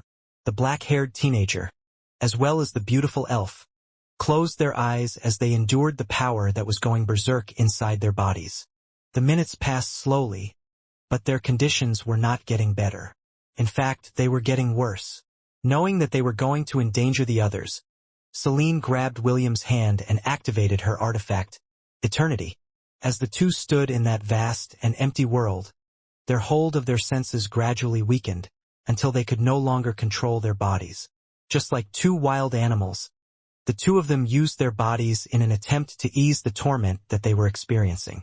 Blood, sweat, tears, and other fluids flowed freely as the hours passed by. Both of them were no longer conscious at this point, but their bodies still moved, like puppets being controlled by a puppeteer. When William opened his eyes, he found his head resting on Celine's voluptuous chest. A trail of dried-up blood could be seen on its side, which made William realize that he had bitten her again on that place, out of instinct. Fortunately, the wound had already healed, and Celine's powerfully beating heart assured him that she was fine. As the half-elf propped himself up, he saw the aftermath of what both of them had done in their berserked state.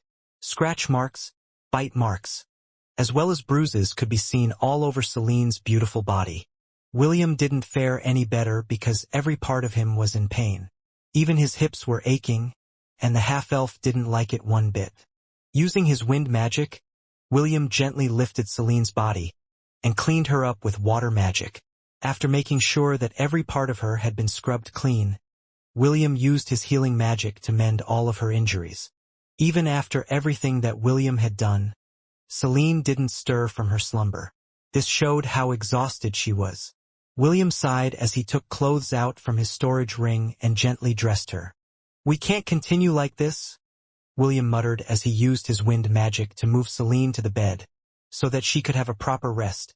"Should we stop fighting it and just give in to our instincts?" As William used his magic to clean his own body, these thoughts came to his mind. Celine and him had talked about many things, and one of them was going to the ancient ruins, in order to stop themselves from being overwhelmed by the influence of the dark powers that were calling out to them. Although they still couldn't prove it, both of them had a feeling that, even if they were to escape at the edge of the world, they would still be forced to turn back and accept their fate. William didn't want to admit it, but the possibility of the two of them losing their minds if they kept resisting the call of darkness was something that had been gnawing at the back of his mind. What happened earlier was proof that the longer they stayed away from the source, the more danger they posed to themselves and those around them. "After reuniting with the others, Master and I will go north," William muttered softly as he used healing magic on himself. "Maybe it's about time we stopped running away and faced this problem once and for all." The half-elf didn't know if this was really the right decision, but right now he had no other choice. Fate had started to make her move, and those who resisted it would find themselves fighting against a mighty current, unable to push forward even if they used all of their might. Somewhere in the Temple of the 10,000 Gods, an enchanting lady, who would eventually ruin the entire multiverse, smiled as she gazed at the half-elf who was deep in thought. She knew that William wouldn't be able to run away from the trial that he needed to face, but for some reason, she also felt saddened about it. "Everything is coming full circle," the primordial goddess said with certainty. "The past, present, and future have already converged to make this a reality. Nothing can stop it now. Not even I will be able to do anything but watch as you make your choices and act on them. Still, I can't help but be tempted to break the rules that Amalthea and I agreed upon. Why must things be complicated?" The primordial goddess shook her head in order to brush away the mundane thoughts that were starting to appear in her consciousness. Now that William had finally made his choice, the curtain would soon close. As the promises of the past, present, and future intertwined, the end of the world was going to taste so sublime. 2 days later, a lightning bolt descended from the sky, and landed at the residence of the patriarch of the Sand Clan. William lightly stretched his arms, body, and neck, waving at the old man, who had dark circles under his eyes. "Yo, old Zeph, I'm glad to see you're still alive," William said with a smile. "You imp, how dare you do this to me?"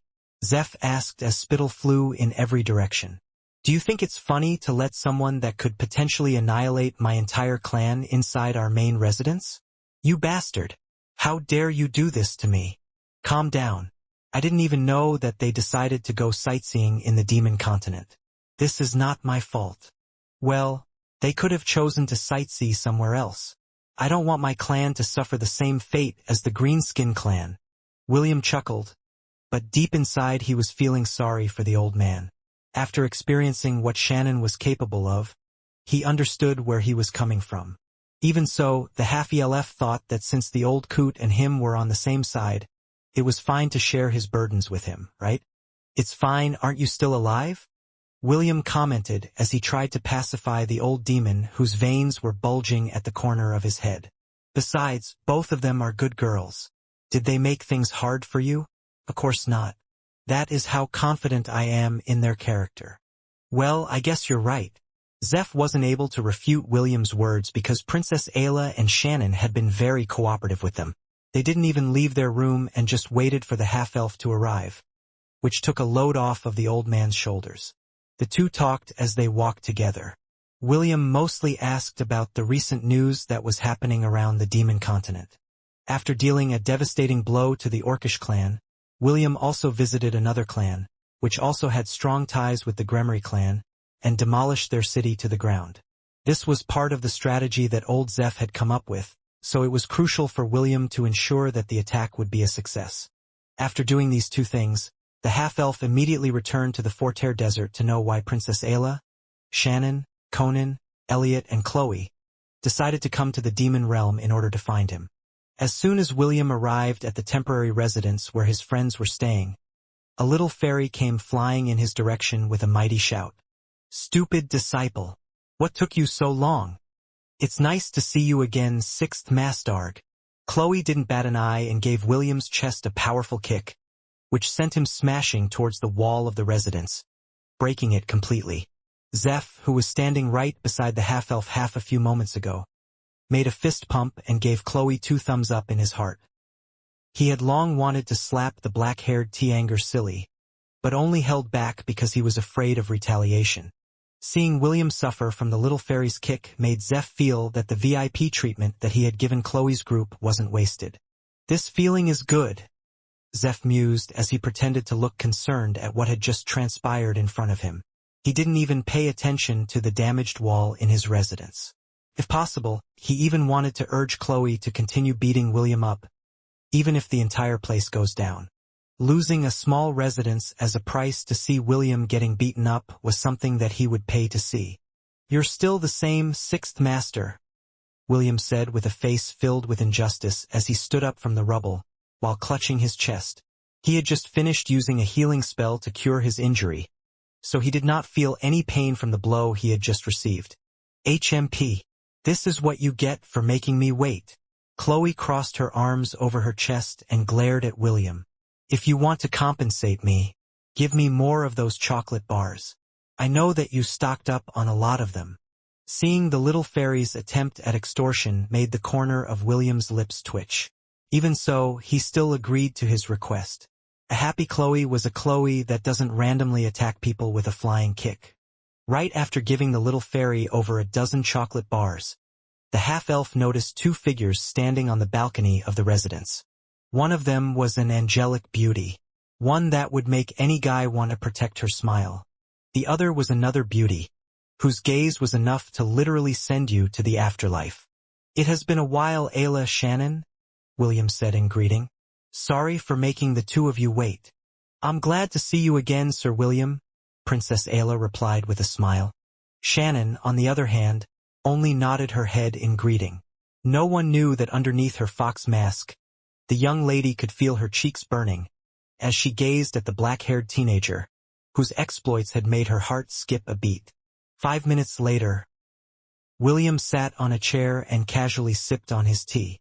On his right shoulder, Chloe, who was holding a chocolate bar in her hands, sat and ate without a care in the world.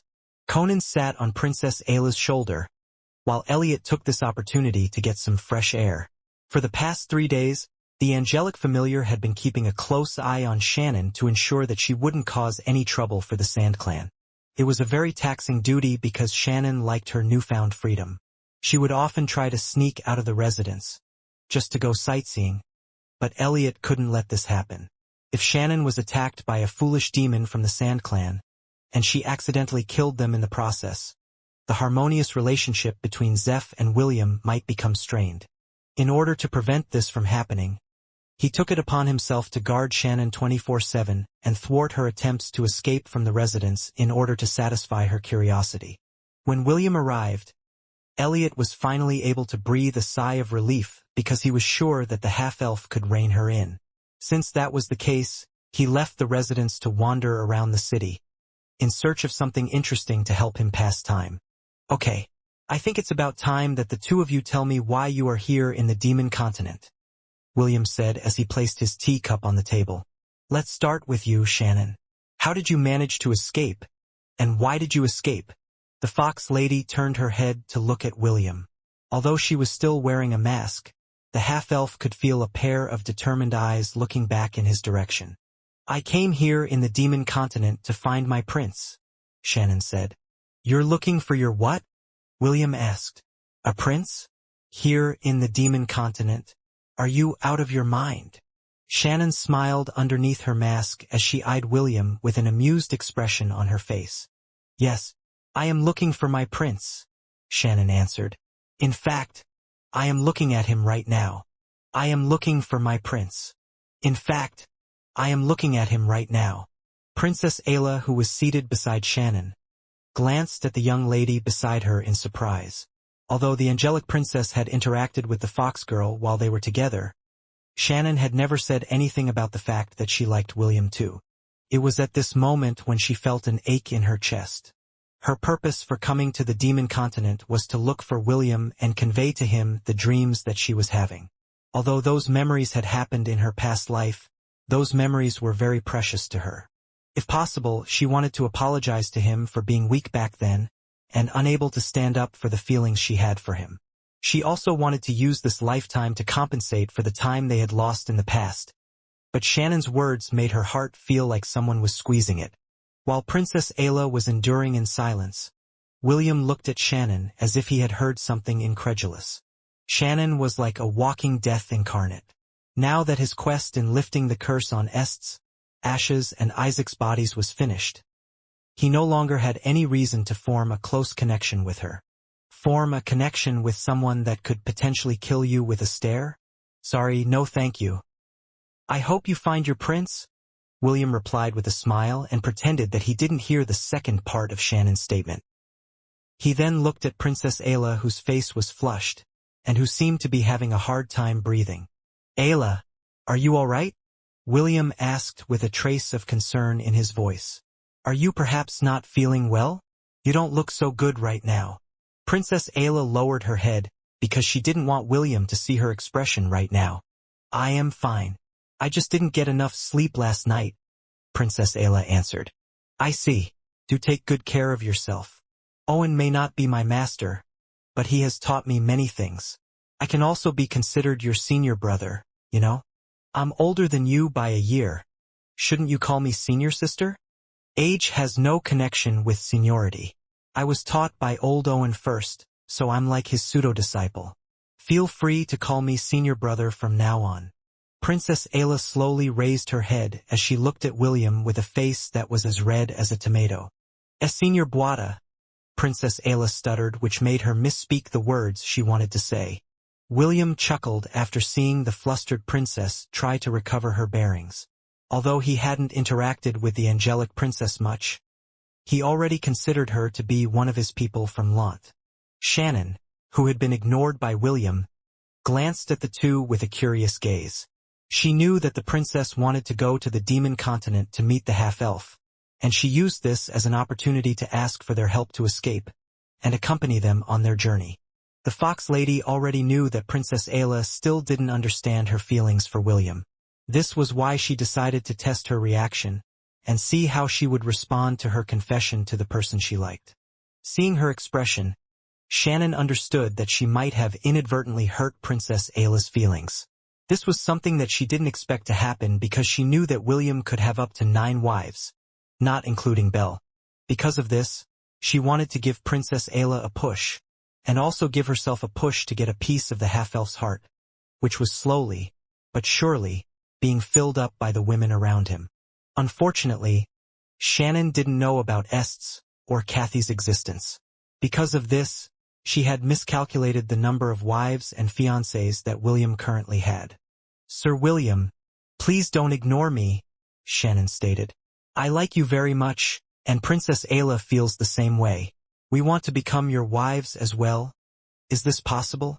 William and Princess Ayla, who had resumed drinking their tea in order to regain their composure, choked at the same time after hearing Shannon's straightforward request.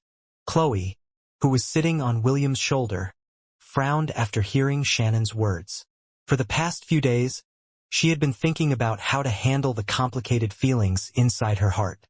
After having a talk with Elliot, Chloe felt that her wish was an impossible one. She was born a familiar, not a human. William's circumstances and her circumstances were like heaven and earth, so she had resolved herself to give up and lock these feelings inside her heart. But after seeing Shannon's casual way of declaring her love, and asking William to make her and Princess Ayla his wives, something snapped inside the violent familiar, which resulted in the chocolate bar in her hands to snap in half. "Will, are you going to make these two your wives?" Chloe asked in a teasing manner. William, who had just recovered from a coughing fit, patted his chest before drinking a mouthful of tea. "Shannon, please stop with the jokes," William stated after regaining his composure. "It's not funny." "Who says I'm joking?" Shannon replied. "I am being serious here." Shannon had lived a life of seclusion all her life. Because of this, a feeling of rebelliousness had sprouted in her heart long ago. Now that she was free from the prison that she had called home, she wanted to face life boldly, without caring whether she succeeded or not. She had already lost her childhood. She would be damned if she allowed herself to continue living a life while suppressing the things she really wanted to do in her heart. Shannon had no experience when it came to love. All her life, she had lived inside her shrine. Her understanding of love was only to the extent of the love that she had seen through the eyes of other people. In a way, Shannon fell in love of William's love for his wives and lovers. The way he was willing to do anything for them, fight anyone for them, and make love with them until her entire face had turned red like a tomato. Shannon wanted to be like them. She wanted to be cared for. She wanted to be embraced. She wanted to be loved. Although her approach when it came to love was straightforward, the beautiful lady hiding behind her fox mask was very serious about it. Hearing William call her effort a joke made her heart ache. William was unable to see Shannon's expression because she was wearing a mask. If he only knew that the young lady was already teary-eyed at the moment, then he would have chosen his words more carefully. The half-elf glanced at Shannon, then at Princess Ayla, whose face had turned a deeper shade of red. It was at this moment when he realized that she was indeed serious about it, which gave him a headache.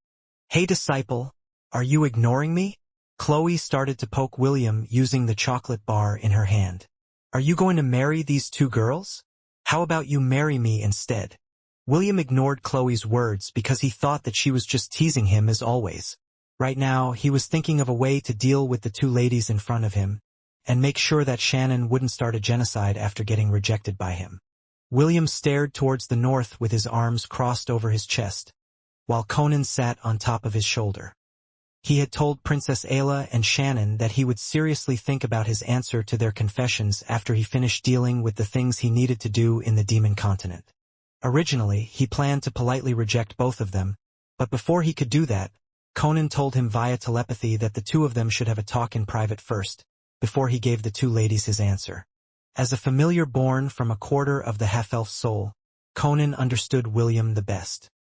He knew that William had no time to entertain any other women aside from the ones he currently had, but he still wanted to let William know about Princess Ayla's dreams. because if he didn't do this, it would just be a tragic thing for both William and Princess Ayla. Conan, what do you want to talk about? William asked via telepathy. You know that my decision has already been made. There is no use trying to talk me out of it. I know, Conan answered. But like I told you earlier, there is something that I need to tell you before you give your answer to Ayla and Shannon. Is it that important? To the present you, no. However, to the past you, it is fairly important. William's eyes widened in shock as he glanced at the little devil on his shoulders. He didn't have to be a genius to understand what Conan was trying to say. Are you telling me that Ayla and I shared a connection in my life in Asgard? William inquired. Maybe, Conan answered. I'm not entirely sure, but she kept having these dreams about a silver-haired Einherjar.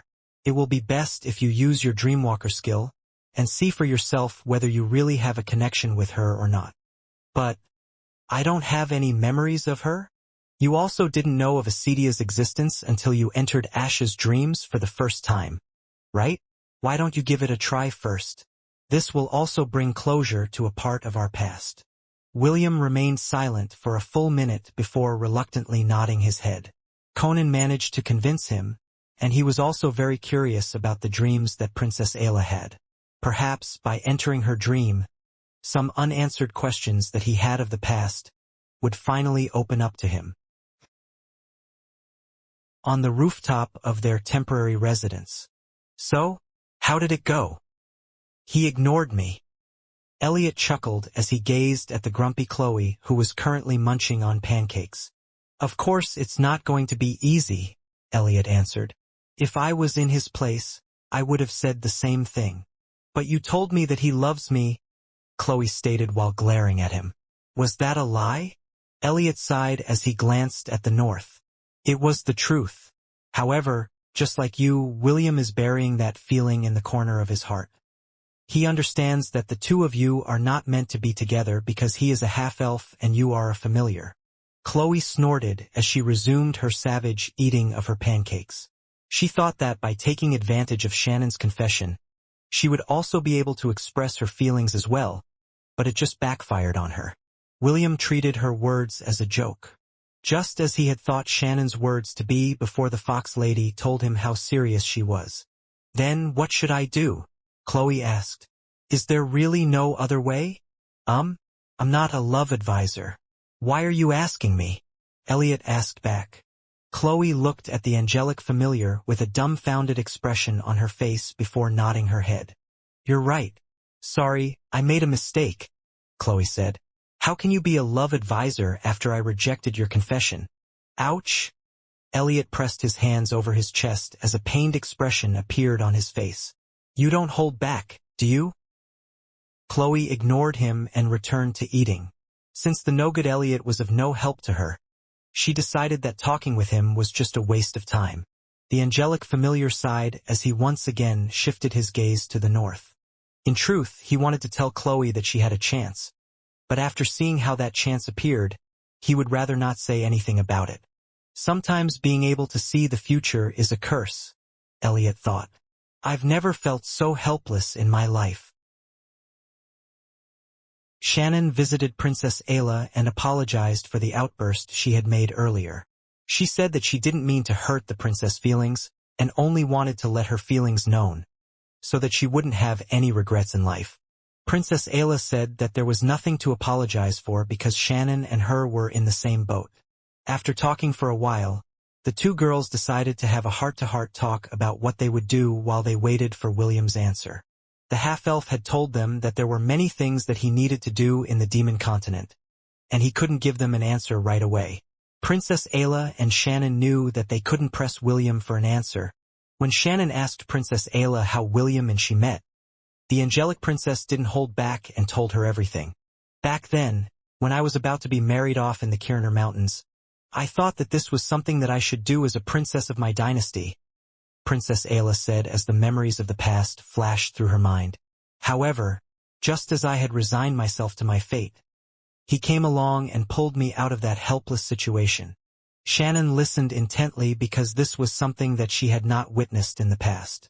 There was a very powerful barrier that shielded everyone's eyes from what was happening on the southern continent. And even Shannon's vision was obscured back then. Not being able to draw that war was one of the regrets in her life, so she pressed Shannon to continue her story, so that she could paint it inside her mind instead. The hours passed by without their knowledge. Only when Princess Ayla's stomach grumbled in protest did the two realize how late it had become. As the two walked towards the dining hall, they came across William, who seemed to have just finished eating his dinner. The moment the half-elf saw the pair of beautiful girls, he walked towards them and whispered something in Princess Ayla's ears. After saying what he needed to say, he left in a casual manner without even turning back. Shannon glanced in William's direction before shifting her attention back to Alia. Even though the hallway was not that brightly lit, the fox lady could see a tinge of red that was slowly creeping up the angelic princess face. Princess Ayla then lightly rubbed her face as she tried to regain her composure.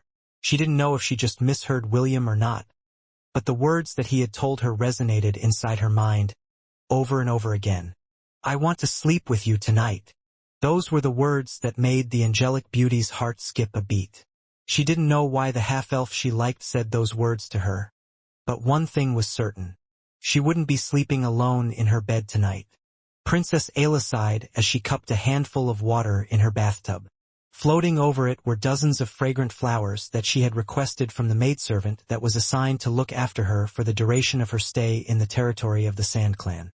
She had just returned from eating dinner, and yet, she didn't even remember what the food tasted like. Her mind was in chaos as William's words echoed over and over again inside her mind. "I want to sleep with you tonight." A red tinge started to creep up her neck, up her angelic face, all the way to the tip of her ears. William's words were quite vague, and she didn't understand it much.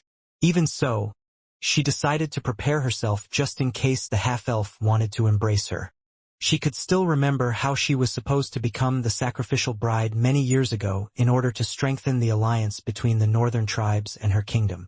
However, all of that came to an abrupt end when the handsome red-headed teenager stepped in to foil her father's plan. Truth be told, Princess Ayla had always thought of William as her benefactor. Although it wasn't to the point of falling madly in love with him, she held him in high regard. When her brother, the current crown prince of the Zealand dynasty, told her to do everything in her power to become William's wife, she didn't reject the idea.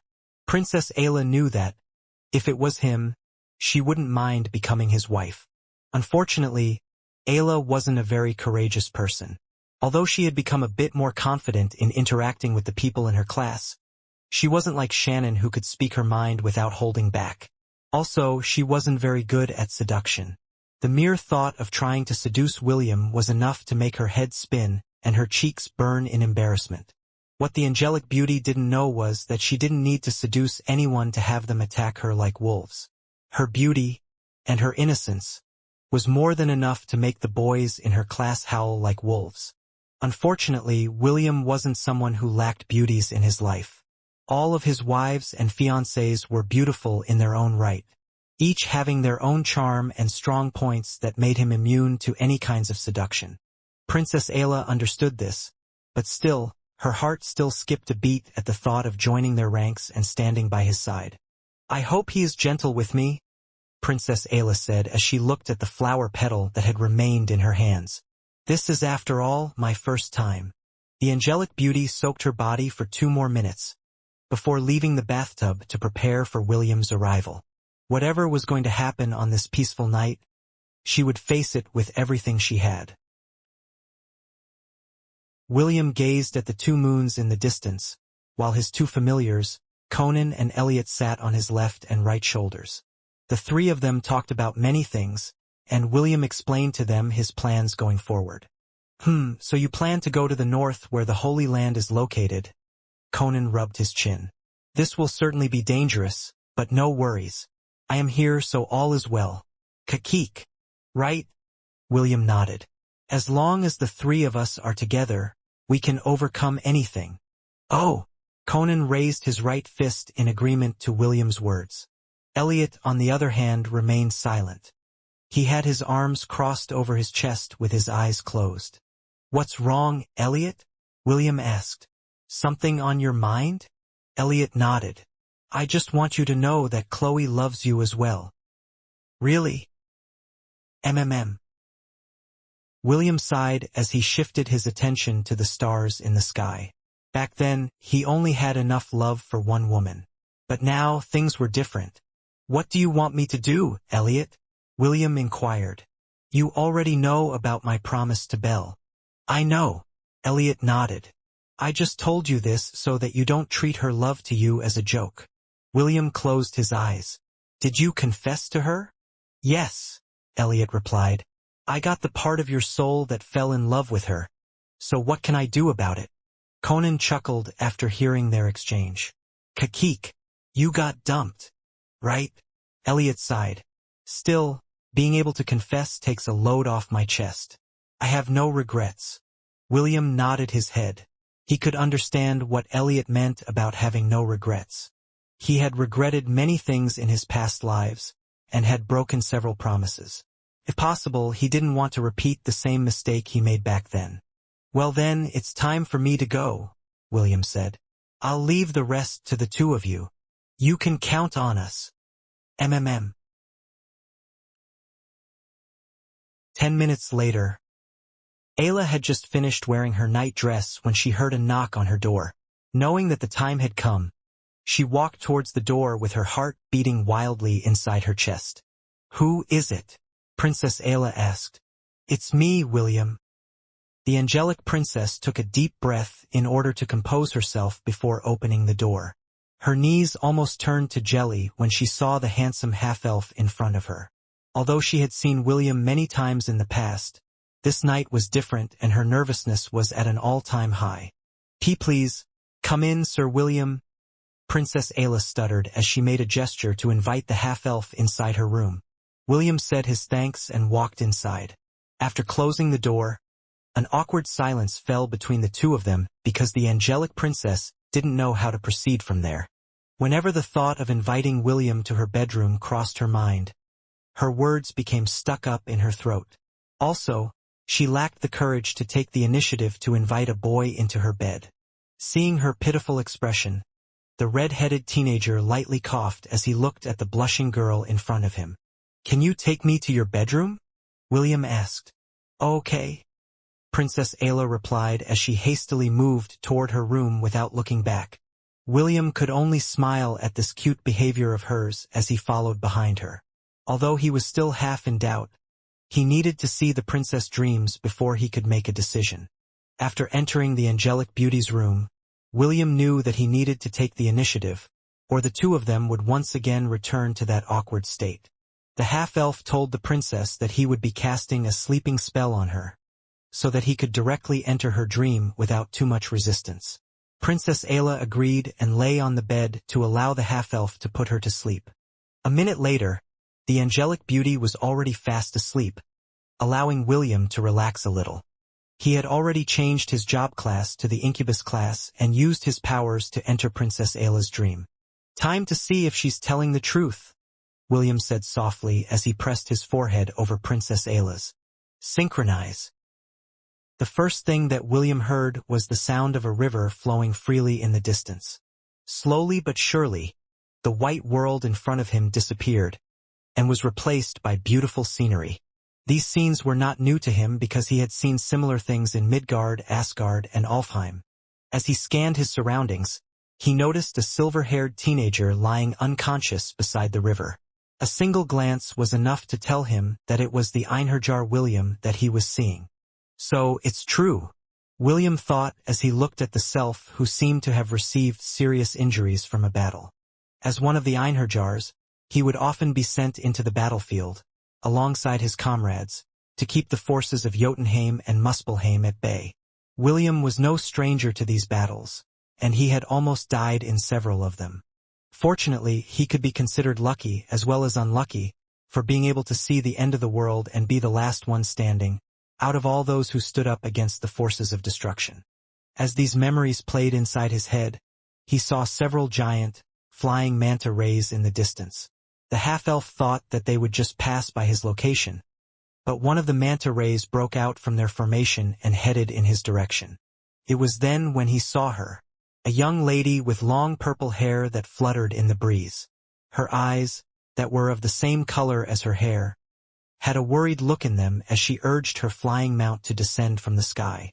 William watched as the angelic beauty jumped off her mount and went to check the condition of the fallen warrior who was seriously injured.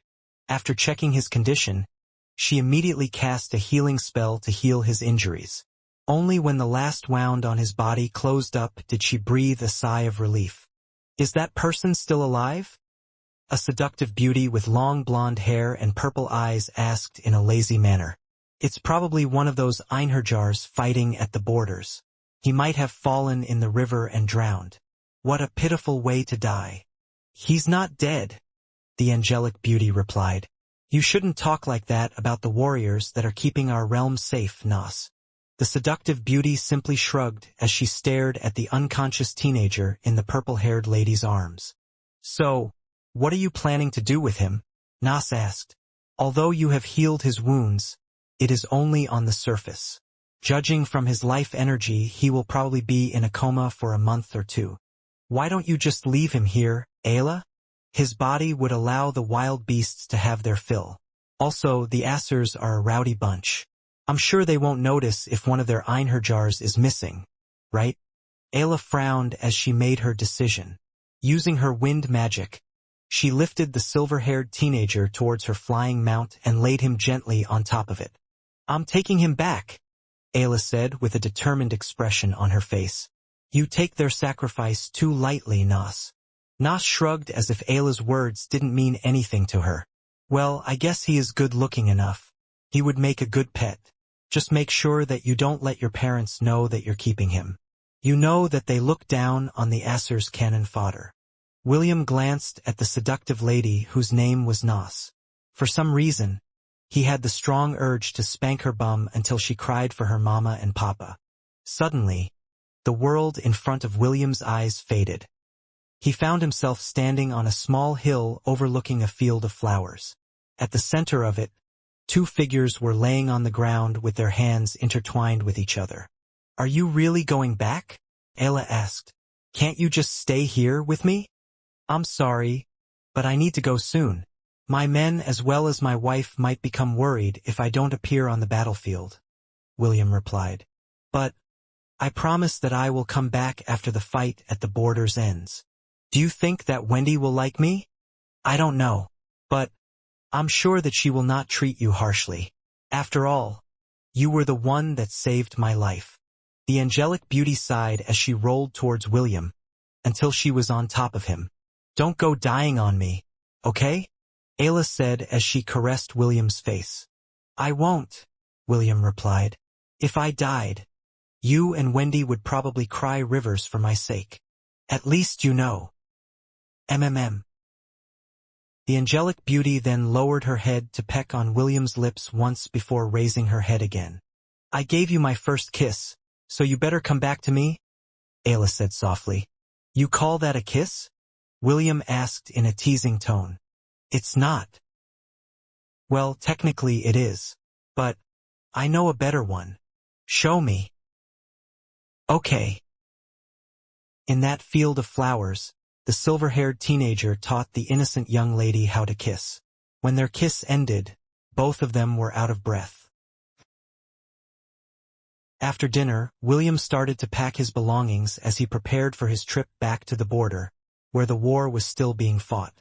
No matter how much Ayla tried to convince him to forget about the war and stay with her, his resolve was firm. This was his last night in Ayla's villa, and he was also feeling sad about it. After being saved by her, she nursed him back to health and kept him company until he recuperated. Because of this, the two became close. They went from strangers to friends, to lovers in the span of 2 months, and William knew that he would miss her dearly after he left. Just as he was about to sleep on his bed, he heard a knock on his door. William didn't need to ask who it was, because he was very familiar with Ayla's presence. After opening the door, the angelic beauty threw herself into William's arms with tears in her eyes. "I won't stop you from leaving, but please, just for tonight, let me stay here with you," Ayla pleaded. "Okay." William replied as he wrapped his arms around Ayla and kissed her forehead. But, are you sure you want to stay with me tonight? Yes. I won't be able to hold back and embrace you. Are you really fine with that? William knew that Ayla had resolved herself to take their relationship to the next level. Although he was happy because of this development, he was also sad because circumstances had forced her to act this way. Seeing his hesitation, the angelic beauty wrapped her arms around William's neck and tiptoed to kiss his lips. That kiss broke the last restraint that was holding the silver-haired teenager back. He no longer hesitated and led Ayla to his bed. Soon, the rustling of clothes was heard, as Ayla's celestial dress, as well as William's robe, fell to the floor. Both of them knew that this was going to be a long night, and they would do everything they could to ensure that it would be a memorable one. You're beautiful, Ayla. Thank you. As their clothes fell down from their bodies, William and Ayla stared at each other for a half a minute before sharing a passionate kiss. She was no longer ignorant to what a real kiss was because they had already kissed each other countless times over the past few weeks. That was all they did and nothing else. Ayla knew that William had been holding back because he thought that she wasn't ready. However, since he was about to leave her, Ayla gathered all of her courage to visit him, so they could share a memorable night together. It was then when she felt the silver-haired teenager's right hand that was resting on her waist slowly moved upwards.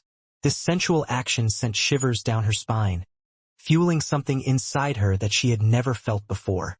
William's hand then cupped Ayla's well-shaped breast that perfectly fit his hand. Slowly, but surely, he started to knead it, while lightly pinching its pink tip, making it firm under his touch. Ayla was surprised by the numbing sensation that suddenly washed over her body, but she didn't find it repulsive. Although she was feeling nervous and her heart was beating wildly inside her chest, she continued to kiss William and allowed him to do as he pleased with her body. After their kiss ended, William sat on top of the bed and pulled Ayla close to him. "Wrap your arms around my neck," William said as his hands rested on Ayla's backside, pulling her close to him. Doing as she was ordered, the angelic beauty wrapped her arms around William's neck and waited for her beloved's next move. William started to kiss and nibble Ayla's firm and pink tips that were eager for his love. Whenever he sucked on them, Ayla would bite her lips subconsciously as she felt William's tongue play with it inside his mouth. Still, that was the least of her worries. William's hands weren't being idle either. They kneaded and squeezed Ayla's backside, making her gasp.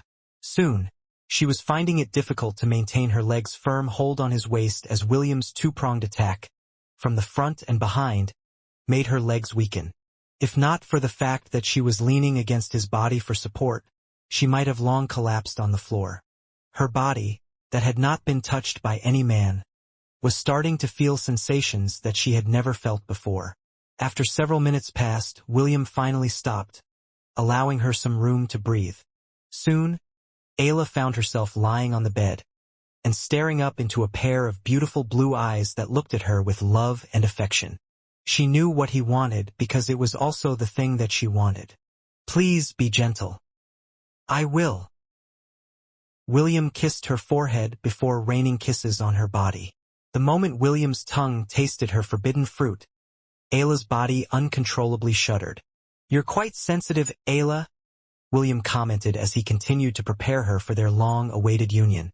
When he felt that she was ready, William kissed her one last time before claiming her maidenhood, dyeing the sheets with the proof of her purity. Her cries of pain didn't last long and soon turned to sighs of pleasure. William could feel his breathing getting rough as he listened to her innocent moans that fanned the fire in his loins. He wanted her so badly that holding back pained him. Her purple eyes looked at him with love. Her soft lips tasted like heaven. Her beautiful body was now under his own, and her maidenhood had been surrendered to him. He was more than happy to claim them all. Soon, a grunt escaped his lips, as he released his essence inside her innocent womb, marking it as his own. Ayla's body shuddered for the umpteenth time as something hot seeped inside her body, making her feel faint. Her first time had been too intense, and it was more than she could handle. Even so, Ayla remained conscious as the waves of pleasure washed over her body. I love you, Ayla. I love you too, Will. The night was still young, and William had to leave when morning came. Because of this, the two made love again and again, until they could no longer move their bodies. William looked at the two sleeping people on the bed with a complicated look on his face. He was merely an observer in this dream, and yet, he could sense the feelings both had for each other. Soon, this scene disappeared and was replaced by another then another. This continued until William was dragged onto an altar with his arms and legs bound in chains. Ayla, you don't have to listen to them, the silver-haired teenager said with labored breaths, as he looked at the maiden who had sacrificed many things for his sake. Ayla, it is better to put an end to his suffering. Nas, the seductive beauty with long blonde hair and purple eyes, said with a smile. Your relationship with him will never be recognized by anyone. If you resist, the elders will just continue to torture him until you agree to end this farce. Ayla lowered her head as a single tear streamed down the side of her face. She knew that her friend, Nas, was right. If she continued to be stubborn, the only one who would suffer would be the silver-haired teenager whose entire body was now covered with wounds. Will, I'm sorry, Ayla said as she pressed her hand over her lover's forehead. Even if you forget about me, I promise that I won't forget about you. Not now, not until the end of time. Her hand glowed with power as she activated her unique ability that could erase people's memories. Ayla, please don't do T-. The silver-haired teenager tried to resist, but he still lost consciousness after Ayla used her ability on him. William collapsed on the floor, as the angelic beauty covered her face with both of her hands and sobbed, because she knew that she had lost someone very important to her today. It's not that hard, right? Nas wrapped her arms around Ayla's body and whispered in her ears. Because of what you did, he doesn't have to suffer anymore. You made the right choice. It was at this moment when the neighing of a horse was heard from the heavens. Clad in lightweight armor, and carrying the flag of Asgard, a Valkyrie landed on the altar. She glared hatefully at the Vanir who had tortured her beloved, after what he had done for them. Using her supernatural strength, Wendy broke the chains that bound William. She then supported his body until he was firmly mounted on her winged horse before mounting it herself. Wendy's left arm supported William's waist and held him in place, while the half-elf's head rested on her chest. She had traveled a great distance in order to arrive at Vanaheim to rescue her beloved from the stuck-up Vanirs who thought highly of themselves. Wendy, I'm sorry, Ayla said as she looked at the Valkyrie captain who was supporting William's body. You don't have to apologize, Wendy sneered. From now on, never show yourself in front of him again. He doesn't need you in his life. The dream ended after that. When William opened his eyes, he found himself lying beside Princess Ayla, who was still sleeping. As he gazed at her angelic face, he noticed that the princess was crying. The half-elf didn't know that this wasn't the first time that Ayla had cried whenever she saw that parting scene in her dreams. It was as if her entire soul was crying out for the relationship that she and William had lost on that day. What am I going to do with you? William muttered softly as he used his fingers to wipe away the tears from her eyes. Only when Ayla stopped crying did the half-elf sigh in relief. He didn't want to admit it, but seeing her cry like that made his heart ache. After making sure that all her tears had been wiped dry, William covered her with a blanket and lightly patted her head before leaving the bed. He had many things to think about, and he was afraid that staying in the same room as her would make things difficult for him. Good night, Ayla, William said before closing the door. Little did he know that a minute after he left, the tears that he thought were no more were shed once again. A tear fell from Shannon's eyes as she finished the last brush stroke of her painting. I'm sorry, Shannon said as she covered her face with her paint-stained hands, due to Princess Ayla's weird behavior after William whispered something in her ear. Shannon thought that something was amiss. After asking the angelic princess what was wrong with her, she subconsciously muttered that William was planning to sleep with her tonight. This revelation made Shannon blush because she didn't expect that William would immediately take things to the next stage after receiving their confessions. Because of this, she decided to spy on the two of them, thinking that she would be able to better understand how couples share their nights together. However, what she saw was completely unexpected. Although she had seen what she was looking for when the silver-haired William and Ayla embraced each other, what followed next was heartbreaking. It was like watching a very wholesome show that suddenly became a tragedy. This caught Shannon completely by surprise, and she didn't expect that her curiosity would leave her feeling so bitter and sad at the same time. Although she didn't fully understand it, she had a hunch that what she saw was William's and Princess Ayla's past life. This concept was not new to her because she had seen how William traveled back to Earth and met Belle, who had been his love in his previous lifetime. Truth be told, Shannon felt a little envious because she didn't have this kind of connection with William. Even so, she still felt that he was the prince in the books that she had read in the past. No. Shannon wanted William to become her prince. When she heard about the prophecy of the Prince of Darkness, she wished that the prophesied prince would come to save her and pledge his undying love to her. Sadly, fairy tales were different from reality. Any prince, no matter who they were, would commit suicide after seeing her face. This was something that she couldn't control even if she wanted to. This was why, when William first visited her in the shrine, she was very eager to know if he would be able to resist the power of her divinity. Sadly, he couldn't even after trying twice. Back then, Shannon no longer thought of William as the prophesied prince for one single reason. How can the prince be affected by her divinity? Since he was the Prince of Darkness, he must be able to overcome anything in order to bring the entire world to its knees. That was Shannon's belief, and she had thought that Celeste and Celine weren't the true brides of darkness. But her. What should I do? Shannon muttered after regaining control of her senses. Should I apologize to Ayla? No, if I do that, she will know that I spied on her last night. Shannon was at a loss about what to do and her feelings were in disarray. Because of this, she didn't notice a little fairy looking at the paintings that she had drawn from behind her back. It was only after a few minutes that Shannon realized that she wasn't alone and immediately turned around to look at Chloe, who was looking at her paintings with her arms crossed over her chest and a serious expression on her face. What are you doing here? Shannon asked. Don't you know how to knock? Knock? I came through the window, Chloe replied. Why should I knock on windows? That's not the point. I didn't give you permission to enter my room. Oh? Don't sweat the small details. You're like that old man, Byron, who always complains whenever I break down the door of his office. Shannon didn't know how to respond to Chloe's nonchalant attitude. Clearly, she was used to barging into other people's private space. Because of this, Shannon completely ignored the little familiar as she stood up to drink a glass of water. Silence descended inside Shannon's room as the two girls did their own thing. Both of them had things on their mind and were in no mood to talk to each other. William sighed for the umpteenth time as he held a canned soda in his hand. Conan and Elliot were right beside him and munching on sunflower seeds. So, how did it go? Conan asked. Is Ayla really one of your past lovers?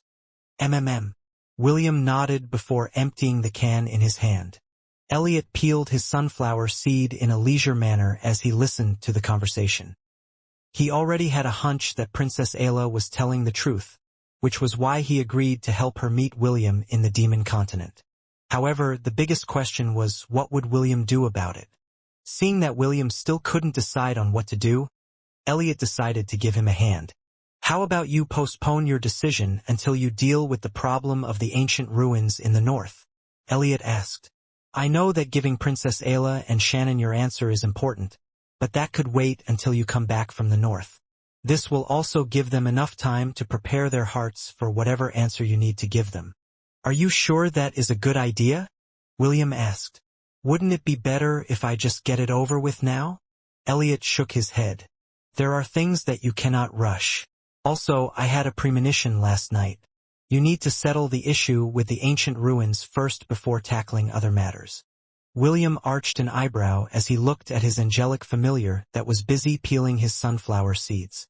He knew that Elliot had the power of clairvoyance, so he didn't mind listening to his suggestion. Are you sure that there will be no issues? William inquired. Relax. Shannon won't start a genocide just yet, Elliot replied before taking a bite of the seed in his hand. That will happen after you return. William rubbed his face with the palm of his hand. This doesn't make me feel relieved at all. Will, you and I both know that you don't need to wait for the future, Elliot said as he gave William a sidelong glance. It comes soon enough. And for your sake, I pray that it comes soon enough. Elliot muttered the last part of his statement in a voice that was so low that not even William's strong hearing could pick up. Although it didn't show on his face, Elliot had been feeling restless lately after seeing what the future held for William. He had already used his powers to formulate several possibilities, but all of them led to the same ending. The only difference was the order in which things were going to unfold and their severity. Since that was the case, Elliot had resolved himself to push events that would give William a higher chance to reach the goals that he had set for himself. This was the only thing he could think of in order to ward off that dark future that awaited all of them. Will, just remember one thing, Elliot said as he stared at William with a serious expression. No matter what happens, you always have a choice. William stared at Elliot long and hard before giving him a brief nod. For some reason, Elliot's words resonated inside his core, and it made him feel that something inside him had been cleared up. Although he still didn't know what that thing was, he was sure that he would find it after he traveled to the Holy Land of Darkness. Zeph, please take care of them while I'm away, William said with a smile as he looked at the old man's face that was slowly turning green from anger. Ha ha ha, of course, Zeph replied as he patted William's shoulder. I'll make sure that the young misses are well taken care of. William knew that although Zeph was smiling, deep inside the old man was cursing him and his ancestors from the bottom of his heart. If possible, he didn't want to babysit Princess Ayla and Shannon, while the half-elf went to the north to handle his business. But, since William was the contractor of the Forterre Deathworm, the old coot had no choice but to send him off with a smile and assure him that everything was going to be all right. William nodded his head with a satisfied expression on his face before turning his attention to Princess Ayla and Shannon. Wait for my return, William said. I promise that I will give you my answer by then. Princess Ayla nodded her head in understanding. Ever since William had entered her dream, she felt as if a burden had been taken off her shoulders. Shannon, on the other hand, reluctantly nodded her head because she understood that she couldn't force her way inside William's heart were she to insist on following him on his journey. Besides, her ability to travel long distances could be used once again, so she wasn't worried about not being able to go to where William was, in case he needed her. Conan, Elliot, look after them for me, William ordered his two familiars who patted their chest with confidence. Kakik, leave it to me. Consider it done. Just as William was about to leave, Chloe landed on his head and sat on top of it. I'm going with you, Chloe declared. I'm sure that what you are about to do is dangerous. I'll make sure to keep you safe. William was about to urge Chloe to stay and protect Princess Ayla and Shannon, when Elliot's telepathic message reached his consciousness. Take Chloe with you, Elliot insisted. She will be of great help to you. William paused for a bit before nodding his head. He had decided to heed Elliot's advice and take the little fairy with him on his journey. Okay. Sixth Master, make sure to keep me safe. Of course. This is my duty as your master. The little fairy that sat on top of William's head grinned in happiness as she waved her goodbyes to Princess Ayla, Shannon, Conan, and Elliot. She was determined to go with William, even if she had to beat him black and blue in front of everyone. In order to keep the half-elf from suffering such torture, Elliot decided to step in and advised William to take her with him. Besides, he didn't lie when he said that Chloe would be of great help to him on his journey to the north. I'll be going then, William said as he waved his goodbyes to everyone. I'll see you all as soon as I can. After bidding his farewell, he turned into a lightning bolt and shot through the skies, heading towards the north. Elliot looked at William's departing figure and the smile on his face disappeared. It was replaced with a solemnness that he rarely showed to anyone. He knew that no one could stop what was about to come, and the only thing he could do was to prepare himself for the inevitable. A streak of lightning landed in a valley that was several miles away from the ancient ruins that were being heavily guarded by the demon army. "Welcome back." Celine nodded her head in greeting, as she looked at William from the balcony of Baba Yaga's wooden house. "Have you finished your business?" "It is still unfinished business, but that will have to wait until our return," William replied. "Where are the others?" William scanned his surroundings, but he couldn't find Vesta's, Kira's, and Athrun's flying carriages anywhere. This was supposed to be their meeting place after he had left for the Forterre Desert to meet with Princess Ayla, Shannon, Conan, Elliot, and Chloe. Vesta received a message from her father, telling her to go to a city not far from here, Celine replied. "According to her, that is where she will wait for the two of us to return." Kira and Athrun decided to stay with her because they knew that they couldn't accompany us to our destination. William nodded his head in understanding. It was true that only he and Celine needed to go to the ancient ruins in order to deal with their current circumstances. Bringing others along would just put them in needless danger. "Why is my sister's familiar with you?" Celine frowned as she looked at Chloe, who was seated on top of William's head. "Sixth Master decided to come with me as my bodyguard," William replied. "Don't worry, she can take care of herself." Chloe eyed Celine but kept her mouth shut. She knew that Celeste and Celine had a good relationship, so she didn't want to start any conflicts with her. Also, William traveled all the way to the demon continent in order to look for his master. She was not stupid enough to make things difficult for either party. After hearing William's reply, Celine pondered for a while before nodding her head. She had seen what Chloe was capable of in the past and knew that even if she fought against her sister's familiar, the chances of her getting seriously injured was quite high. "Will, I know that we already talked about this, but I'll ask you one last time," Celine said with a serious expression on her face. "Are you sure about this? Once we do this, there is no turning back." "Master, running away doesn't solve anything," William replied. "It will just prolong our suffering. It will be better if we just go there and find out why our dark powers keep getting out of hand." Celine closed the book in her hand and floated towards William's location. "I'm ready when you are," Celine declared. William nodded as he held her hand firmly. "Let's go. Whatever is waiting for us, we will face it together." It didn't take long for William and Celine to arrive at the temporary stronghold that the demons had built near the entrance of the ancient ruins. "It's bigger than I thought," Celine said as she glanced at the ruins in front of her. "To think that something like this has been buried for countless years and was only unearthed recently, it makes me wonder if it's just coincidence." "No," William shook his head. "This is no coincidence. It might be due to that prophecy." "Prophecy? Is that edible?" Chloe asked before chewing the gummy bear in her hand. William and Celine exchanged a glance before giving each other a helpless smile. To be perfectly honest, William didn't believe in prophecies. However, he could no longer deny that there seemed to be some kind of mysterious power that was pushing things in motion. He didn't know if this was really what the prophecy was like. All he knew was that he wouldn't allow Celine to become the bride of whoever that prince was.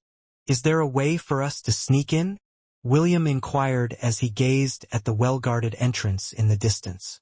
If possible, he didn't want to force himself in because he was afraid that it might trigger the ancient ruins' defense mechanism and make the dark powers inside his body lose control. During that state, he was practically helpless. In order to prevent both of them from being incapacitated, he opted for the most optimal way to enter the holy land of dark magic.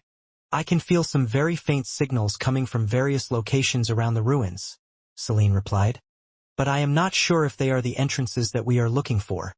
Chloe, who had been sitting on top of William's head, voiced out her thoughts.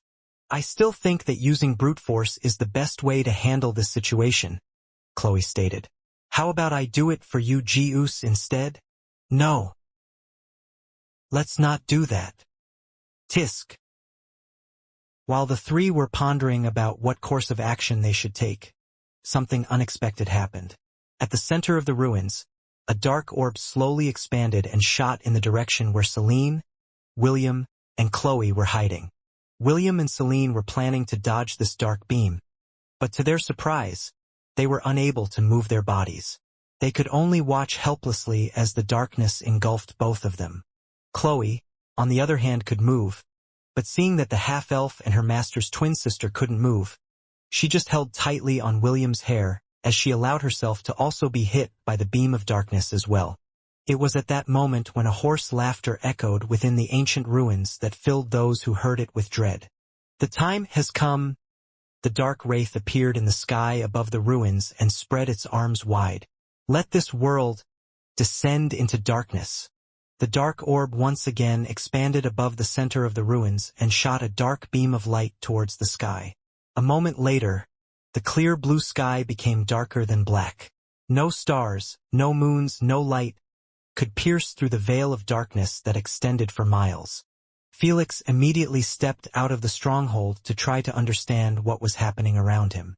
Although the demon army that had built the temporary stronghold was made up of elite warriors, he could sense the anxiousness in his surroundings, and he understood that if this continued, things might slip out of his control. However, before he could even do anything, the dark orb once again expanded and shot a beam of darkness around the ruins in a circular manner, hitting every living thing within a 10-mile radius of the ancient ruins. A few seconds later, not a single soul could be seen in the stronghold or in the surrounding regions. The dark wraith laughed once again before disappearing from sight. Every demon clan near the ancient ruins was startled when they saw the unbelievable phenomenon that just transpired near their borders. None of them wasted any time and sent their fastest scouts to investigate what was happening. A few hours later, the scouts returned with grim expressions on their faces. According to their observation, the field of darkness was slowly expanding outwards. They insisted that it was only a matter of time before it reached their territories. "Did you cross the boundary of darkness?" One patriarch asked one of the scouts that he had sent to investigate. "Yes," the scout replied. "Aside from being under a dark sky, I didn't notice any noticeable changes in my body." "Are you sure?" "Yes, my lord. There is nothing wrong with Arg." The scout held onto his head in pain, while everyone in the room backed away. Tendrils of dark mists oozed out of his body as he rolled around on the ground. A few minutes later, he stopped moving completely. The patriarch grit his teeth as he willed himself to walk towards his fallen subordinate to check his condition. When he was only a few meters away from him, the subordinate's eyes opened. The patriarch was shocked to see that his pupils had turned completely black, instead of the orange color that was the trademark of their clan. The scout slowly stood up as he gazed indifferently to the demons around him. "The heir of darkness will be born soon," the scout said. "All who submit to him will live. All who oppose him will perish." The scout walked towards the patriarch, while the latter backed away in fear. Seeing his reaction, the scout laughed hoarsely, which made everyone inside the room shudder uncontrollably. "Spread the word," the scout said as the mist that was oozing out of his body slowly dissipated. "He is coming. Darkness will soon reign supreme." After laughing one last time, the scout collapsed on the ground, dead, like a puppet whose strings had been cut. This scene was happening in many places at almost the same time. The messengers of darkness had heralded the coming of their lord. Just as they said, the dark sky was slowly expanding outwards, covering the land in eternal darkness. Forced to make a decision, the patriarchs immediately held an emergency meeting. They were only left with two choices: cease all resistance and submit to the soon-to-be-born heir of darkness, or flee their territories and head south to escape him. As those whose territories bordered the northern regions were on their way to making a hard decision, the other demon clans weren't being idle either. Although they were quite far from the north, they didn't feel secure. Even they felt that it was only a matter of time before their own territories would be under the dark sky, and fall under the rule of whoever would be chosen to become their new master. The southern regions of the demon continent. "So, it has finally started." Josh gazed at his artifact that was monitoring the ancient ruins. Dark lightning streaked across the sky as thunderous roars boomed in the heavens. The lightning bolts would hit the ancient ruins from time to time, but they didn't do any damage to it. It seemed that the lightning itself was being attracted to it. "Zeph, what are your plans?" Josh asked as he gazed at another round mirror that was hovering beside him. "We will wait for the time being," Zeph answered with a solemn expression on his face. "According to my calculation, it will take at least 2 to 3 months before the dark domain reaches the Forterre Desert. We have plenty of time to evacuate. I have already ordered my subordinates to prepare the logistics for if and when we are going to leave our homeland. For now, the majority of our people still don't know what is happening in the north. I'd like to keep it that way for a month so there wouldn't be any cause for panic. My liege lord, Lorcan, also thinks the same way." Josh nodded his head in understanding. "I will tell my daughter and her entourage to join your clan for the time being," Josh said. "Watch over them for me. If you decide to flee, take her with you." "Understood." "Okay." The image of Zeph faded from the round mirror. Josh once again contacted all of his allies and asked them on what course of action they were planning to take. The main reason why Josh had volunteered to become the gatekeeper of the South was due to the discovery of the ancient ruins.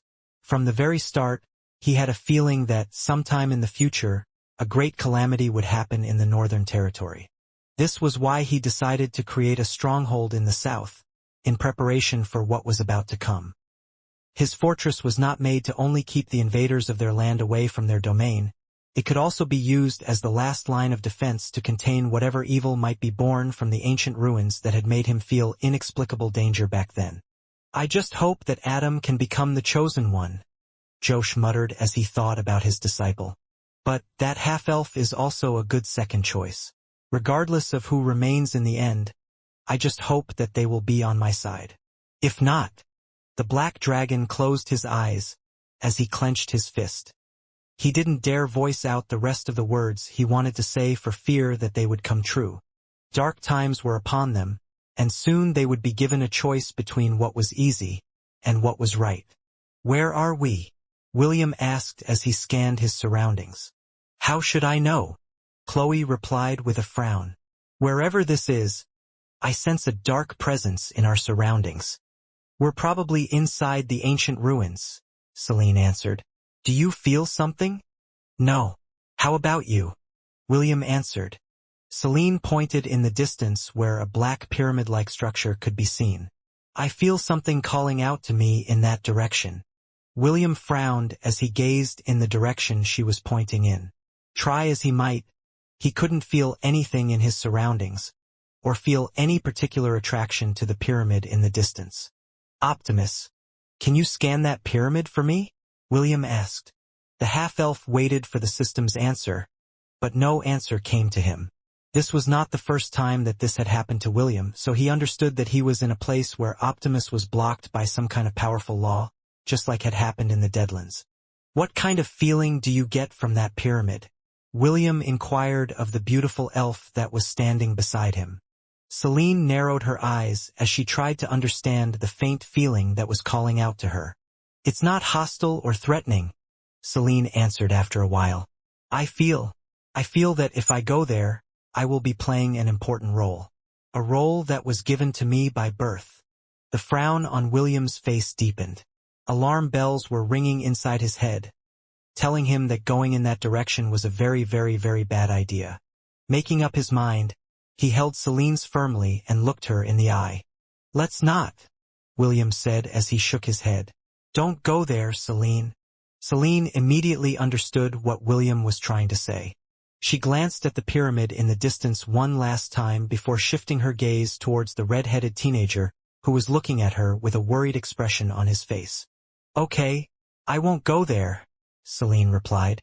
Just as the two of them were about to discuss what they were going to do next, a hoarse laughter was heard behind them. William immediately stood in front of Celine as he faced the dark wraith who was hovering several meters away from them. "Welcome." The dark wraith bowed towards Celine in a respectful manner. "I have been waiting for you, sacrificial bride of darkness."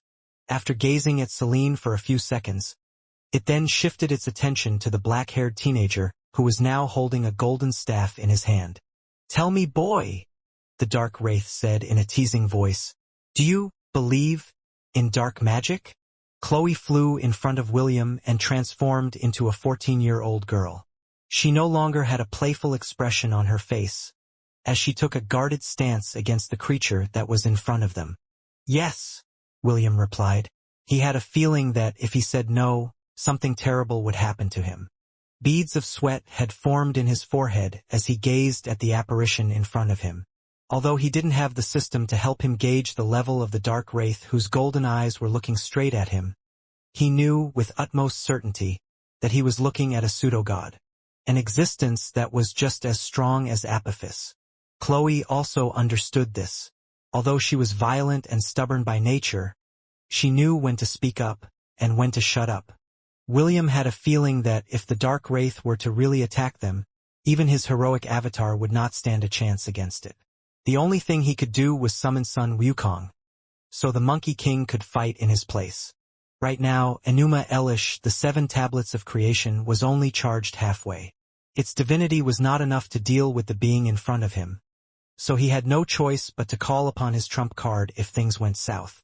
Fortunately, the dark wraith didn't seem to have any intention of attacking him.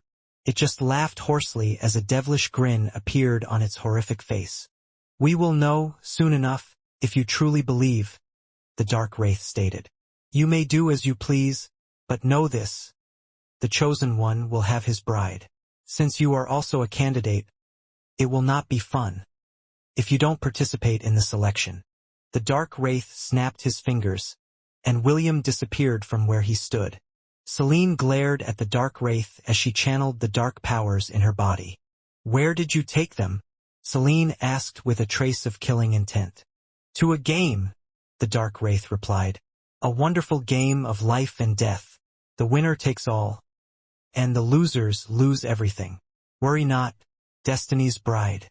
You will soon meet your destined one." William found himself in what seemed to be an open plain. Several demons were also standing near him, as they, too, looked around them in confusion. On a raised platform overlooking them all, over a dozen young individuals stood. They were looking down on the newcomers with complicated looks on their faces, as the dark stars on their shoulders glowed faintly.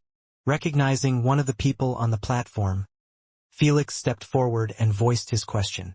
"Adam, what is going on here?" Felix answered. "Where is this place?" This was the question that was on everyone's mind at the moment. Together with Felix, all the demons that were stationed outside the ancient ruins stood with their weapons at the ready. Although they didn't know where they were, their sense of danger was telling them that things were about to get messy soon. "This is a slaughter domain," Adam answered. "Today, the heir of darkness will be chosen from among all of us." Adam then raised his weapon and pointed at the glowing red dot on the horizon. "Whoever gets there first will be the heir of darkness," Adam said with a serious expression on his face. Felix glanced at the direction Adam was pointing and nodded his head. "So all we need to do is get there, right?" "Easy enough," Felix answered. "If we all work together, we can overcome this obstacle." Adam snorted as he gazed down at the firstborn of the demon lord. "Only those that have the qualifications can reach that place," Adam stated. "Right now, all of you gathered here are not qualified to be the chosen one." Felix frowned as he looked up at the demon whom he thought he had made his loyal subordinate. "What do we need to do to become qualified?" Felix asked. Adam, as well as the demons standing by his side, smiled as the power of darkness inside their bodies burst forth. "Simple," Adam replied. "All you need to do is believe in dark magic." A few seconds later, a scream of pain came from one of the demons that was standing at the very back of Felix's group. A dark blade could be seen sticking out of his chest. A few seconds later, the demon's body collapsed on the ground. He was no longer breathing, but his body quickly turned completely black. Everyone gazed at the killer, who resembled a dark knight, who was wearing black armor and wielding a dark sword. Soon, more dark knights emerged from behind them, until they numbered 100. Although there were almost 10,000 demons present in the scene, they had a feeling that even if they all worked together, they would still fall prey to the dark knights who were pointing their swords at them. "Go!" Adam ordered. "Let the killing begin." The Black Knights charged at the thousands of elite demons that made up the bulk of the army that had been stationed near the ancient ruins. At first, William thought that the Black Knights would overwhelm the demons with their strength, but to his surprise, the demons easily subdued them with their teamwork and battle formation. The half-elf then glanced at Adam, who was standing on top of the raised platform, to see his reaction. When he noticed the sneer on the young demon's face, he knew that something wasn't right. "I have a bad feeling about this," William thought as he whispered in 40-year-old Chloe's ear. "Sixth Master, don't engage the enemies. We will just observe for the time being." Chloe frowned, but didn't argue with William. She too felt that something was wrong, so she decided to stay put and observe for the time being. Naturally, it was not only the half-elf who were thinking of the same thing. Felix, as well as the two ladies who were standing near him, also felt that something was amiss. "Adam, I'm giving you exactly 20 seconds to explain everything to me," Felix stated. "If you don't give me the answer I am looking for, I'll make you regret making a fool out of me." Adam ignored Felix as he looked down on the defeated Black Knights who had been dismembered, their bodies scattered across the ground. He and those that had entered the ancient ruins had fought these knights for many days, and had witnessed how terrifying they could be when the right conditions were met. "If I were you, I'd pay more attention to what's behind you," Adam replied. "Turning your back on your enemy is a foolish thing to do on the battlefield." "What are you talking?" Felix wasn't able to finish his words because he felt something ominous behind him. After turning around, he noticed that the dismembered Black Knights had put themselves back together and doubled their height. If in the beginning they were only 2 meters tall, now they were 4 meters tall. Without waiting for Felix's orders, the demons once again attacked the Black Knights. But this time, they had a harder time subduing them. The Black Knights were now twice as strong as they were originally, and even though the demons had a numerical advantage, the 100 Black Knights were able to kill over 200 of them before collapsing on the ground.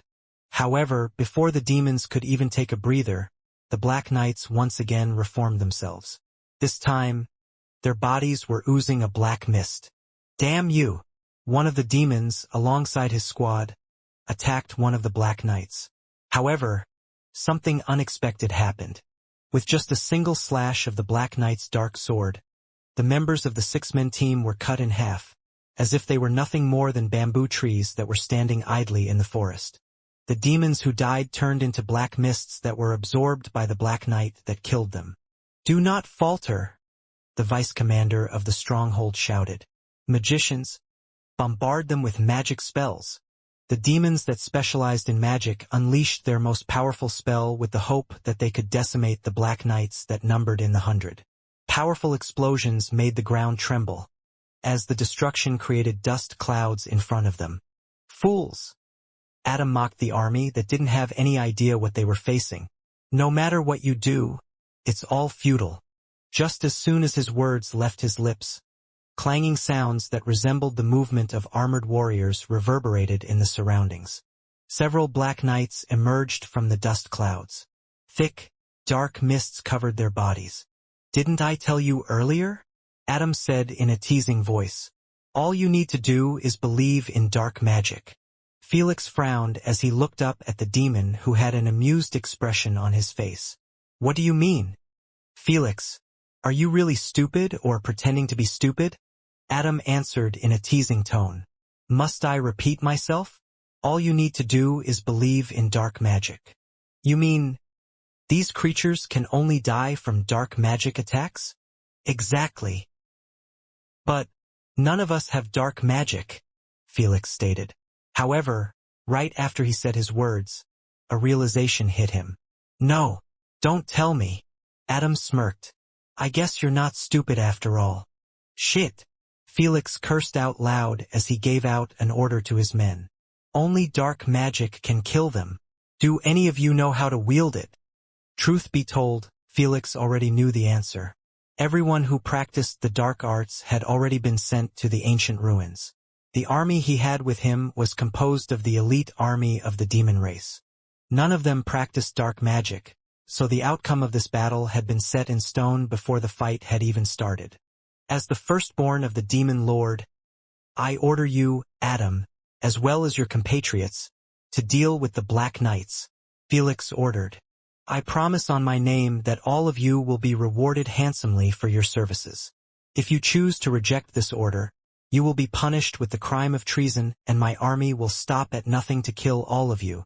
Adam chuckled after hearing Felix's high-handed order. For him, this was the funniest thing he had heard in a long while. I think you still don't understand your situation, Felix, Adam said after he had his fill of laughter. You have no power here. Just patiently wait for your death, and sacrifice your life to the god of darkness. Bastard! Felix summoned his sword and pointed it in the direction of the raised platform. Everyone, kill that ungrateful mongrel as well as his cohorts. Kill! The demon army charged at the raised platforms with their weapons held high.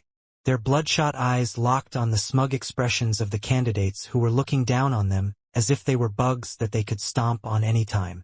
Powerful spells were fired in the direction of Adam and the others, but none of the practitioners of the dark arts even bothered to bat an eye.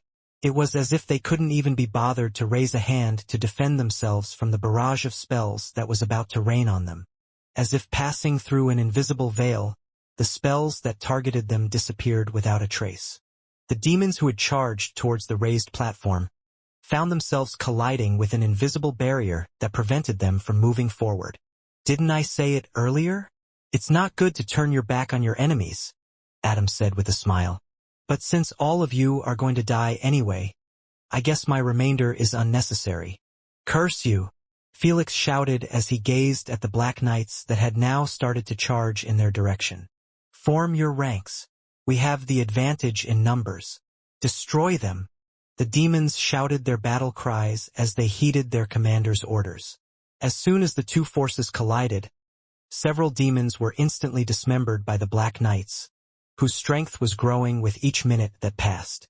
William, who was observing the battle from the side, didn't move. His hand was resting on Chloe's shoulder, as if preventing her from joining the battle. He didn't care if the demon lord's entire army was annihilated. For him, this was a good thing, since the demon lord had the intention of invading the central continent.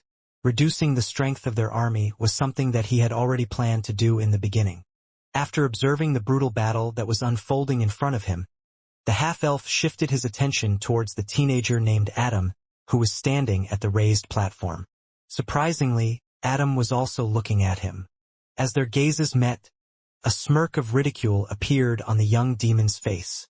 So, you are the son of the dungeon conqueror, Adam thought as he looked down on the black-haired teenager with contempt. Since he is here, it means that the Bride of Destiny is also here.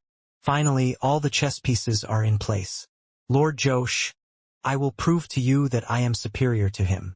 I will be the one to inherit the power of darkness, and make this world submit under my rule.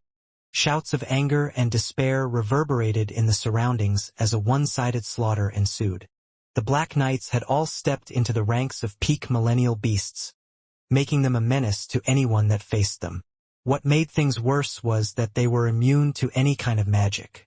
Even if physical attacks work on them, they would just rise up from the ground after a few seconds and resume their rampage.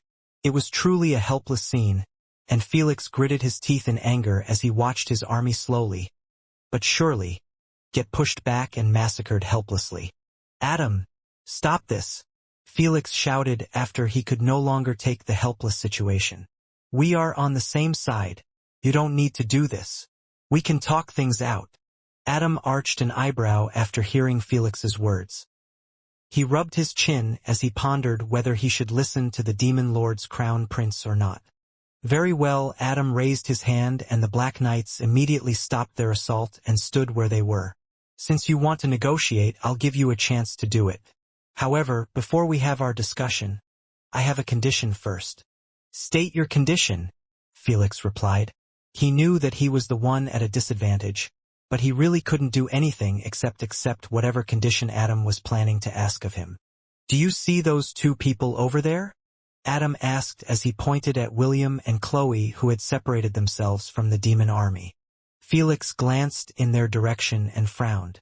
He had noticed the two individuals just as the Black Knights attacked, but since they weren't hostile, he completely ignored them.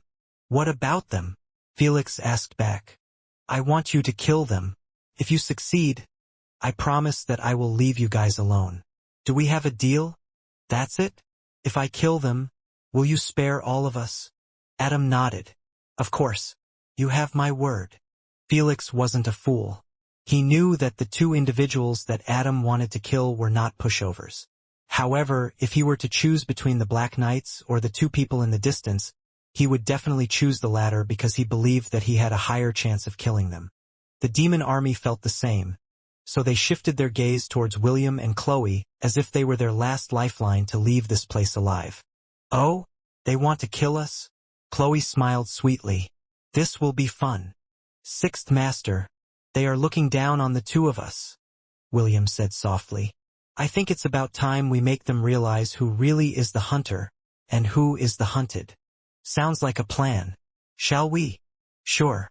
Let's rumble." Chloe and William stomped their right foot forward at the same time before disappearing from where they stood.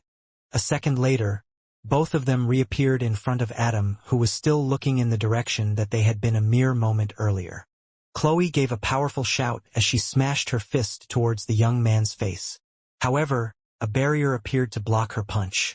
As soon as Chloe's fist collided with the barrier, a resounding cracking sound filled their surroundings. The barrier shattered like a crystal glass, taking Adam by surprise.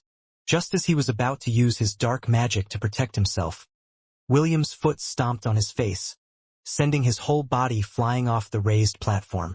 Everything happened so fast that nobody was able to react in time. The only thing they heard was the shattering of the barrier, and Adam's pained scream as his body flew several meters away from the platform before crashing into the ground, creating a crater around his body. "Why you?" Adam hatefully glared at William as he spat out a mouthful of dark blood. "Me what?" William asked back with a sneer. "You've been looking down on us from the very beginning. How does it feel to eat the dirt under my feet?" Chloe crossed her arms over her chest as she raised her chin in arrogance. "Who's your daddy now, huh?" Adam could feel his cheeks burning due to anger and humiliation. He was confident that nothing could break past the barrier that protected the platform, and kept all the candidates of the dark arts safe from the final phase of the selection. He didn't expect the young girl's punch to be strong enough to shatter it completely, which made him unable to react in time. "I'll kill you," Adam shouted. "I'll kill you, William von Ainsworth." Adam's hateful shout was like the sound of thunder that reached everyone's ears. All of them gazed at the black-haired teenager who had stomped on Adam's face and was now standing on top of the platform. "I guess there's no need for me to hold back then," William replied as the color of his hair and eyes changed. It's really him," Felix said with a solemn expression on his face. "The son of the dungeon conqueror and the saintess of the world tree." As someone that belonged to the current ruling clan of the demon realm, there was a family name that they hated the most. There is no demon clan in the demonic continent who hadn't heard of them, especially since it was the name of the family that was responsible for denying them of their ultimate goal of world conquest. "Ainsworth," Felix muttered. "William von Ainsworth." All the demons looked at William with bloodshot eyes. If earlier, their hatred had directed at Adam, now it was all locked onto the red-headed teenager who was arrogantly looking down on all of them. "To those who want my autograph, please line up," William said in a teasing tone. "There's no need to be shy. I won't be going anywhere." "Kill him," Adam ordered, and the Black Knights who had remained stationary in the distance all flew towards the raised platform like wraiths, with a black mist trailing behind them. "Kill him," Felix ordered. The mages in the demon army hatefully fired their spells at the half-elf, who had now gathered the aggro of everyone on the battlefield. Even the candidates of the dark arts unleashed their dark spells in order to end his life. "You sure are popular," Chloe said as she flashed William a mischievous grin. "They're just jealous of my good looks, Sixth Master," William replied as he grabbed her waist. "Being handsome is a sin." As soon as he finished his words, he immediately disappeared from where he stood as he transformed into a lightning bolt that streaked across the sky, flying in the direction of the red dot in the distance that Adam had pointed out earlier. Although he didn't know what he would find in that place, he still went because he still needed to look for Selene. Unknown to him, the Dark Wraith watched his every move from a corner of the Holy Land. "Things are getting interesting," the Dark Wraith said. "Still, no matter where everyone runs, no matter where everyone hides, their fate was already sealed the moment they entered our Holy Land." The Dark Wraith then glanced at the beautiful elf, who was now standing on top of the altar waiting for her destined partner to arrive. Dark mists oozed out of Selene's body as she stared into the distance. After William and Chloe had disappeared, she found herself standing on top of what seemed to be an altar. There were no chains that bound her, and yet, she couldn't move her body. All she could do was stare at the battle that was happening in the distance, like a spectator that was watching a stage play. "Will," Selene said softly as she felt the power of darkness inside her body start to go out of control. "Please, leave this place. They are out to get you." "Why are we running away?" Chloe asked. "If we work together, we can beat the crap out of them." "I know, Sixth Master," William replied. "However, something doesn't feel right." "Something doesn't feel right?" It's like, someone is purposely trying to reduce the number of people inside this domain. I noticed that every time a demon died, the power of darkness in the surroundings became more profound. As someone who had attained a high level of proficiency in the dark arts, William was able to notice the subtle changes in the surroundings during the battle. Chloe frowned because she didn't understand such things. She was confident that no matter how powerful their enemies became, she was confident that she could send them all to Kingdom Come. Even so, she trusted William, so she no longer argued about his intention to escape. "We're almost there," William said as he saw the red portal that was hovering above a black pyramid. According to Adam, this was the place that they needed to go. However, he didn't specify whether they should enter the portal or not. "What do you think, Sixth Master?" William inquired. "Should we enter the red portal or not?" "Let's enter," Chloe answered. "Don't worry. Whatever is inside it, I promise that I'll protect you."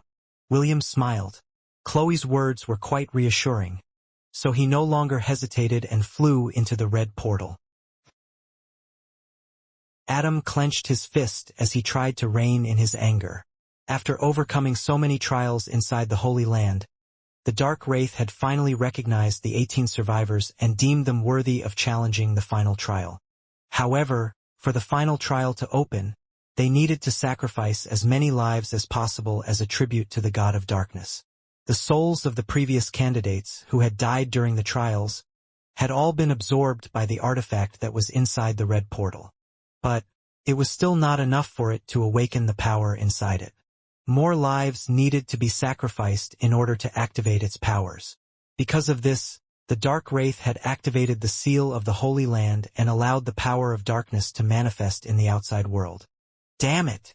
Adam cursed internally when he saw William enter the red portal before them. The only reason why he was still able to hold back his frustration at the moment was due to the artifact not having enough power to activate. "I'm going," one of the candidates declared as he flew towards the sky and headed towards the red portal.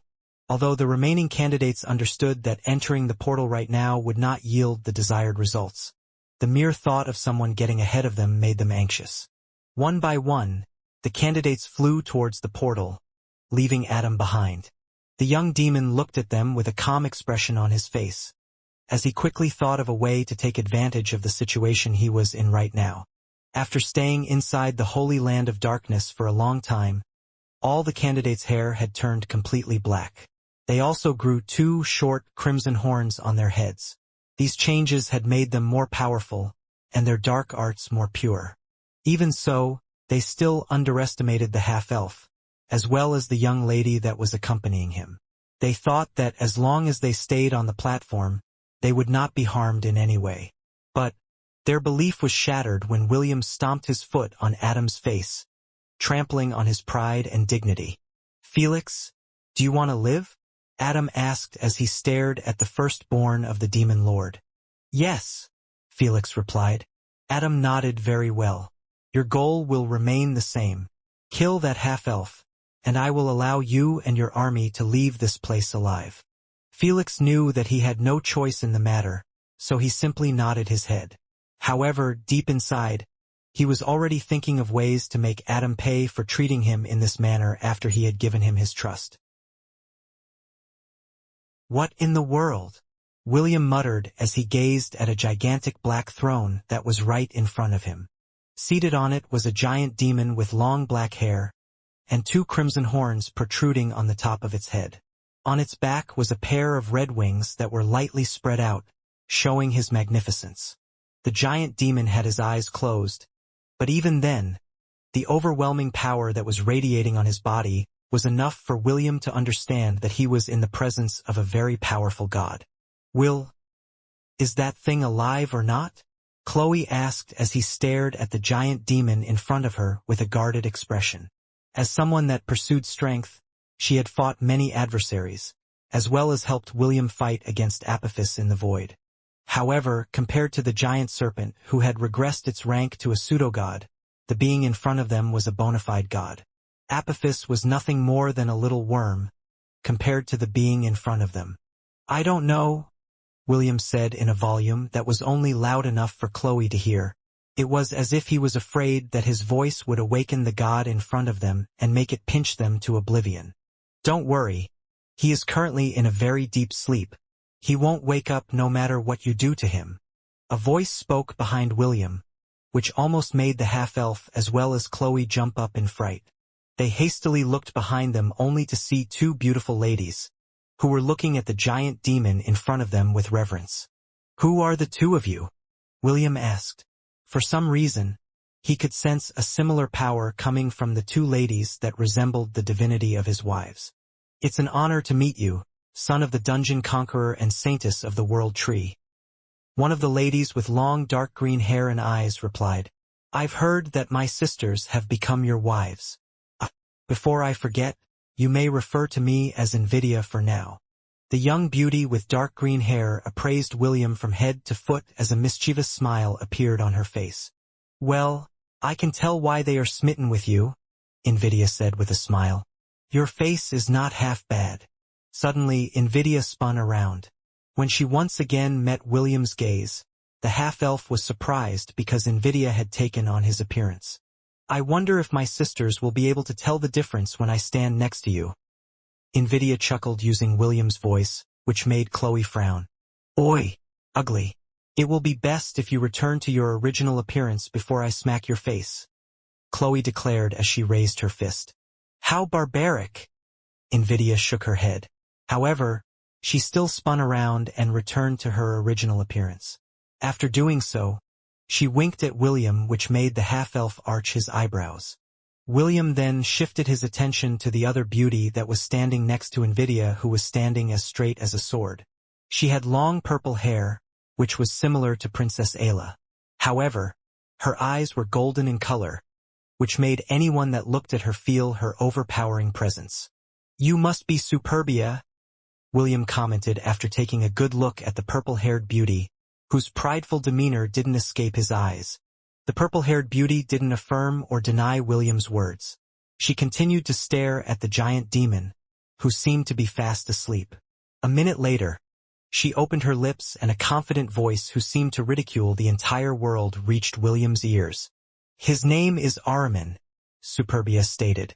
"He is the demon of demons, and dwells in an abyss of endless darkness in the north, the traditional home of those who wield dark magic.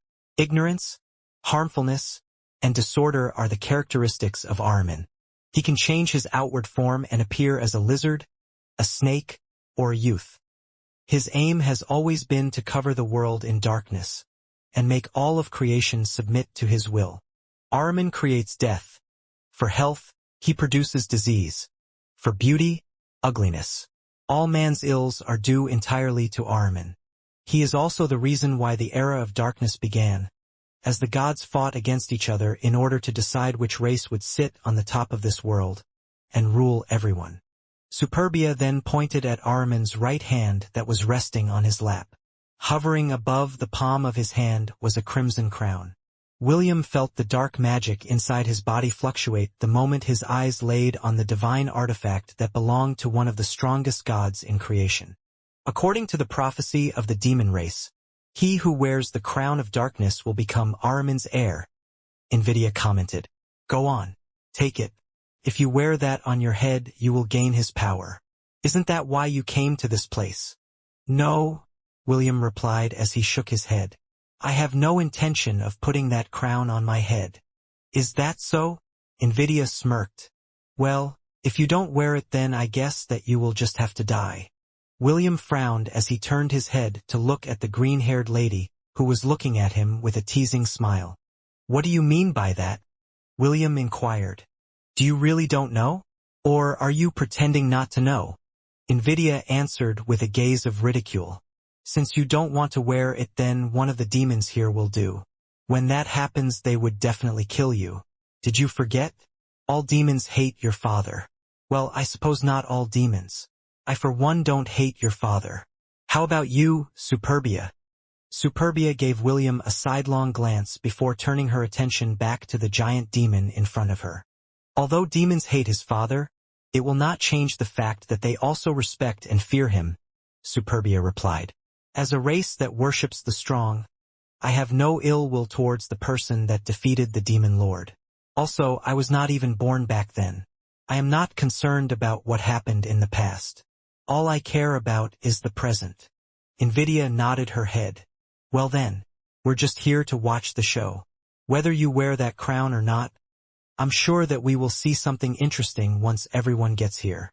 As if waiting for that cue, several demons appeared in the sky after passing through the red portal. They were the candidates of darkness who were vying for the crown who would make them Ahriman's successor. All of them glanced in William's direction and breathed a sigh of relief after seeing that the crown was still there. If the half-elf really took the crown before them, they would do everything in their power to take it back, for it was the legacy that belonged to them. He's here, Superbia said as she shifted his attention to the sky.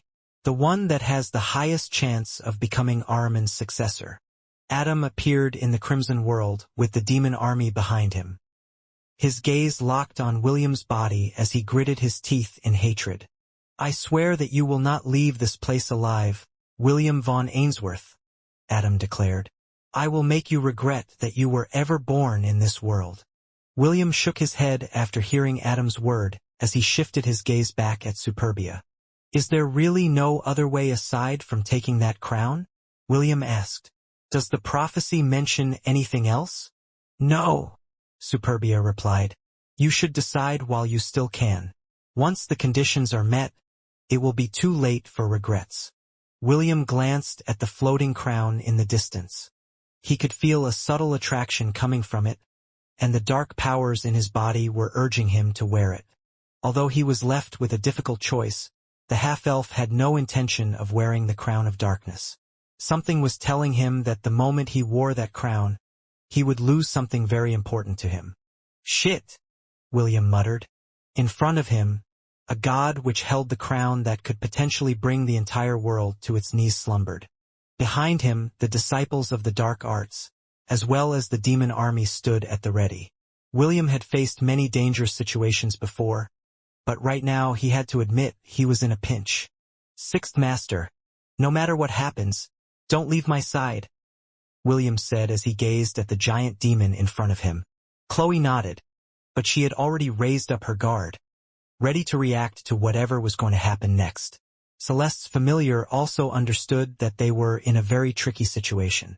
However, if she were to pick between the two evils, she would rather attack the demon army behind her than face the wrath of the sleeping god in front of her. Taking a deep breath, William narrowed his gaze as he resolved himself to execute the plan he had in mind. Let's go, Sixth Master, William stated as he charged towards the sleeping demon, while wielding Rui Jingu Bang. After pondering for quite a bit, William realized that the demon army wasn't his true enemy but the crown in front of him. As long as he could destroy it, the so-called prophecy would cease to exist. Break all the walls that stand before me.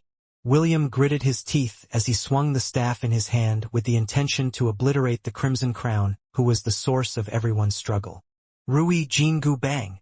The red-headed teenager had activated his heroic avatar and decisively swung his weapon towards the sleeping demon's hand. However, Just before the golden staff smashed onto the crimson crown, a word of ridicule reached his ears. Fool! That was the last thing that William heard before he found himself crashing towards the ground and spitting blood. Hiya! Chloe's shout that was filled with anger reverberated in the surroundings as she appeared right in front of the crown and punched it with everything she had. However, just like what happened to William, she found herself slamming towards the ground as if she had been swatted away like a fly. Shit! William wiped the blood from his lips as he stared at the giant demon, whose eyes remained close. However, on its forehead, a third eye slowly opened up and focused its attention on the half-elf who was gritting his teeth on the ground. Thousands of years have passed since I saw a mortal dare to raise their weapons against me. A voice filled with ridicule and contempt was heard inside everyone's head. It seems that everyone has forgotten about me. My lord Ahriman, we have not forgotten. Adam shouted as he knelt to show his reverence to the god that had sired the demon race into existence. We still take to heart the sacrifices you have made for the demon race. Ahriman's third eye, that was looking at William, shifted its gaze to Adam, who had prostrated himself in front of him. I see. You are one of my people, Ahriman said via telepathy. Good. The power of your darkness is very pure. You are worthy to become one of the candidates whom I will choose as my heir. Adam bowed his head in reverence. I thank you, my lord, for your benevolence. As for you, the giant eye once again focused on William, who was gathering his power for one full-powered attack. Well, you also have the qualifications. If you kneel and worship me as your lord, I will turn a blind eye to your transgression and allow you to compete fairly to become my heir. William ignored Ahriman's words as he thrust his golden staff forward for the second time. Sweep away all adversaries, William roared. Rui Jingu Bang. The staff extended and increased its size, becoming as big as a castle. For some reason, William had a nagging feeling that Ahriman wasn't in the capacity to fully use his powers, due to the chains that bound his body to the throne. At first, William didn't notice it, but after activating his heroic avatar, the invisible chains that held the giant demon in place became visible. They were unable to escape his fiery golden eyes, which could see through all falsehoods. Insolent mongrel!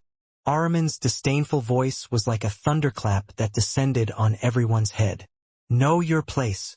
Ahriman's third eye glowed, and a barrier enveloped the crown that was resting on his hand.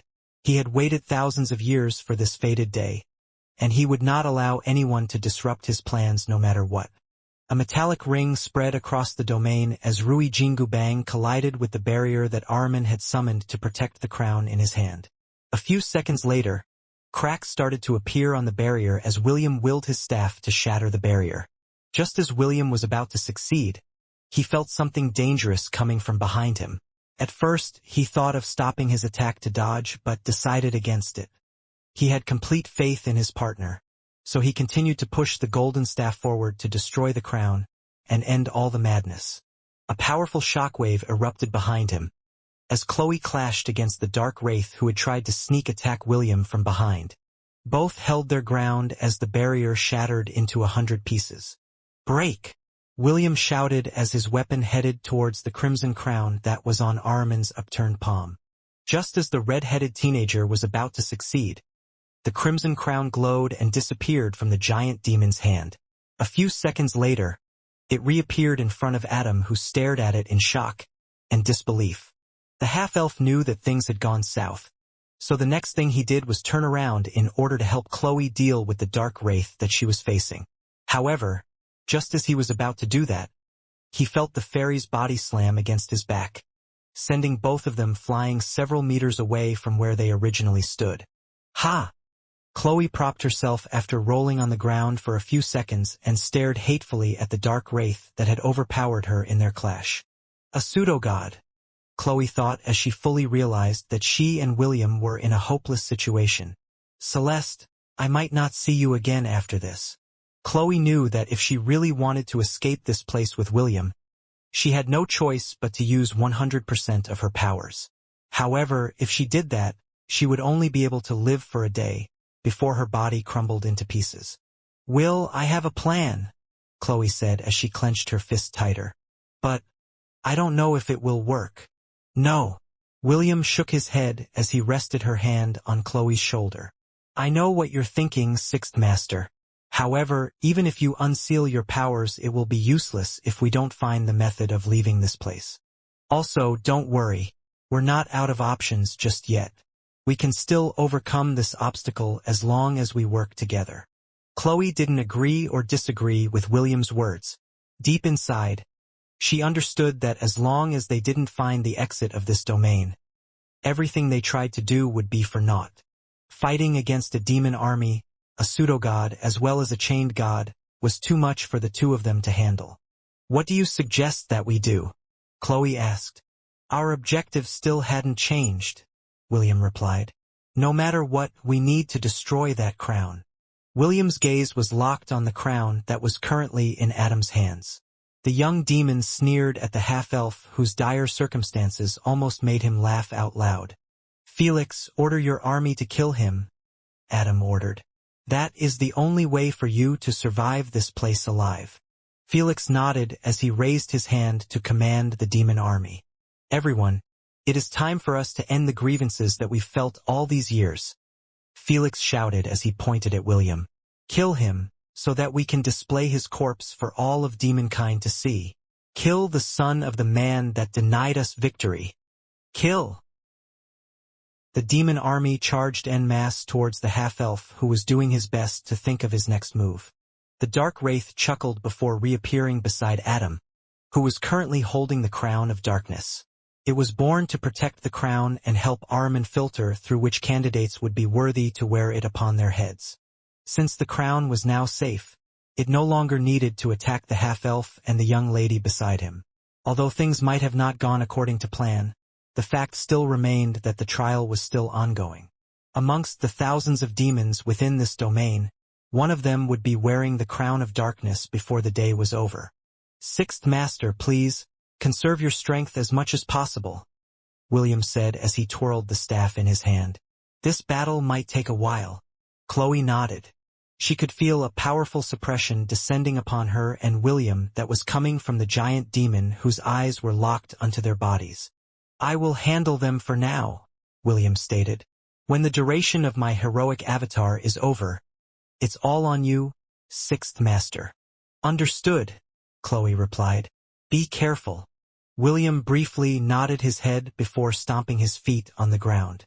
He then flew high up in the air as he aimed his golden staff at the demon army whose spells were now flying in his direction. Quick shot war art fourth form. William increased the size of his staff to several meters as he braced himself for the recoil of his attack. Grand Bazooka! A powerful explosion shook the domain as William's attack descended upon the demon army. Before any of them could react, a raging inferno engulfed their bodies, instantly incinerating those who stepped into the point of impact. The other demons didn't fare either because the fire quickly spread out, immolating everything in its path. Blood-curdling screams and cries of desperation resounded across the battlefield, as William bombarded all of them without mercy. Adam and the Dark Wraith smiled when they saw this scene because it was the goal that they were trying to achieve. The souls of the demons that died turned into dark mists that flew towards the crown in Adam's hands. It was an artifact that could only be activated by devouring the souls of thousands. Originally, their plan was to have the Black Knights decimate the demon army in order to activate the Crown of Darkness. However, since William got in the way of their plans, the fastest way to achieve their goal was to have the half-elf and her comrade, Chloe, kill the demons so that their souls would be sucked up by the crown, so they could activate its powers. Armin's eyes never left William's body as the half-elf unleashed a one-sided slaughter against the demon army. As a god that started the era of darkness, he had seen his fair share of battles that surpassed the standards of mortals. For him, William's performance was solely for entertainment. If he really wanted to, he could have easily ended the half-elf's life by using the divinity that he had stored over the years, but he had no intention of doing that. In order to hasten his recovery, he needed someone to inherit the power of darkness and make all of creation submit to him. Only when the power of faith was tilted in his favor would he be able to break free from the shackles that bound his body. This is bad, William thought when he noticed the hundreds of dark mists that were congregating inside the crown in Adam's hands. Quick shot war art first form, William roared as he pointed his staff in Adam's direction. Destroy everything in your path. Railgun. The dark wraith who was hovering beside Adam felt the threat of William's attack, so he immediately teleported Adam away from where he stood. A second later, a powerful shockwave blasted everything away within 100 meters from where Adam once stood, which sent the other dark practitioners flying in different directions. William's strong senses scanned the entire battlefield. After feeling a disturbance in the surroundings, he decisively aimed his golden staff in the direction of the giant demon's body. Railgun. Adam, who reappeared on the giant demon's palm, didn't know that William had already predicted his location. William sneered because he knew that he had succeeded. However, the sneer in his face disappeared when he saw a beautiful elf appear in front of the young demon who he had targeted. Disperse, William ordered, and the railgun that he shot disappeared mere inches away from Celine's chest. The dark wraith chuckled when it saw that its plan had worked. It knew that William cared for the Bride of Destiny and would never hurt her no matter what. Since that was the case, it was more than happy to use her as a shield to achieve his means. You bastard! William cursed loudly at the dark wraith, which made him almost kill his lover. Celine, who couldn't move her body, shouted at William with all of her might. Don't mind me, Will, Celine shouted. Destroy the crown. Otherwise, you will not be able to leave this place alive. Adam, who stood behind the beautiful elf, panted for breath. If the dark wraith hadn't used Celine as a shield to stop William's attack, he might be dead already. Anger burned in his chest as he glared at the half-elf who was looking at him with killing intent. Feeling that he needed to return the favor, Adam planned to molest Celine in front of William in order to get back at him. Reaching out towards Celine's chest, the young demon wanted to see the despair on William's face. However, before he could even do that, his hand was repelled by a barrier that sent a sharp pain in his body. Only my chosen heir can touch the Bride of Darkness. Ahriman's voice echoed in Adam's consciousness, which made his body uncontrollably shudder. You still don't have the qualifications to have your way with her. I am sorry, my lord. I was wrong. Adam stuttered as he kneeled and looked up at the giant demon's face. Please, forgive my transgressions. Just this once, Ahriman replied. Never again. Thank you for your mercy. Adam bowed his head fervently. He knew that he narrowly dodged a death sentence for his attempt to rile up the half-elf who almost took his life. With Celine being used as a shield to prevent William from attacking the crown in Adam's hand, the half-elf was running out of ideas. His heroic avatar wouldn't hold out for long, and when it disappeared, he would lose an edge against the powerful enemies that he was facing against. Chloe, who was watching him from the ground, was clenching and unclenching her fists in frustration. Right now, they were at a great disadvantage, and she had no idea how they could turn the situation around. If only Celeste were here, then maybe we'd stand a chance against him, Chloe thought with a grim expression on her face. She could feel William's frustration as he stared at Celine, who was now being used as a hostage against him. To make matters worse, the demon army was still bombarding him with spells, forcing him to dodge their attacks while thinking of a way to overcome his current situation. The practitioners of dark magic also started to move and unleashed their dark art attacks in William's direction. What do I do? William thought as he desperately evaded all the attacks that were aimed in his direction. What can I do? Although William hated to admit it, fighting against a pseudo-god and a god at the same time was pure suicide. Although both seemed to not wish to take his life, their presence was enough of a deterrent force to force the half-elf to rethink his strategy. The red-headed teenager felt that attacking the demon army would only hasten the activation of the Crown of Darkness, which would make things extremely difficult for him when the requirements for its activation were met. I need to do something, and I need to do it fast. William firmly held the golden staff in his hand as he eyed Adam, who stood behind Celine. Right now, he was in desperate need for a solution to his problem. Unfortunately, no matter how hard he thought, no answers came to him. Standing on Ahriman's palm, Celine felt her heart ache as he saw the helplessness in William's eyes. If she could end her life to make him go all out to destroy the crown of darkness, she would have done it already. Unfortunately, her life was no longer in her hands. Ahriman had made sure that she wouldn't be able to do anything that would harm herself. This made Celine very anxious because slowly, but surely, she could feel a mark appearing on her chest. The more the crown absorbed the souls of the demons in the surroundings, the clearer the emblem on Celine's chest became. It was the mark of darkness, which proved that she was the destined bride of Ahriman's successor. "Let her wear the crown," Ahriman ordered Adam. "Do it now." Wanting to please the god of darkness, Adam immediately placed the golden crown on top of Celine's head. The moment the crown touched her head, Celine's thoughts scattered like dried leaves blown away by a gust of wind. Her eyes lost their luster as she stood in a daze. A second later, pairs of black angel wings sprouted from behind her back. She then flew towards the sky and stared at the demon army under her feet with an indifferent expression on her face. Celine then raised her hand and a giant black fireball appeared above her head. "Die," Celine said in a cold and unfeeling voice before hurtling the fireball towards the ground. The demons immediately scattered to evade Celine's attack, but to their surprise, the black fireball split into dozens of smaller fireballs, which incinerated those who were unlucky enough to get hit by her unholy attack. "Master, stop it," William said as he flew towards Celine with the intention of taking the crown off her head. Unfortunately, the beautiful elf paid no heed to his words. In fact, she just casually took a step forward and reappeared hundreds of meters from where she originally stood.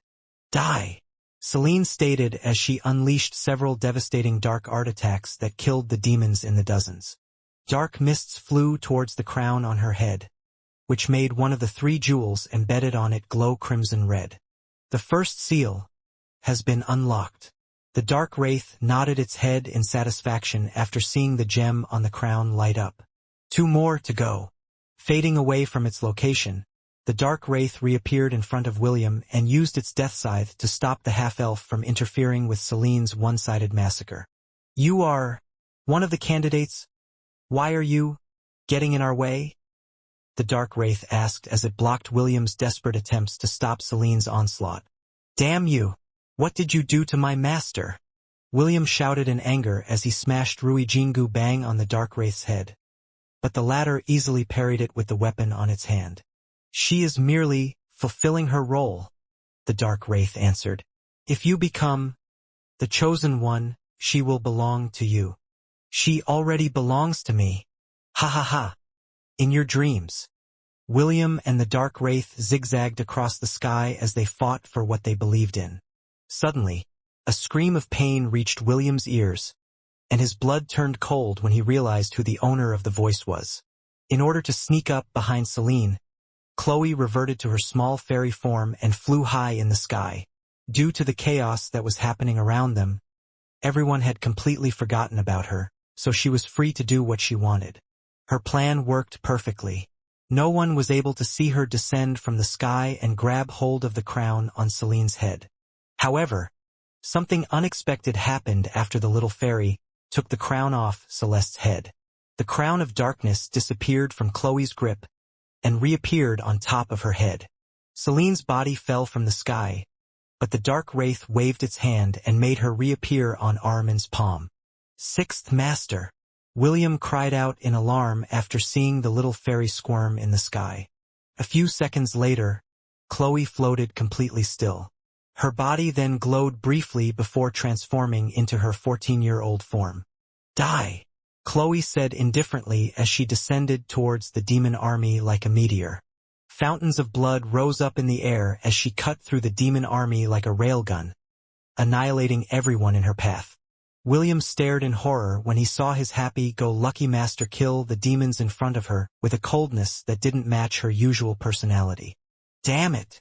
William cursed as he flew in her direction.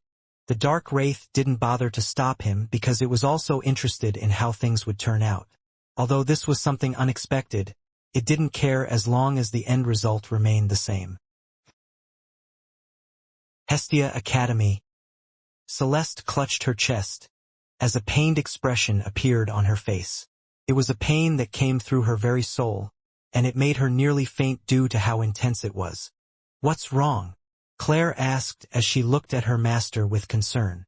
"It's Chloe," Celeste replied as she took deep breaths, as she tried to endure the painful feeling in her chest. "Something happened to Chloe." Claire's eyes widened in shock before a resolute expression appeared on her face. "I think it's time," Claire said in a serious tone. "We need to make our move." Celeste closed her eyes before resolutely nodding her head. Now that it had come to this, there was only one thing they could do, and that was to play their part in order to give their side a small chance at victory. "Sixth Master, snap out of it," William shouted as he flew towards Chloe, who was currently under the influence of the Crown of Darkness. Although she was strong, the demons weren't pushovers either. They fought her with everything they had, which injured the young lady, who didn't have full control of her senses. Her clothes were now stained with her own, as well as her enemies' blood, as she fought like a robot that was devoid of feelings. 2 glowing gems shone in the crimson crown on her head, signifying that its second seal was now unlocked. "Sixth Master, stop it." William appeared in front of Chloe and attempted to swat the crown off her head, but the young lady blocked the golden staff with her hand, before unleashing a quick kick in William's direction. The half-elf managed to use the staff to block her attack, but it still sent him flying several meters away from her, but towards the demons. "I forgot that the more injury she sustains, the stronger she becomes," William thought as he tried to regain his footing by skidding on the ground. However, before he could try again to stop Chloe from her one-sided slaughter, the demons around William shifted their attention to him and attacked him without a care for their lives. Seeing this scene, Adam wasn't able to stop himself from laughing. It was quite ironic to see William desperately try to stop Chloe from killing the demon army, but the demon army wished to kill him as well. The half-elf gritted his teeth as he blocked and dodged Chloe's attacks, as well as the spells that the demon army fired at him. It was truly a helpless situation, and William was being attacked on all sides. "Sixth Master, please stop this," William pleaded. "Don't you recognize me? It's me, William, your disciple." Chloe's fist, that had managed to get past through William's defenses after he dodged a sneak attack from one of the demons behind him, stopped mere inches away from his face. "Why?" Chloe asked. "Is it because I am not human that you don't think much of me?" "Sixth Master." William was shocked to see tears streaming down the side of Chloe's face as she looked at him with dazed eyes. "Is it because I am not human that you don't look at me the way that you look at your lovers?" Chloe asked once more as the 2 gems embedded on the golden crown on her head glowed brightly. "Unforgivable. I won't forgive you for not treating my love seriously." William instinctively felt that his life was in danger, so he immediately somersaulted upwards as he tried to create as much distance between himself and Chloe as possible. However, just as he was about to leave her attack range, a cold and chilling voice reached his ears. "Duel EX," Chloe declared as she took a pose to unleash her ultimate combo. "Shit!" William cursed internally as his body was pulled back in Chloe's direction by an invisible force. He watched as Chloe's right fist shone radiantly as she prepared to unleash one of her most powerful moves, which was the overwhelming strike. This was an attack that William was quite familiar with, and, to be perfectly honest, he was very afraid to face it head-on, even if he was in his heroic avatar form. "Sweep away all adversaries," William roared as he steeled himself to meet Chloe's strongest attack with everything he had. "Rui Jingu Bang!" Overwhelming strike. A loud explosion made the entire domain tremble as the golden staff collided with Chloe's fist. William shot backwards like a cannonball due to the incredible power that Chloe's punch possessed. He flew for hundreds of meters before crashing on the ground and rolling for dozens of meters before he came to a complete stop. Chloe didn't fare any better since she also was pushed back by the destructive power of their collision.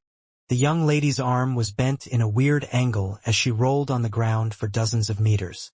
Her clothes were already in tatters, due to the demon's attacks, but due to the explosion, her clothes could no longer be called clothes, but a rag that was torn to pieces. The crimson crown that was on her head lay harmlessly a few meters away from her. Clearly, it had been forced off her head after her powerful clash with William. A few seconds later, a dark whip coiled itself around the crown and held it in a firm grip.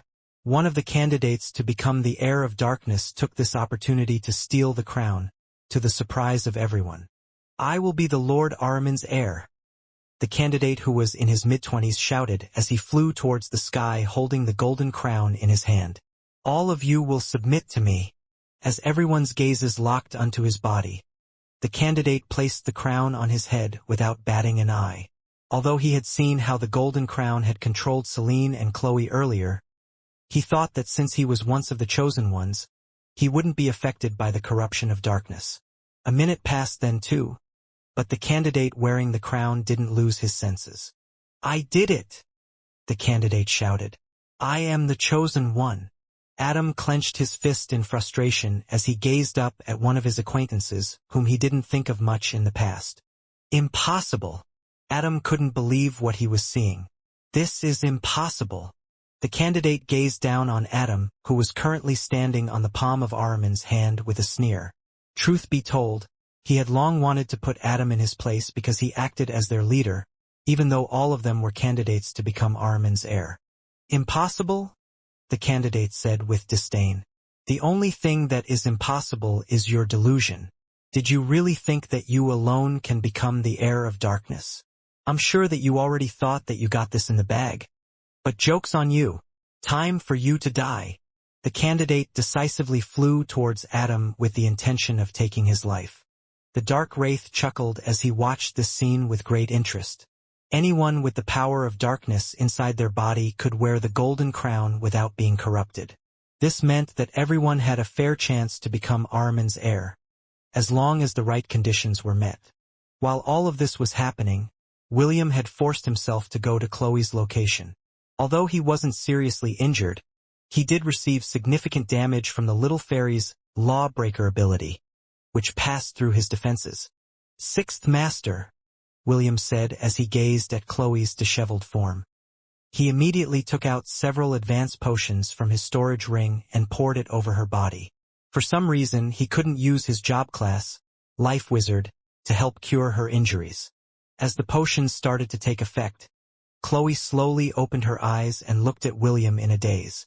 The half-elf then took out a blanket from her storage ring and used it to cover Chloe's body, whose clothes were already in tatters. Chloe couldn't muster any strength on her body, because the crown had drained most of her power when it took control of her.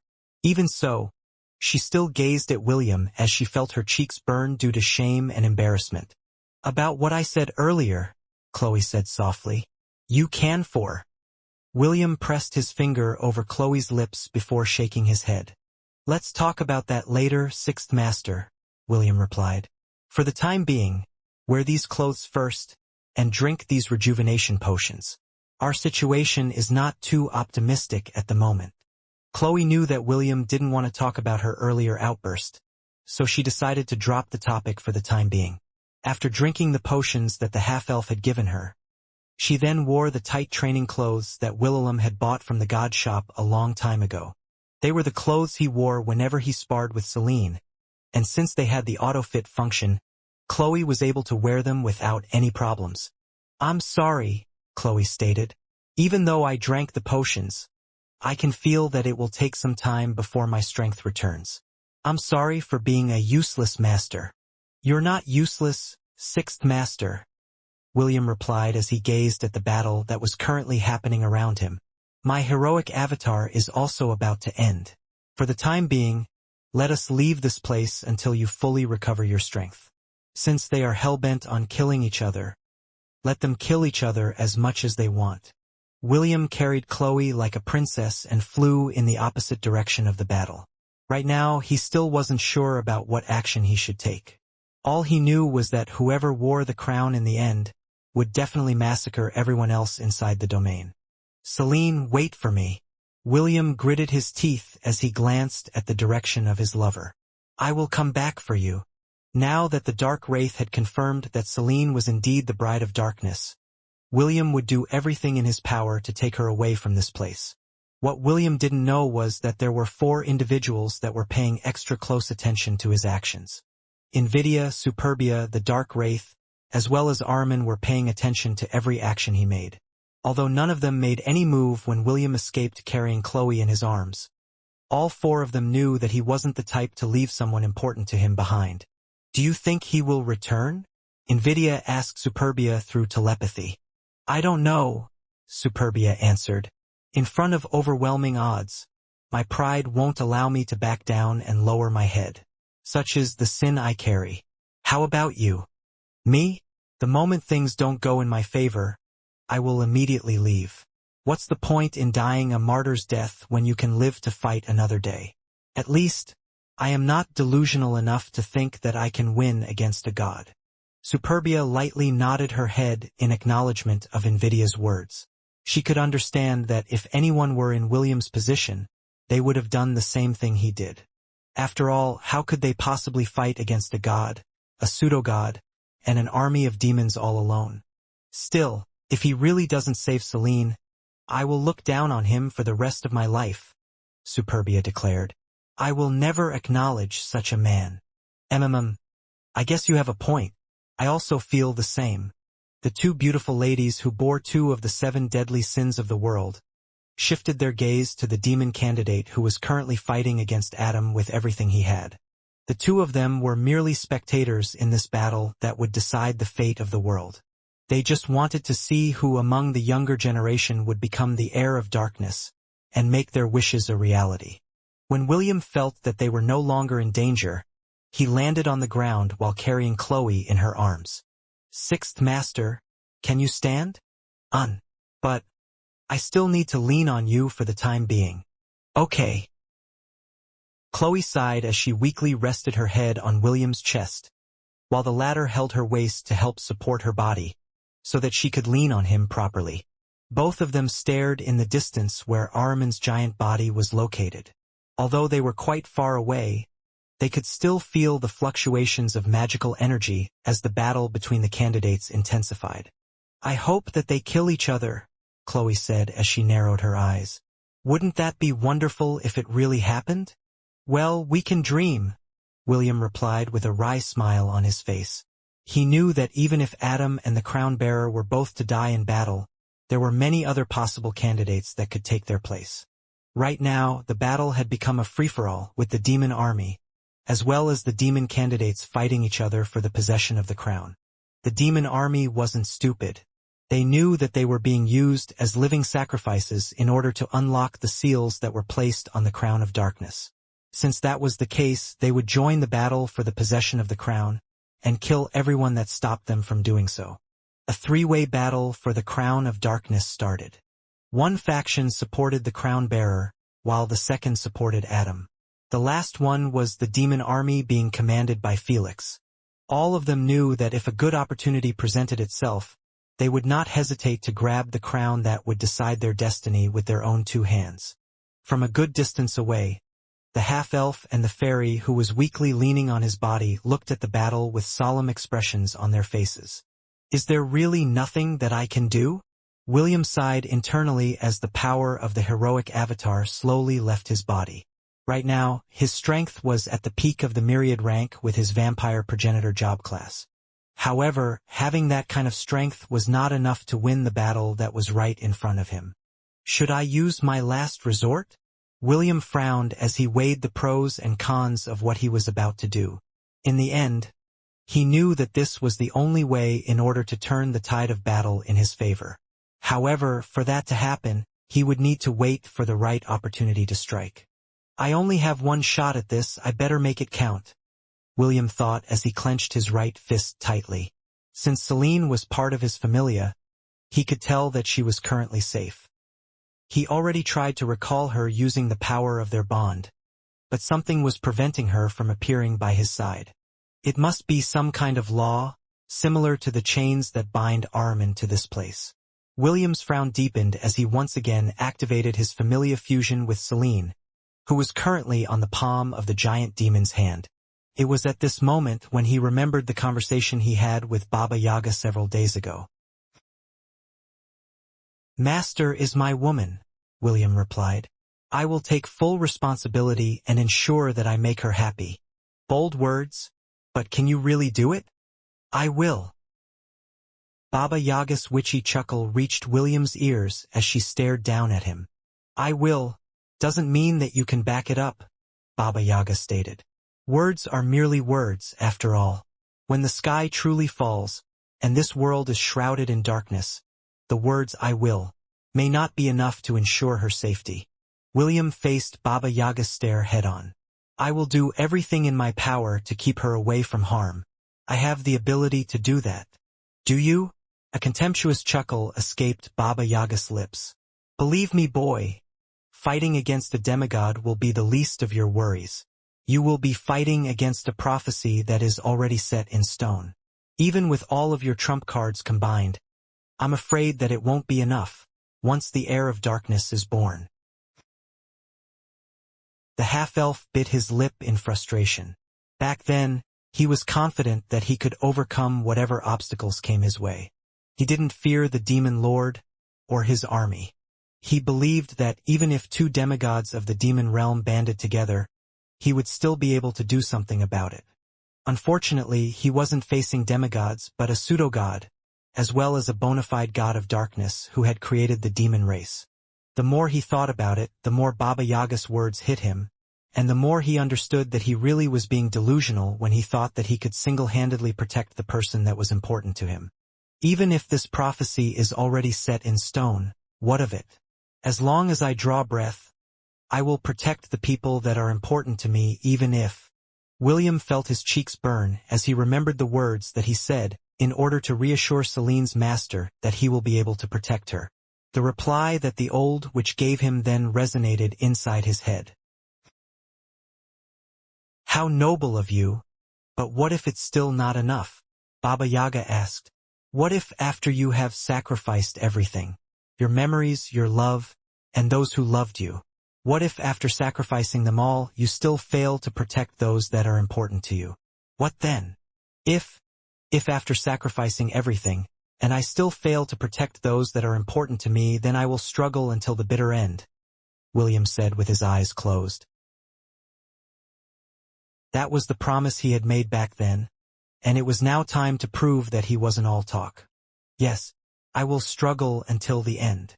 William took a deep breath as he calmed his senses.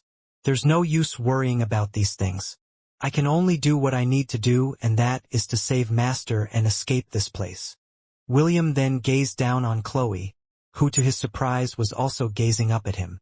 "Sixth Master, lend me your power," William said as he looked at her with a serious expression on his face. Chloe nodded her head in understanding. Even though William didn't specifically say what she needed to do, she had once lent her power to him when facing off against Apophis in the Deadlands. For Tear Desert. "Well, I guess it's time for us to go," Elliot said as he patted Conan's shoulder. "William needs us." "Kakik." Conan chuckled as he gazed at Princess Ayla, who had a worried look on her face. "Don't worry, we will be back before dinner time. Make sure to leave some food to us." Princess Ayla nodded her head. "Be careful, both of you." Shannon gave the two familiars a sidelong glance before nodding her head at the two of them. She was currently in the middle of painting William's struggles in the Holy Land of Darkness, which allowed everyone in the room to see what the half-elf was currently going through. Elliot and Conan exchanged a glance before firmly nodding their heads in unison. "Familiar fusion. You don't deserve that crown," Adam roared as he shot several dark lances at the candidate who was currently wearing the crown of darkness on his head. "Futile." The crowned demon waved his hand and a barrier of darkness blocked the dark lances, making them dissipate instantly. "You should have worn the crown when you had the chance, but you didn't. Since you tossed the opportunity away, don't regret your stupidity." The crowned demon lashed out at Adam using a dark whip that extended hundreds of meters. It was like a black snake that relentlessly destroyed everything in its path, before heading towards Adam, who dodged it by blinking away. "You're only good at running away." The crowned demon spat before a devilish grin appeared on his face. Since you're so scared to fight me, then I will no longer play with you. The crowned demon knew that he needed to unlock the final seal on the crown in order to become the true heir of darkness. Because of this, he shifted his attention to the demon army that was desperately trying to break through the dark barrier that protected his body. Your souls are mine. The crowned demon then lashed his gigantic whip at the demon army, reaping lives in the hundreds. Adam, who saw this, felt his blood turn cold because he noticed a small radiance in the center of the last gem that was embedded in the crown. Everyone, let's work together and stop him from taking any more lives, Adam shouted. The last gem is slowly being filled up with dark energy. If he succeeds, all of us will die. Ha ha ha. Your cries of desperation are music to my ears, Adam. The crowned demon crooned with a sneer. Do not worry. Those who wish to become my subordinates will be spared, and will all become part of the new empire that I will build. Everything you've ever wanted, be it power, women, or riches, I will give it to you without fail. So stand by me and witness the dawn of a new era. My era. The demon candidates who had already sided with the crowned demon encircled him in a protective formation. In the beginning, they thought that they could steal the crown from him, but as the battle progressed, they understood that doing that was almost impossible. A powerful barrier was protecting the crown bearer, and any form of magic, be it dark magic or other elemental magic, were unable to shatter its defenses. Although they were not willing to admit it, they realized that if they didn't side with the crowned demon now, they would face his reckoning once the third and final seal on the crown was unlocked. Die for my empire! The crowned demon shouted as he raised his right hand.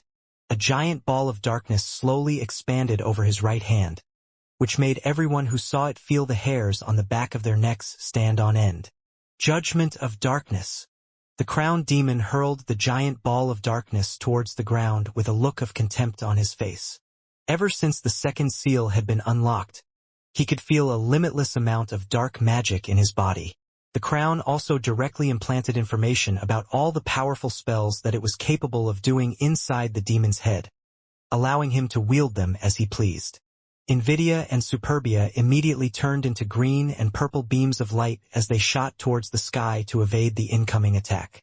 The two of them were merely spectators in the struggle, so they had no intention of becoming part of the sacrifices that were needed to restore the crown of darkness to its former glory. The moment the giant ball of darkness hit the ground, no explosions were heard. A pin-drop silence descended onto the battlefield as the entire domain was covered in darkness. Commander, where are you? One of Felix's subordinates shouted in fright as he looked around him. He could see nothing but pitch-black darkness, and it filled him with dread. He couldn't even see his hands or any part of his body. The only thing that remained persistent was the silence in the maddening world that was bereft of light. Soon, the sound of laughter reached his ears. At first it was only a slow chuckle, but as the seconds passed by, it grew into crazy laughter which drove the demon into a panic attack. Soon, he felt hands touching his body, but he couldn't see any of them. Soon, the number of hands that were grabbing hold of his body multiplied.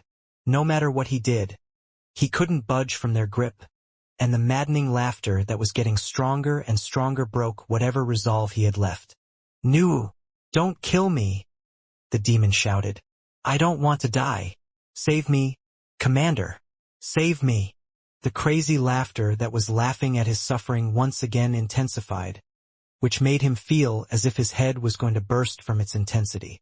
After struggling for an unknown period of time, the demon went limp as his entire body slowly turned into a dark mist. The same thing was happening to the rest of the demon army, and slowly but surely, the last gem embedded in the crimson crown was slowly gaining its radiance. The crowned demon who was at the center of the world of darkness couldn't contain the excitement that he was feeling. He could feel his power getting stronger with each minute that passed. "Just a little more," the crowned demon muttered. "Just a little more and I will be the king of this world. Ha ha ha." The crowned demon felt a sharp object pierce through his back, all the way to the front of his chest. "And no!" The crowned demon gasped in pain and shock. This can't be happening. I am the chosen one. I will be the one to rule this world. The crowned demon turned around to see the face of his killer. As if wishing to grant his dying wish, his killer pulled back the blade that pierced the demon's chest, to allow him to see the one responsible for his death. Why you? The crowned demon spat a mouthful of blood as he gazed at the demon who killed him. I can't die. I am the chosen one. This is not happening. Thank you for your effort. A cold and indifferent voice said as its owner took the crown off the demon's head. You can die in peace knowing that you paved the way for my ascension. The demon looked at his killer with an unwilling gaze as he took his last breath. His eyes remained open even after he died, as if trying to understand why his grand destiny was snatched away from his grasp. A teenage demon with green hair and red eyes placed the crown on his head, as the final seal of the crown of darkness was unlocked. He immediately felt the overwhelming power of darkness wash over his body, which made him sigh in absolute pleasure. Yes, this is the power that I've wanted all my life, the green-haired demon said as he bathed in the afterglow of the euphoric sensation that was filling every pore of his body. Celine, who had just regained consciousness a few minutes ago, struggled to stand up on the palm of the giant demon's hand. In front of her, a pitch-black dome of darkness enveloped the domain. Suddenly, she felt a stinging pain on her chest, as the mark of darkness finished forming.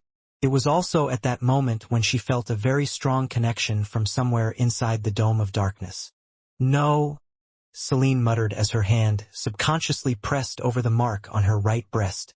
She knew with every fiber of her being that the heir of darkness had finally appeared. Tears streamed down the side of her face, as the person who was destined to become her master beckoned for her to come to him. Will, Celine muttered as she did everything in her power to stop herself from answering the call of darkness, but it was of no use. Her body took a step forward, regardless of her will, towards the black dome in the distance. As the tears streamed down the side of her beautiful face, Celine felt that all hope was lost. She was like a marionette that was moving according to the puppeteer's wishes. A puppet that no longer had any control over the destiny that she could call her own. How? Adam roared in anger. You are not one of the candidates. Why are you able to wear that crown without going crazy? The green-haired boy with red eyes smirked as he looked at the black-haired demon who was looking at him with shock and disbelief. Why? The answer is really simple, the green-haired boy replied in a teasing tone. It's because I also wield dark magic. Impossible. If you really practice the dark arts, then you should have entered the ancient ruins long ago. And who told you that I didn't?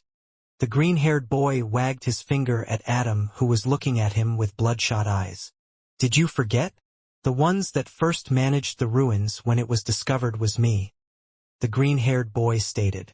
Naturally, the first to enter was also me. You guys were summoned after I finished my exploration. Adam couldn't believe what he was hearing. No. He decided to not believe what he was hearing.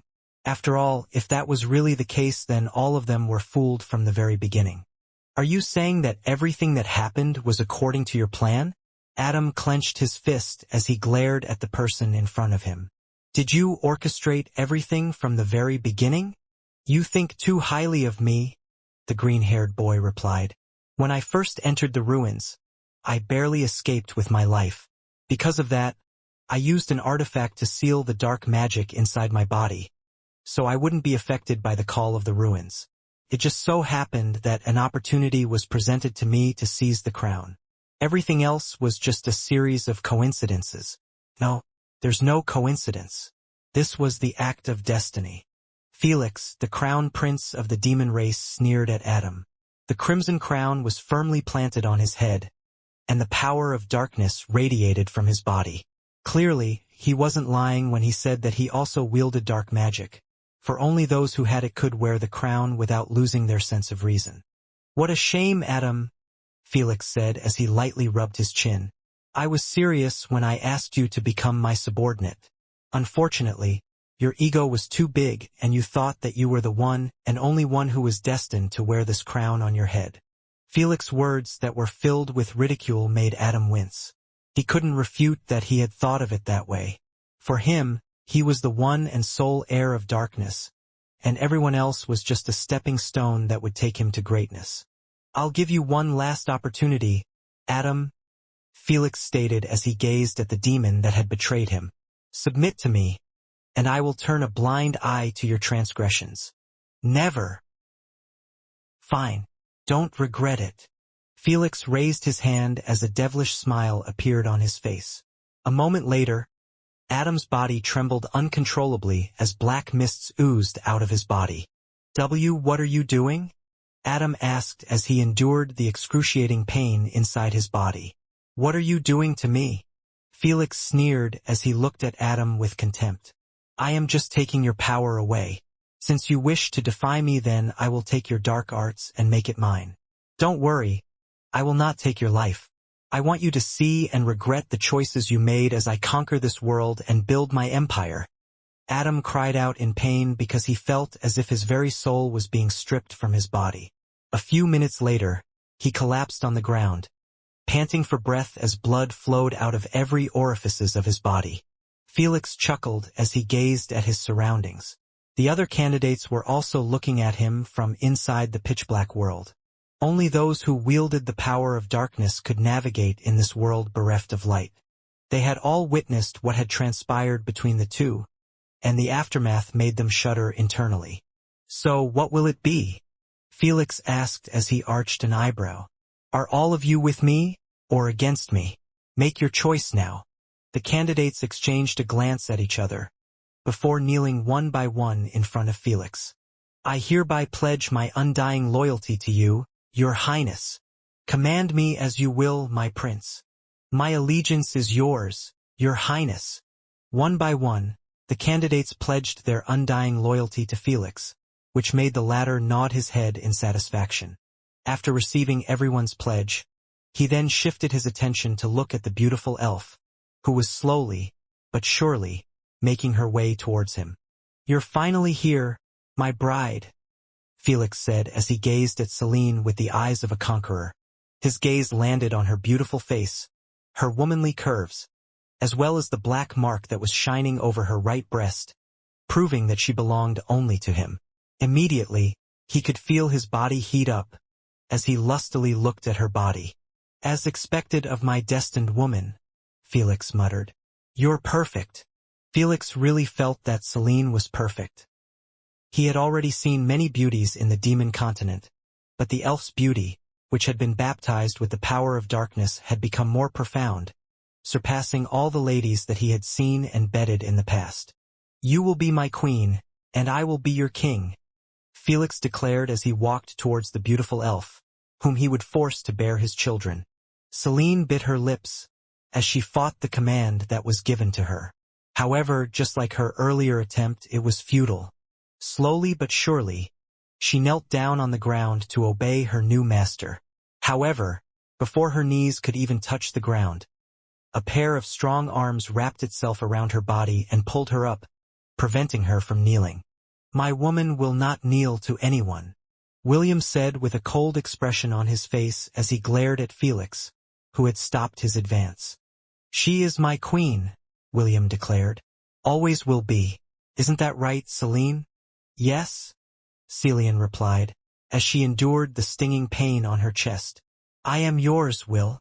Felix chuckled as he looked at the beautiful elf and the handsome half-elf in front of him. "So, you like each other?" Felix asked with a mischievous expression on his face. "This is good. I will let you witness how I conquer your woman in front of you. I'm sure that it will be a very memorable experience for you, Ainsworth." "Over my dead body," William replied. "That can easily be arranged.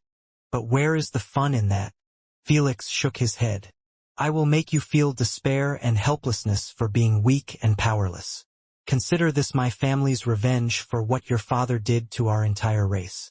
Do you really think that I'll let you die easily? Perish the thought. Now, give her to me." Felix made a beckoning gesture, and the mark on Celine's body glowed crimson red. The beautiful elf bit her lips in order to prevent her pained cries from leaking out, but the tears in her eyes showed how much he was suffering. "The only thing you'll get is a smack on your head," William declared as he threw the golden staff in his hand towards the heavens. A moment later, a powerful and fearless voice reverberated in the heavens, as the dome of darkness dispersed under his brilliant aura. "Reject humanity," Sun Wukong roared. "Return to Monkey." A dazzling light descended from the heavens and dispersed the darkness that blocked his way. A moment later, a proud and arrogant Monkey King stood between Felix and William with a smile on his face. "I'll leave this boy to you," Sun Wukong said as he shifted his attention to the Dark Wraith, who was the biggest threat inside the domain. "You can handle him, right?" "Of course," William replied with confidence. "I'll deal with him." "Good. I don't really want to fight children. I'll just smash this pseudo-god first." "Understood." Without another word, Sun Wukong somersaulted in the air. His powerful presence was strong enough to deter any opposition because, in his eyes, the only opponent was the Dark Wraith that was manipulating things from behind the scenes. Now that he was here, Will no longer needed to worry about someone sneak attacking him from behind as he dealt with the so-called heir of darkness, who thought that he had already won the battle. "Master, I'll handle him," William said as he handed Celine over to Chloe, who had appeared beside him. "Chloe, take her to a safe place. Leave the rest to me." "Okay." Chloe nodded her head as she flew away, carrying Celine with her. Although she still hadn't fully recovered her strength was enough to deal with anyone who tried to take Celine from her. This was the only thing that she could do, so William could fight with everything he had, without worrying about their safety. Felix crossed his arms over his chest, as he allowed Celine to be taken away from him. Right now, they were inside the ancient ruins. No matter where she ran off to, she couldn't escape his grasp. Also, he was very curious to see what the red-headed teenager was capable of. His father had lost to William's father in the past, and now, he felt that it was time to reverse their roles, so that a new page of history would be written. A history with his name on it, and how he triumphed over everything that stood in his way. "Your father won against mine," Felix said. "This time, I will correct that mistake." "No, it will be the same," William replied. "History will repeat itself, with you losing just like your father did." "I see. You still don't understand who you are dealing with." "No, it is you who does not understand who you are dealing with." The moment William finished his words, both combatants disappeared from where they stood and clashed head-on. William was wielding Soleil in his hands, while Felix held a dark spear in his. Although the green-haired demon was proficient in using a sword, he was more of a threat when using a spear. The two clashed several times as they both gauged each other's strength. Right now, William's strength was at the peak of the myriad rank, while Felix was the same. After gaining the acknowledgement of the Crown of Darkness, his powers had steadily increased until he had reached the peak of the myriad realm.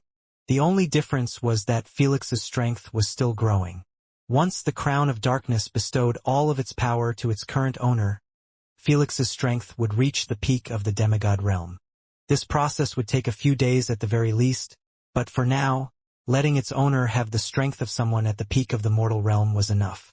"Well, I guess you're not all talk," Felix said after he distanced himself from William after finally realizing his current rank. "You're all talk," William replied as shifted his job class to Champion of the Sun. Solar Flare. A miniature sun appeared above William before he smashed it towards Felix, who had also summoned a giant orb of darkness. Dark Void. The two powers clashed, creating a powerful shockwave in the air. Everyone within a 1,000-meter radius of both fighters were blown away helplessly due to the overwhelming power of their attacks. William and Felix roared as they tried to push their attack against each other. After half a minute of struggle, a powerful explosion made the domain tremble as both fighters were blown away from the aftermath. Felix was able to recover right away as he hovered arrogantly in the air. A defiant smile was on his face as he clenched his fist tightly. "Yes, this is it," Felix said with excitement. "This is how things are supposed to be. It will be boring if I beat you too easily." William, who was on his opposite side, took a fighting stance as he absorbed the power of the solar flare that remained in the surroundings. Soleil turned dark red, as the power of the sun powered it up, but William knew that the spear was only halfway charged. The half-elf changed his job class to Thunder Emperor. Although the prestige class strength was only at the early stages of the myriad rank, lightning was a demon's worst adversary. "Stormcaller, let's go," William stated as the Ainsworth family's heirloom floated by his side. Tendrils of lightning snaked around its body as the crisp sounds of electrical currents reached William's ears. It was as if the weapon was assuring him that it would perform to the best of its abilities in the half-elf's fight against his enemy. Dark clouds covered the sky as the rumbling of thunder resonated in the heavens. The pupils in William's eyes glowed brightly as streaks of lightning streaked in its depths.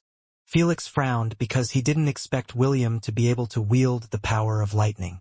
Although he now had the power of darkness protecting his body, he had to admit that his race's inherent weakness was something etched deep in their bones. "Armor of darkness," Feflix declared, and his body was immediately coated with dark armor. This was the only defensive move he could think of in order to ensure that he wouldn't be caught by surprise by William's unearthly display of power. Felix was like a dark knight, but with a crimson crown on his head. The dark spear in his hand blazed with unholy flames as he prepared to launch an attack at William. However, before he could even make his move, William appeared in front of him without warning and thrust Soleil to his chest. The blow forced Felix's body to bend over as he was propelled backwards. But William's attack didn't end there. As if waiting for its master's attack to connect, Stormcaller unleashed a giant bolt of lightning, which sent Felix crashing towards the ground, creating a crater where he fell. This extraordinary display of power didn't escape the two ladies who were watching the battle from a safe distance. If he wasn't wearing that crown, Felix might have died from that attack, Invidia said with a smile on her face. But he is wearing the crown of darkness, so he should be fine, Superbia replied. Who do you think will win? The stronger one. The corner of Invidia's lips curled up with a smile. Her friend was right. Only the strong would be the last one standing between the two teenage warriors. Initially, she thought that it would be a one-sided beating, with Felix overpowering William from the get-go. However, she didn't expect the half-elf to not be as simple as he seemed, which surprised her greatly. It's hard to not be envious of her right now, Invidia said as she gazed in Celine's direction. I mean, two handsome boys are fighting for her right now. If I was in her place, I would be thrilled. How about you, Superbia? I don't feel envy or jealousy towards her, Superbia replied. Only pity. Our sister is quite pitiful, isn't she? Invidia nodded her head in agreement.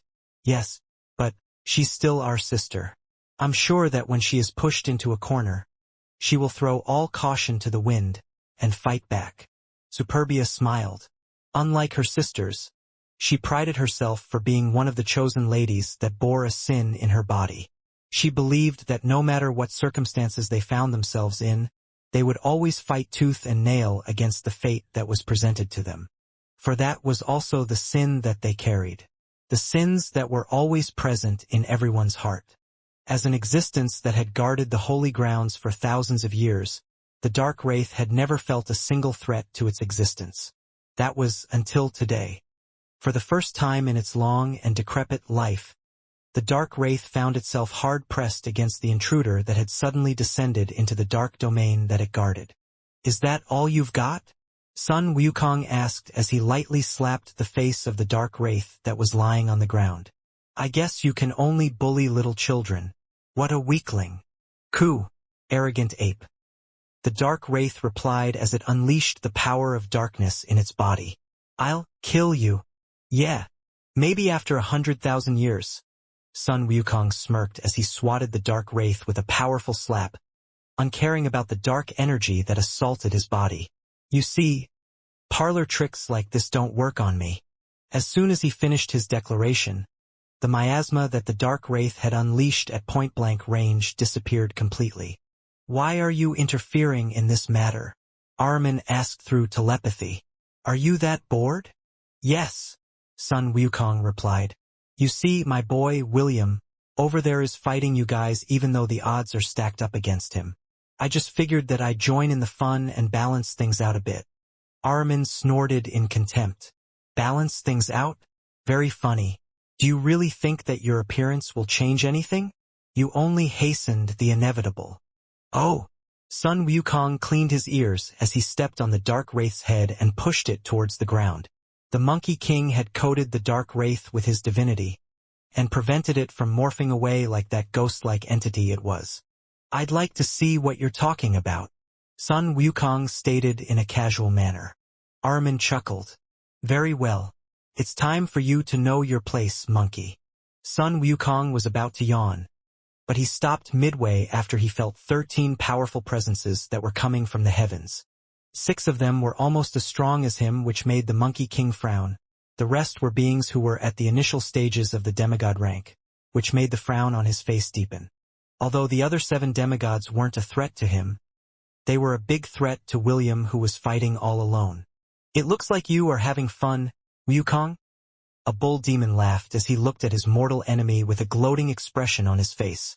Do you mind if we join? Dear, stop teasing him. A beautiful demon with a fan in hand commented. Since we're already here, wouldn't it be boring if we didn't teach this monkey a lesson or two? Bull Demon King and Iron Fan bitch, Sun Wukong snorted. Looks like you are both here to get beaten up. That's Princess Iron Fan to you, monkey.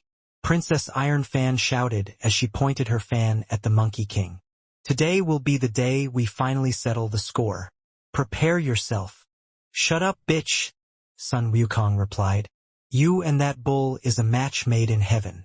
Both of you are merely dogs that wag your tail in front of your master. The Bull Demon King laughed as he rested his war axe over his shoulder. We are a part of Ahriman's faction. It is about time that the demons finally show the world who's boss. You are a demon yourself. Why not just join our side and drink wine with me like old times? Sun Wukong ignored the Bull Demon King as he gazed at the 4 other enemies that had encircled him. Depang, Kinkaku, Koriki, and you. I didn't know that you were also part of their faction. Sun Wukong spat on the ground as he glared at the demon whose appearance resembled his. Why not? You already know that I hate you with a vengeance. The fake Sun Wukong smirked before passing his right hand over his face. His transformation was undone, and he appeared using his original face in order to spite the Monkey King who had thwarted his plans in the past. 6-eared macaque at your service. The 6-eared macaque made a curtsy filled with sarcasm before laughing out loud. The 6 powerful demons who had fought against Sun Wukong over the past hundreds of years looked at him with eyes devoid of mercy. The Bull Demon King, a demon whose strength almost equaled Sun Wukong's. The irony of it all was that although they were enemies, the 2 of them were sworn brothers as well. Princess Iron Fan, a beautiful demoness who was neither evil nor good. She cared deeply for her family. So when the Bull Demon King accepted Ahriman's offer to descend to the mortal realm and make him one of his commanders, Princess Iron Fan decided to come with him to ensure that he wouldn't cheat on her. Depang, most commonly known as the golden-winged Pong, which was similar to a giant golden eagle, was an ancient being and had immense powers. Even so, Sun Wukong had gotten in his way a few times in the past, which made Depang hold a grudge against him. Koriki was a demon that Sun Wukong had encountered in the past, and was also a troublesome one. He had almost been beheaded after losing to Sun Wukong, but he had somehow escaped in order to seek revenge against him. As for the last, Sun Wukong had mixed feelings about the 6-eared macaque. This particular demon liked to use the Monkey King's appearance to create havoc in the land, and make people think that Sun Wukong had finally gone crazy and turned against those who had believed in him. Only the Buddha was able to tell who he really was, and prove to everyone that Sun Wukong was being conspired against. Although he was not as brave or as confident as the Monkey King, the 6-eared macaque was definitely someone that even Sun Wukong had trouble fighting against. Now, these 6 powerful enemies surrounded him, and ensured that he wouldn't be able to do as he pleased. The Monkey King sighed in his heart as he gazed at the 7 other demigods who were watching William's battle against Felix. This is a little troublesome, Sun Wukong thought as he firmly gripped his weapon in his hand. Although he was confident that he wouldn't lose against the 6 demons surrounding him, He couldn't say the same about William's current circumstances. The Monkey King had a feeling that if he tried to help the red-headed teenager fend off the 7 demigods that were eyeing the half-elf at the moment, the other 6 enemies would target the boy as well, which was something that Sun Wukong didn't want to happen. "I told you, didn't I?" Ahriman's voice, filled with ridicule, reached Sun Wukong's ears. "You can't stop the inevitable. Just watch from the side like the good monkey you are, and watch the defeat of your favored mortal." Even the dark wraith who was under Sun Wukong's feet laughed mockingly at the Monkey King's helplessness. This in turn angered Sun Wukong, causing him to repeatedly stomp his foot to torture the dark wraith, who was getting on his nerves. The 6 demons that encircled the Monkey King didn't move, and allowed Sun Wukong to vent his frustration on the dark wraith, who didn't know how to keep its mouth shut. They knew that the Monkey King had already accepted his fate, and would not do anything reckless, or else they would no longer hold back and target the red-headed teenager, whose current circumstance had turned for the worse. Why? Why can't I beat him? These were the thoughts that passed through Felix's head as he clashed with William over and over again. Each and every time, the half-elf gained the upper hand and gave him a good thrashing. If not for the dark armor he was wearing, he might have already sustained grievous injuries due to their intense battle. "Impossible," Felix muttered as he gazed at the opponent who was looking down on him from the sky. "Why are you so strong?" William ignored Felix's words as he threw Stormcaller towards the demonic prince, who was currently lying on the ground. A thunderous roar spread across the heavens as hundreds of lightning bolts descended towards Stormcaller, painting their surroundings with their brightness. What followed next was a powerful explosion that sent a dust cloud rising towards the sky. Stormcaller returned to William's side as it crackled with power after delivering a powerful attack to its target. "It's still not enough." William clicked his tongue as his vision swept through the dust cloud and locked onto the body of the green-haired demon, who was encased in a pitch-black armor. "No matter what you do, it's useless," Felix shouted as he propped himself from the ground. "I am invincible. You can't defeat me." The green-haired demon wanted to say more, but he could feel blood rising up his throat, so he decisively clamped his mouth shut, in order to prevent showing any kind of weakness. After forcefully swallowing back the blood that had nearly escaped his lips, Felix raised his dark spear and pointed it at the red-headed teenager who had made him suffer so much. "Kill him," Felix ordered. "What are you all looking at?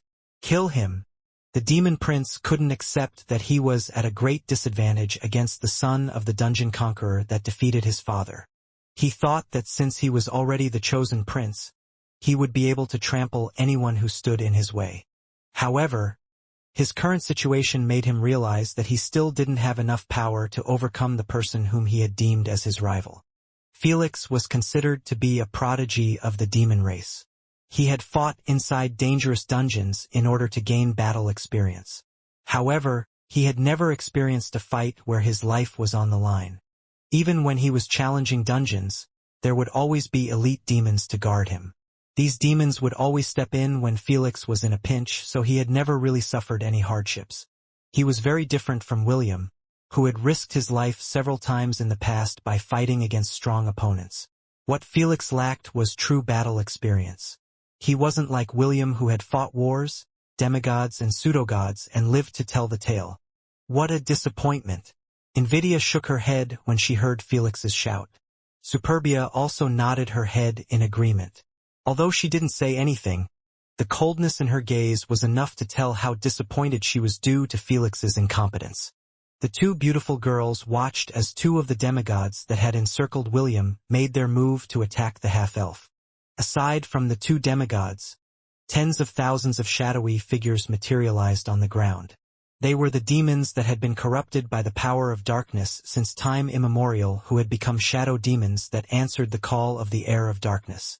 The red-headed teenager immediately found himself assaulted on all sides, as he desperately evaded all the attacks that were headed in his direction. William could have run away, but he chose not to. He knew that the moment he did, Celine and Chloe would be targeted by the demons, so he decided to endure and look for an opportunity to land a decisive blow on Felix, who was laughing on the ground, while being guarded by the 5 remaining demigods. Is that the person you chose to ally yourself to? Sun Wukong spat on the ground as he gazed hatefully at Felix from where he stood. Pathetic. The Bull Demon King, as well as his wife Princess Ironfan, frowned. As beings that were almost as strong as Sun Wukong, they also felt disappointed at Ahriman's chosen heir. However, since they were on the same side, they merely kept their silence as they stood their ground and prevented the Monkey King from aiding the half-elf. Yes, quite disappointing, but so what? The six-eared macaque said with contempt. It's not his fault that he is on the winning side. Since we already have the advantage, why not use it to the fullest? Do you really think that we will take pity on someone who opposes us? Wukong, I didn't expect you to still hope for a miracle to happen. The Monkey King ignored the six-eared macaque as he gazed at William's desperate struggle. He knew that it was only a matter of time before he was cornered due to the sheer disparity in numbers. Celine and Chloe, who was observing the battle in the distance, felt an ache in their hearts as they gritted their teeth in frustration. The beautiful elf knew that if William wished it, he could probably escape this place if he left her behind. However, she also knew that William wouldn't do that. This was why she was hurting so much. Chloe, on the other hand, blamed herself for not being strong enough to help due to her weakened state. They could only watch helplessly as William fought tooth and nail against his enemies. He was like a lone lightning bolt streaking across the dark sky. Although he was still shining brightly, it was only a matter of time before his brilliance faded. Then it happened. The two demigods decided to become serious and collaborated with each other in order to trap William in place. Their plan worked, and the half-elf was bound with dark chains that held his arms, legs, and waist, preventing him from moving. Die! Felix shouted as he threw his dark spear towards his adversary, who was unable to dodge his attack. It was at that moment when time suddenly stopped. The dark spear, the shadow demons, as well as the demigods had come to a complete stop. The gem on William's chest glowed brightly, and a silver-haired elf materialized in front of him. Kenneth's long silver hair fluttered in the breeze, as he turned around to face William. Smile. The world is not ending just yet, Kenneth said as he looked at William with a smile on his face. I will wait for you at the roots of the world tree. Before William could even understand what was happening, Kenneth's body slowly dispersed like ashes being thrown in the wind. Only an oval red gem that shone brightly remained behind. I will wait for you at the roots of the world tree. Kenneth's words reverberated for the second time, before William heard a dull cracking sound. The red gem shattered and ripple-like fluctuations spread across the surroundings. Soon, time once again started to turn, as the dark spear, the shadow demons, as well as the two demigods, charged towards William as if nothing had happened. Suddenly, a pink-haired girl carrying a mace in her hand deflected the spear that was aimed at her husband's heart. An old witch with a crooked nose materialized behind William as she used her mortar and pestle to block one of the two demigods who had intended to crush William's body. Bind the world in your embrace and hold it in place, Lilith shouted as he lashed her treasured weapon at the second demigod, who thought that it could hurt the man she loved. Devastate, Gleipnir. Let's go, everyone, Princess Sydney ordered as she flew in the air throwing fireballs at the shadow demons with a hateful glare. Several shards of ice pierced the body of the demigod that Lilith was facing. The otherworldly beauty looked at the enemies around her with a chilling gaze as her long, light blue hair fluttered in the breeze. It was also at this moment when hundreds of portals appeared just above the land, and in the sky as William's herd and King's Legion came to protect him. Die, motherfuckers! B1 shouted as it unleashed a barrage of magic missiles towards the tens of thousands of shadow demons as soon as he appeared in the sky. Fucking pieces of shits! B2 unleashed several alchemist fire bottles that Celine had provided them when she was still doing her experiments in the Thousand Beast domain. I'm rolling! Kasaganaga steamrolled the shadow demons on the ground, as Urkitu Saglav, as well as the ants' army descended from the sky to join him. They had long wanted to help William, but the restriction in the Holy Land of Darkness prevented them from leaving the Thousand Beast domain to come to his aid. Surprise had flashed across Felix's face when his sister, Chiffon, materialized out of thin air and blocked the attack that was meant to take William's life. However, his surprise didn't last long as a look of disbelief appeared on his face when Baba Yaga, several beautiful ladies, as well as hordes of monsters appeared to protect the red-headed teenager whom he thought was a goner. Sun Wukong's loud laughter reverberated inside the domain when he saw the sudden change come to the battlefield. He knew that this was no longer a one-sided battle. The Monkey King was quite aware of the forces that served under William's command, and with this, he no longer needed to worry about the red-headed teenager, who had been freed from the chains that bound him, by the people who loved him. Thousand Beast Domain. 20 minutes before William's King's Legion appeared to help him, Ash, Princess Sydney, Chiffon, and Lilith looked helplessly at the sky. They were able to witness William's battle, but they could not go and help him. Even the beasts inside the domain were getting restless as they watched him get encircled on all sides by his enemies. Is there really nothing we can do? Kasaganaga angrily stomped its little paw on the ground as it shouted in its adorable voice. We need to help Will. Urketu and Saglav, whom he considered as his two best friends, also had grim expressions on their faces. All three of them wanted to aid William in his fight, but no matter what they did, an invisible barrier was preventing them from leaving the Thousand Beast domain. Even Ella, who rarely showed an expression of anger, looked at the sky with a frustrated look on her face. She kept on clenching and unclenching her fists, as she thought of a way to help Will overcome his current predicament. When everyone was feeling depressed, Kenneth stepped forward as his silver hair started to extend until it reached the ground. I have a way for everyone to leave this place and help Will, Kenneth declared. However, the chances of all of you dying if you come out of this place is very high. Kenneth turned around to look at the people and beasts, who cared about William with a calm expression on his face. Are you sure that you are willing to take this risk? Kenneth asked. Once we do this, there's no going back. Ash stepped forward as he looked at Kenneth with determination. If you have a way to break the barrier that prevents us from helping him, please do it, Ash stated. I would rather fight by his side than watch him suffer all alone. I feel the same, Chiffon declared as she also stepped forward. I would not be here if not for William. He is my husband. No matter where he is, that is my place. He still hasn't given me his babies, Princess Sydney said as she crossed her arms over her chest. I will not let him die on my watch. Although we are still not married, he is already my life partner. Lilith summoned Gleipnir and held it firmly in her grasp. Also, Amazons don't shy away from battles. His fight is my fight. Kenneth nodded his head. Keep him safe for me. The moment I dispel the barrier, this body will immediately disappear. Disappear? Princess Sydney asked. What do you mean, disappear? Kenneth glanced at her before removing his upper robe. Everyone looked at his delicate body and noticed an oval-shaped red gem in the center of his chest. I am a homunculus, Kenneth replied. This is not my real body. I can only control it remotely with the power of the Philosopher's Stone in my chest. In order to break the barrier, I need to detonate it in order to cause a ripple in space and time. That is the only way to allow all of you to leave this place. Kenneth once again dressed himself properly before scanning the faces of everyone in his surroundings. Are all of you ready? Kenneth asked. If the answer is yes, then I will detonate the Philosopher's Stone after I leave this place. Wait. A calm voice that was filled with authority called out to Kenneth. Everyone turned their heads to look at Ella, who was currently walking in their direction with several goats following behind her.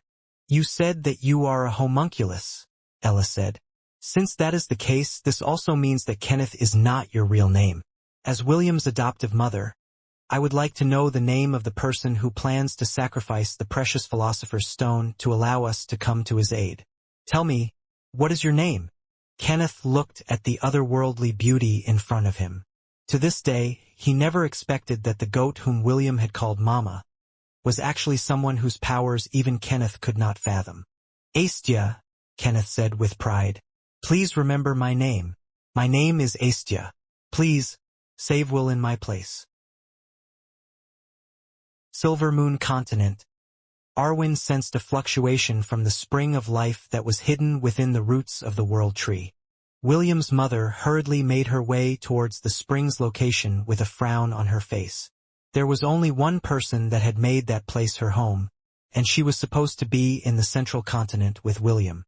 When Arwen arrived at the spring, her gaze immediately landed on the beautiful elf, whose entire body was submerged under the water.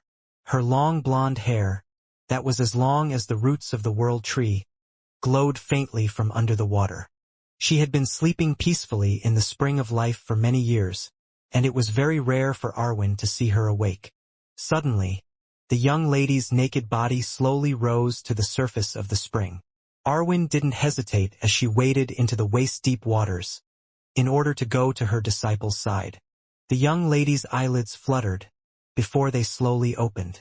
She lazily gazed around at her surroundings, until her sight landed on Arwen, who had arrived beside her. "Astia, what happened?" Arwen asked. "I felt the destruction of the Philosopher's Stone that I gave you. Did something happen to Will?" Astia looked at William's mother for a brief moment before closing her eyes. "Yes," Astia replied.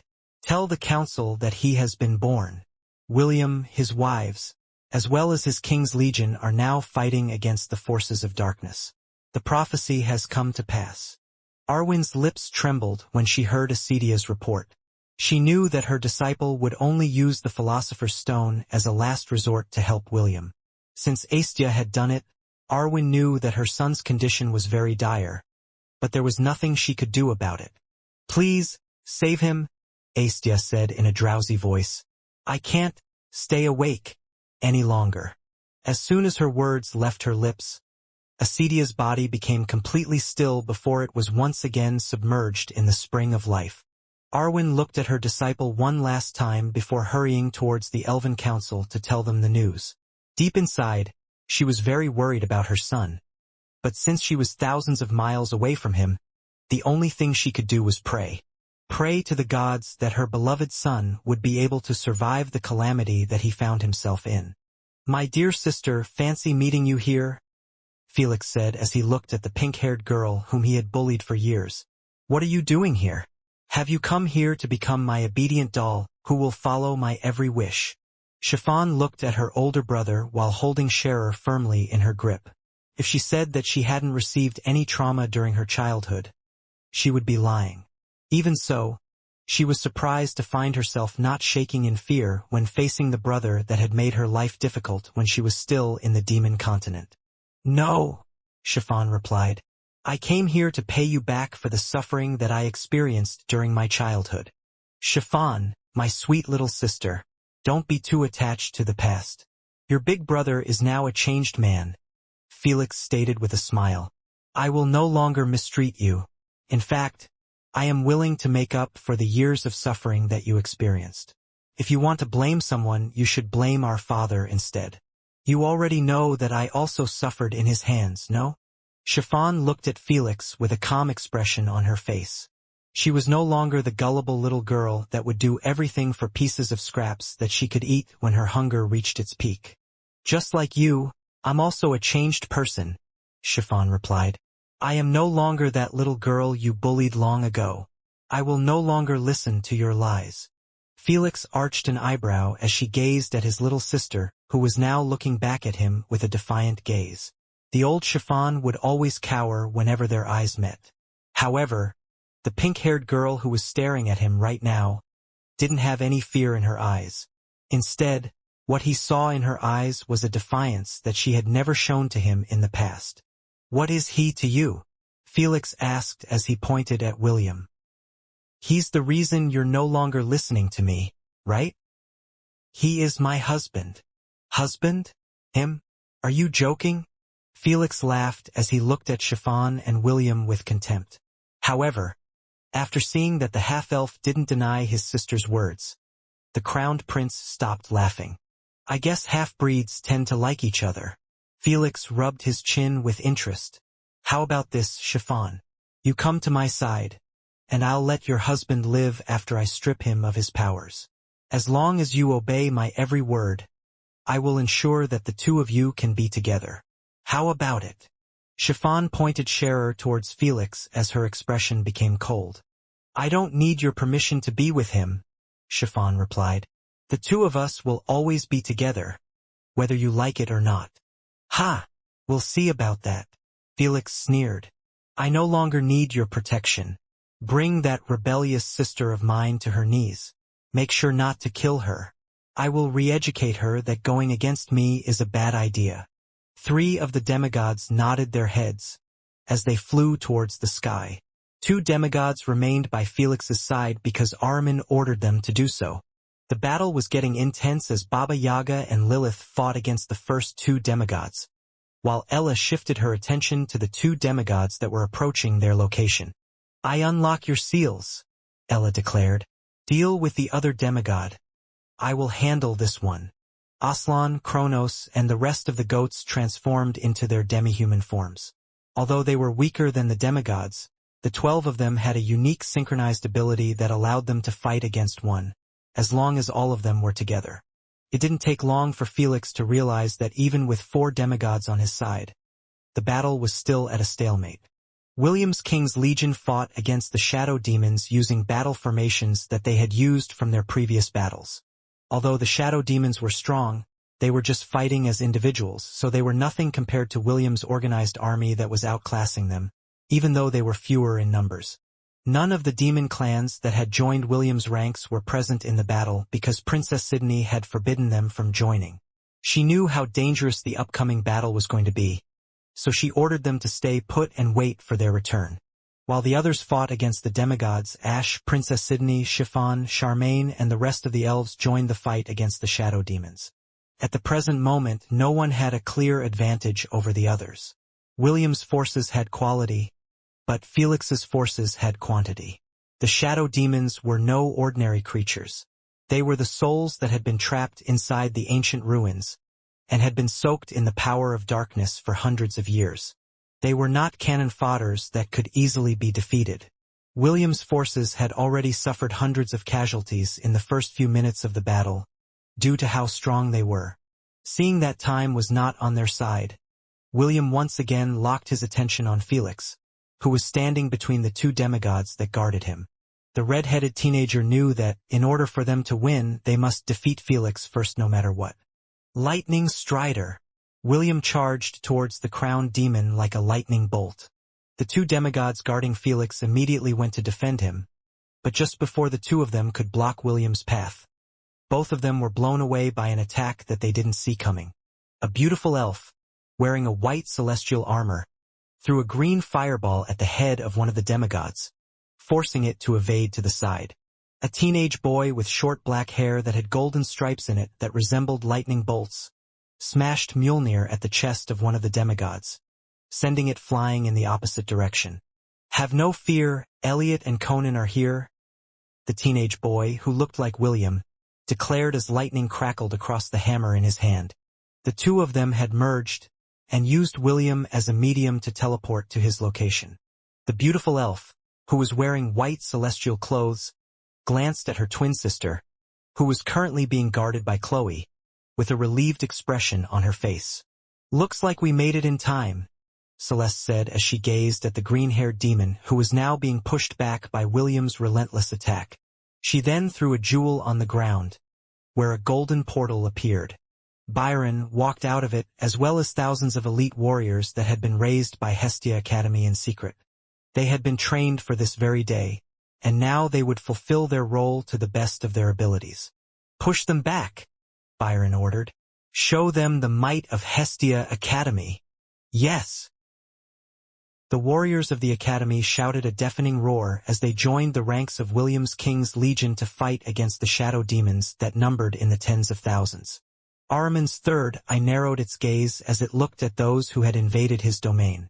Although he was confident that he still had the upper hand in the battle, he still felt annoyed that several insects kept on getting in the way of his revival. Depang Kinkaku, deal with these bugs, Ahriman ordered. Show no mercy and don't let them leave this place alive. The giant golden eagle, as well as the one-horned golden demon, nodded their heads as they left Sun Wukong's encirclement. The demon bull king, Princess Iron Fan, Korkiki, as well as the six-eared macaque took out their weapons and eyed Sun Wukong with determined faces. They had one task and one task only: to prevent the Monkey King from breaking out of their encirclement. Sun Wukong sneered at them, but he understood that breaking free from the encirclement would only bring more harm than good in the current situation. "William, my boy, the rest is up to you." Sun Wukong gazed at the red-headed teenager, who was currently attacking Felix without holding back.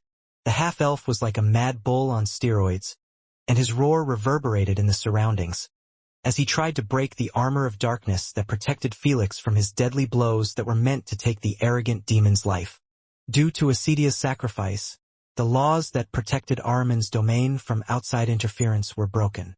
This allowed William's herd and King's Legion to leave the Thousand Beast domain to come to his aid, as well as allow Conan, Elliot, and Celeste to lock on to William's and Chloe's location. Using the time that the domain was still in an unstable state, Celeste opened the portal that allowed the elite warriors of Hestia Academy to join the battle. Although Ahriman and the Dark Wraith didn't want to admit it, the advantage they had earlier had decreased by a good margin. Ahriman's third eye locked on William's body as he gazed at him hatefully. It was all because of the half-elf that things were getting out of hand. "I guess I could risk it even though my revival would be pushed back once again," Ahriman thought as he fought an internal struggle inside his head. Even as a god, he still needed to make difficult choices in the current situation that he was in. What he wasn't aware of was that high above the Temple of the Gods, a primordial goddess was watching the battle with an amused expression on her face. Standing beside her was the cloaked figure that William had met in the Deadlands. He was none other than her son, the god of death. "Looks like Ahriman is getting impatient." The primordial goddess smirked before glancing at her son. "You already know what to do, right?" "Yes." The god of death bowed his head in respect. "Go. Ensure that Ahriman won't get his way. If he really plans to break the code of the Temple of the Gods, then we'd better take advantage of the situation." "Understood." The god of death disappeared, leaving the primordial goddess to continue looking at the battle with a sweet smile on her face. "I guess I'll have to thank you in advance, Ahriman," the primordial goddess said softly. "Because of you, my wish will be finally realized." Ahriman slowly opened his lips and several glowing orbs of light came out of the bodies of those that had died in the battle. He was planning to consume their souls in order to give himself enough divinity so he could use some of his powers. Everyone that was on William's side could only grit their teeth helplessly as they saw the souls of their allies fly in the direction of the god of demons. William couldn't count the number of times he had tried to pierce Felix's armor using Soleil and Stormcaller. The black armor was like an impenetrable shield. After attacking it several times, not even a crack could be seen on its surface. "It's no use, Will." Celeste's voice reached out to the half-elf via telepathy. "That armor he is wearing is one of the divine regalias of the god of demons. Only attacks that are backed with the power of divinity will be able to damage it." William smashed Soleil onto Felix's headgear, sending him crashing towards the horde of shadow demons that were trying to protect their crowned prince. He then panted for breath as he wiped blood from the corner of his lips. Although Felix wasn't as experienced in fighting as William, the green-haired demon took advantage of his armor's invincibility to counterattack the half-elf and deal injuries to his body. "Understood," William replied as he firmly gripped Soleil in his hand. "I don't know if it will be enough, but I have no other choice." After absorbing the remnants of the sun flare earlier, Soleil's divinity had been charged by half. William knew that it was not enough to pierce through Felix's armor, and using the divinity to charge it the rest of the way seemed like a waste.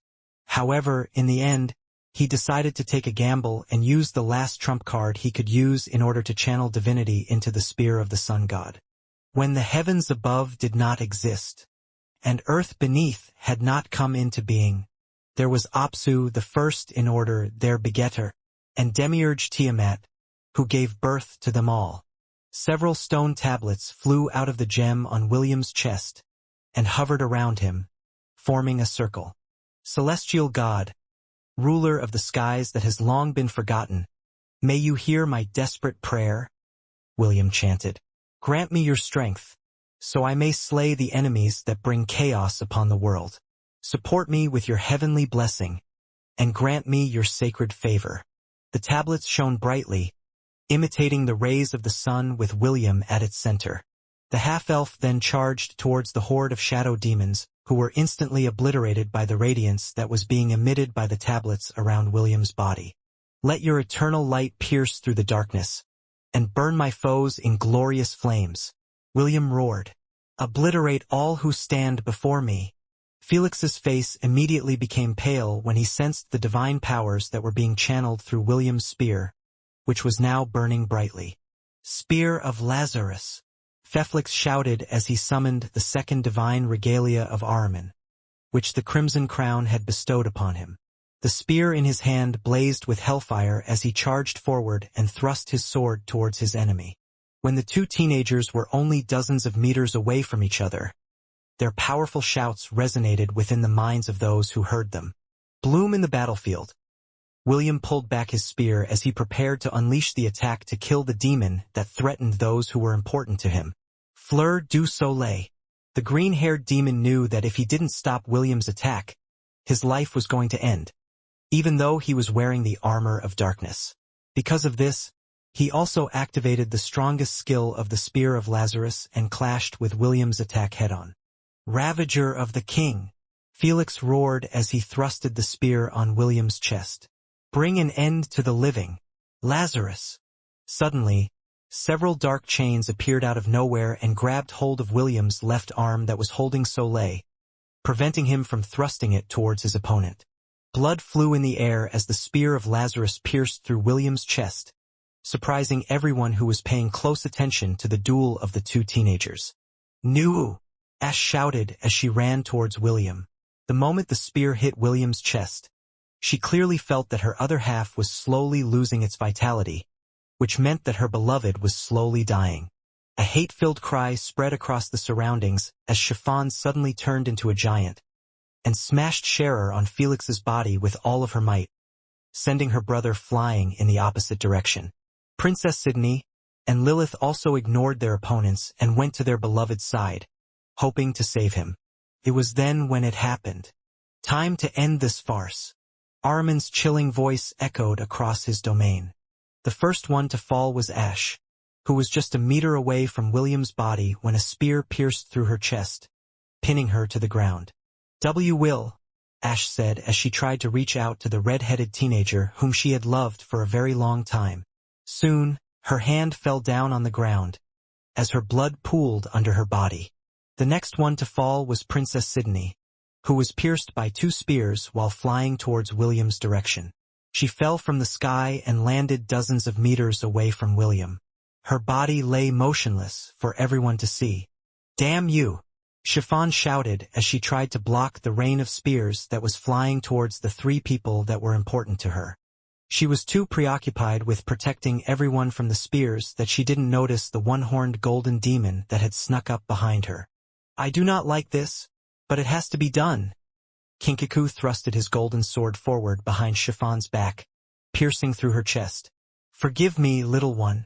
The pink-haired girl's giant body slowly shrank in size before collapsing on the ground.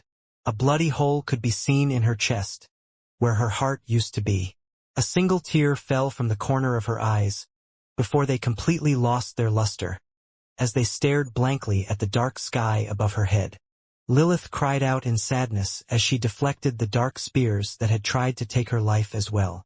Fortunately, Gleipnir was powerful enough to keep her life safe, as she headed in the direction of her fallen sisters, who had tried to protect the man they loved. A moment later, several dazzling orbs of light flew out of Ash's, Princess Sydney's, and Chiffon's bodies. All of them flew in the direction of the god of demons who was eyeing their souls with greed. Divine souls! Ahriman rejoiced internally when he saw the souls that were giving off a radiance that couldn't be compared to ordinary souls. They were the souls that held powerful divinities inside them, or souls that had been chosen by the gods to become their followers. Although he had expended most of the souls he had absorbed to meddle in the fight between William and Felix, the payoff was worth it, for every divine soul was equivalent to tens of thousands of souls. Although some gods had many followers, They also had core followers to whom they gave special care, as if they were their own children. Princess Sydney and Chiffon carried the sins of the world, so their souls held a powerful divinity. Ash, on the other hand, was one of Astrid's core followers, alongside Est and Isaac. Although the power of divinity inside her body wasn't as strong as the souls of the 7 deadly sins, it didn't change the fact that it still contained a part of Astrid's power, leaving her soul with a trace of divinity inside it. "No!" Celine shouted as she flew towards the sky. Black flames erupted from her back and formed 6 pairs of black angelic wings. She flew towards the 3 souls and forcefully contained them using the power of her divinity. "I won't let you have them, you bastard!" Celine roared in anger as she allowed her sealed divinity to burst forth from her body. Dark flames raged for hundreds of meters around her as Celine's wrath intensified. "Kneel before me, you wench," Felix ordered as he gazed at Celine hatefully from a distance. "Obey me." The dark mark on Celine's right breast shone crimson red, but the beautiful elf was unmoved. She then stared at Felix, marking him as her target as she descended from the sky. "I'll kill you," Celine shouted with hate. Her wrath had overcome the power of the mark of darkness that forced her to obey Felix's orders. The only thing she wanted to do right now was to rip the demon to pieces, in order to avenge her sisters who had died in battle. The 2 demigods that were guarding Felix moved in to block her path. However, Celine didn't stop her advance. Instead, she even increased her speed as the fingernails on her right hand extended and began to blaze with dark flames. "Scram!" Celine roared in anger as she clawed the one of the demigods that blocked her path. The demigod calmly used his weapon to block Celine's attack, creating sparks after they clashed. To his surprise, the beautiful elf overpowered him and was even able to cut off the arm that was holding the weapon. Celine didn't follow up with another attack and instead used that opportunity to close the distance between her and Felix. Celine swiped her hand through the air and 5 wind blades, that blazed with dark flames, flew in Felix's direction. Naturally, her attack was blocked by the other demigod, but the impact still sent it flying away, leaving Felix undefended. "Die!" Celine's hand turned into a claw as she hatefully swiped down at the demon that dared to control her destiny. A scream of pain spread across the domain as Felix's blood gushed out of his body. His right arm, which was still protected by the armor of darkness, fell on the ground before Felix disappeared completely. Celine's attack created 5 deep fissures in the ground that extended for hundreds of meters. Growling like an animal, she turned her head to look in the direction of the god of demons and saw Felix's body lying on the palm of his hand. Blood was still flowing from the shoulder she had sliced his arm from with her last attack. "Bitch! How dare you!" Felix shouted as he propped himself up with his remaining arm. "You dare hurt your master! You dare hurt your lord! You are not my master!" Celine shouted. "I will kill you!" However, just as Celine was about to attack again, several dark chains bound her arms and legs. "Give them to me," Ahriman ordered. "Give the souls in your possession to me, and I will overlook your transgression." 3 dazzling souls with different colors were encased in an orb of dark flames that held them in place. No matter what Ahriman did, he couldn't absorb the souls because Celine had used her own divinity to block his actions. "Never!" Celine shouted as she gathered the dark flames around her to form a giant fireball. She had infused the fireball with the power of her wrath, which made even the demigods that were on Ahriman's side frown. None of them dared to block this attack which contained a powerful divinity. "Die for me!" Celine threw the giant fireball towards Felix, who was in the midst of trying to reattach the arm that had been cut off from his body. The third eye on Ahriman's forehead shot a red beam of light that pierced through the giant fireball and through Celine's chest. The beautiful elf's body was then set ablaze with dark flames, making her scream in pain. "Fool!" Ahriman said in a voice filled with disdain. "You dare challenge a god with this feeble power? Know your place. You are merely a pawn. My pawn. You just have to do what you were born to do, and submit to your destiny." Celine's body collapsed on the ground as the power that encased the 3 souls in her left hand dispersed. The three divine souls that Ahriman coveted once again flew in his direction. Selene gazed at them as her vision blurred due to tears. Although she could activate the power of her divinity to overcome the mark of darkness, she still fell short when fighting against the will of one of the strongest gods in the world of Hestia. Ahriman's lips opened as the three souls neared him. However, just when the souls were a dozen meters away from his mouth, they changed direction and headed towards the sky. Ahriman's third eye widened in shock because he didn't understand what was happening. However, his shock turned into disbelief when he saw a cloaked figure hovering in the middle of the sky. "These souls are mine," the cloaked figure said as he gazed at Ahriman in contempt. "You broke the code of the gods. You were not allowed to personally interfere with the mortal realm, and you have done so repeatedly. Taking the lives of these three mortals was something that you shouldn't have done. But what is done is done." The cloaked figure then glanced at Selene, who was lying on the ground. He then casually made a gesture, and Selene's body floated in the air, then flew in his direction. "I was planning to kill her to end her suffering, but I can't," the cloaked figure thought as his gaze locked on Selene's body, particularly her womb. "If it was only her, I would have killed her right away, but I can't take the life of an innocent." The god of death then held Selene's body before entering a dark portal. However, before he passed through it, he gave the half-elf on the ground a sidelong glance. This only lasted for a brief moment before he disappeared from Ahriman's domain. A hate-filled roar escaped Ahriman's lips after he had been denied his prize. If he had absorbed the power of the three divine souls, at least two of the chains that bound his body would have easily been undone. "How dare you interfere?" Ahriman's mental shout made the entire domain tremble as all living and non-living beings held onto their heads due to the pain that they were suffering. "Just who are you?" The god of demons didn't know the identity of the cloaked person that had intruded on his domain. The only thing that he knew was that only those who had similar powers to him, when he was at his peak, were capable of breaking through the laws of his world. "Everyone leave this place now," Elliot shouted as he raised Mjolnir to the sky, creating thunderclouds. "Hurry!" He had already seen what was going to happen next, and the only thing he could do was buy everyone time before the god of demons threw caution to the wind, and annihilated everyone that was inside his domain due to his anger and frustration. Everything seemed to move in slow motion, as Chloe stared at William's body that was pierced through by the spear of Lazarus.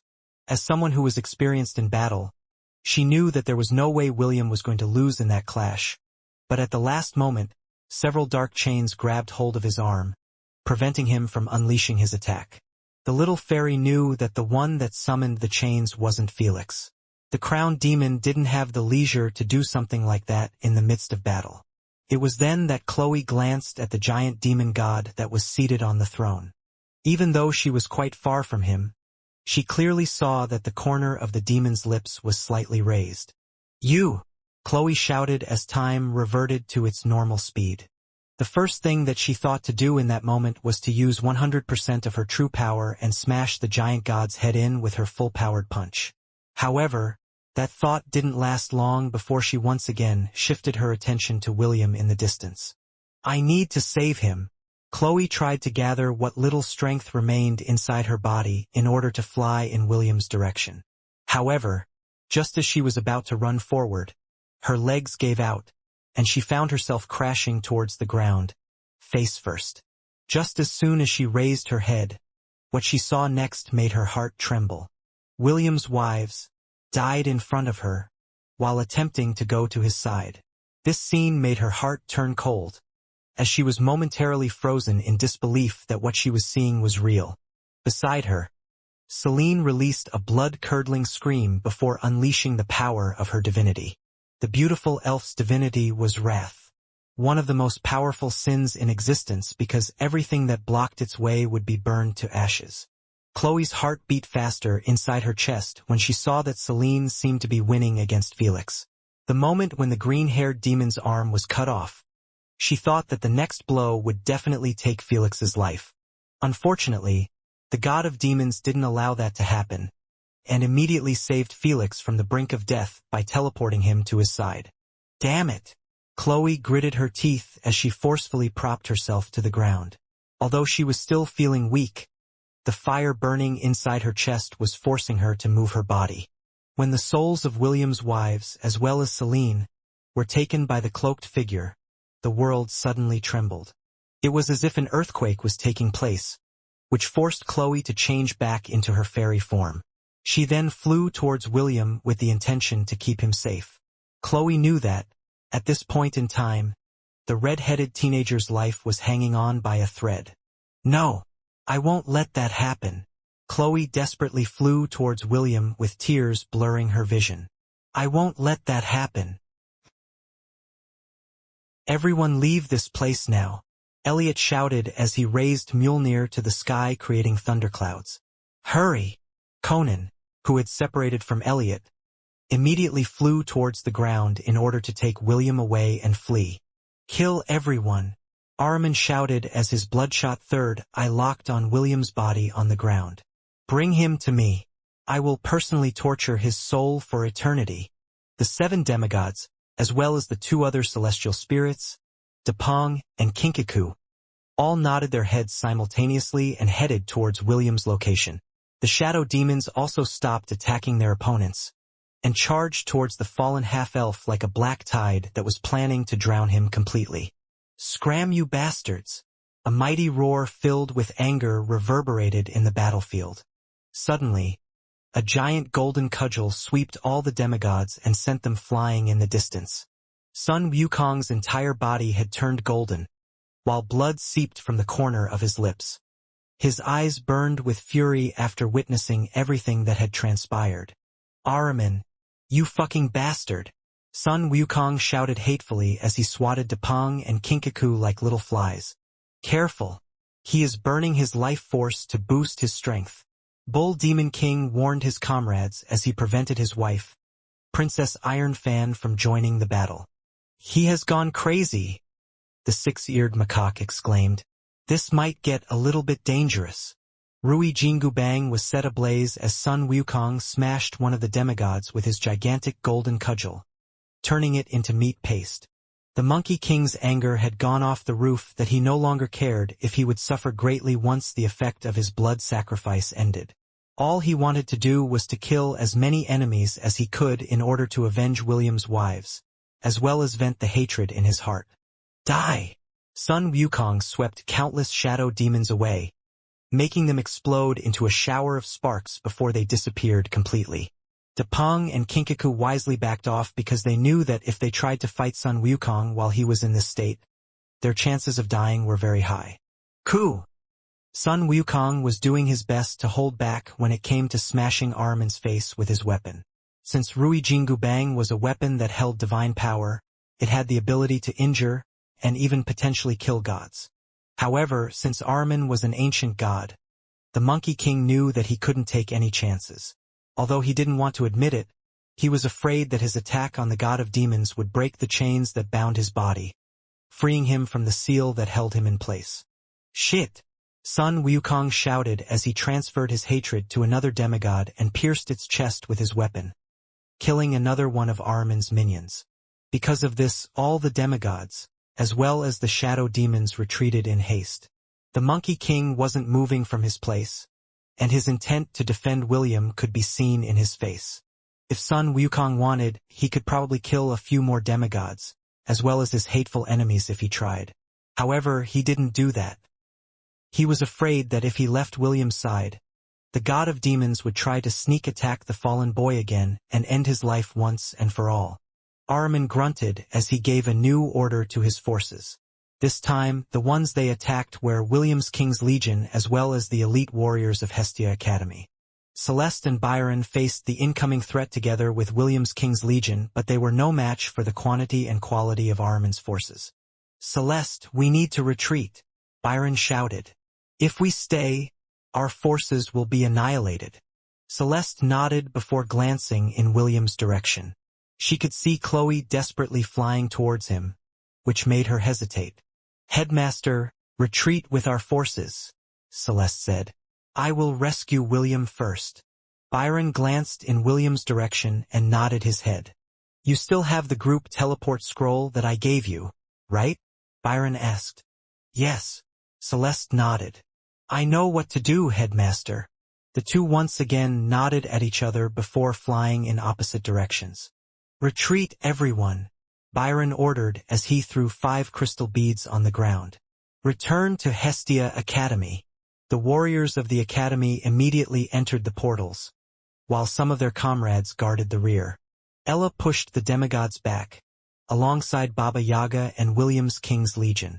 Although she wanted to go to the half-elf side so badly, she couldn't leave the others behind. She and Baba Yaga were the only 2 beings that were preventing her adopted son's forces from being massacred by the demigods who surpassed them in power and rank.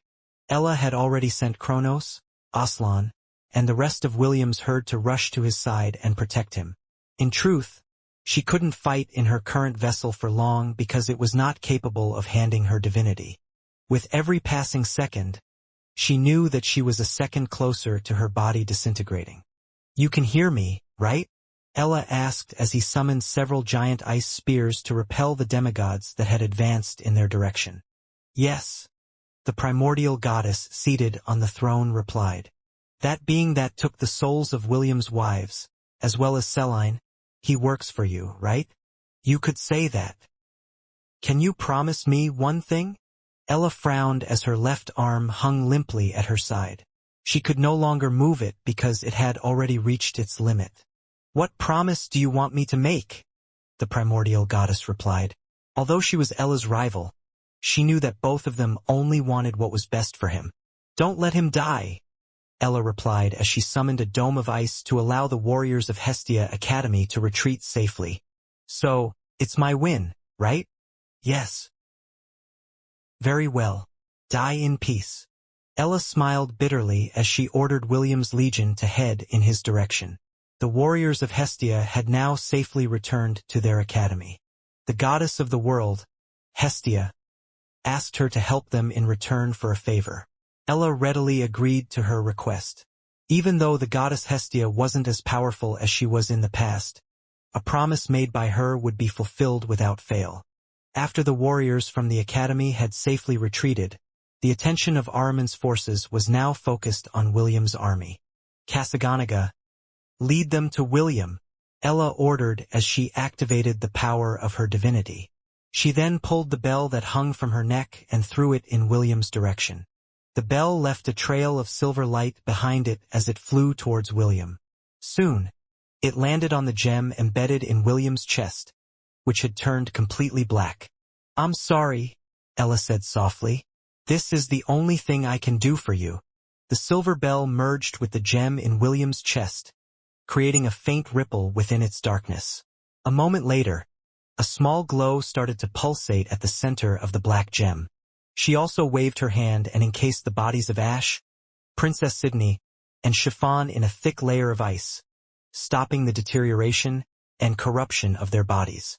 Ella sighed after seeing this before facing the monsters in front of her. Both of her hands hung limply at the sides of her body now, but she didn't pay them any mind. Even if it's only for half a minute, I will make you understand that you shouldn't have made me angry, Ella said in a cold, indifferent tone as her body glowed brightly. Ahriman's eyes widened in shock as he shifted his attention from William to the otherworldly beauty, who was looking at him with killing intent. He hadn't paid much attention to Ella earlier because he thought that she was just using an ability to temporarily boost her rank to the demigod level. I didn't know you were a goddess. Ahriman's cold voice spread across the domain. Well, a half-baked goddess. It seems that your vessel is not capable of holding your divinity. Ella smiled as the power she released intensified, making the entire world shudder under her majestic form. It's time for you to feel the power of this half-baked goddess, Ella declared as the domain's temperature dropped to freezing levels. Only William and his forces were not affected by this sudden change in temperature. Absolute zero. Everything in front of Ella turned into ice sculptures. The shadow demons, the 5 demigods, as well as Kinkaku, were caught within the range of her coup de grace. Only Felix, the bull demon king, Princess Iron Fan, Depong, 6-eared macaque, and the dark wraith were saved because Ahriman had used his own divinity to shield them from Ella's attack. Not bad for a half-baked goddess, right? Ella sneered before her body started to disperse like ashes in the wind. Wash your neck. William will come for it soon. I will laugh at your demise from the heavens. Ella's parting words echoed through the heavens, making those who heard it feel their hearts tremble. A prophecy that the goddess of tenderness believed would come to pass, regardless of how long it would take. Before she disappeared completely, Ella encased her allies in a protective dome of ice that contained the power of her divinity. She had done this to give William's forces ample time to regroup, as well as think about how they were going to get out of their predicament. Although she had greatly reduced the threat that they would have to face, they were still not out of danger just yet. Lilith held onto William's body as tears streamed down the side of her face. Chloe was also beside him, and looking at him with a worried expression on her face. His heart is no longer beating, Celeste said as she crouched down to examine William's body. I'm afraid that he's still alive, Elliot said with a sad expression on his face. Barely alive.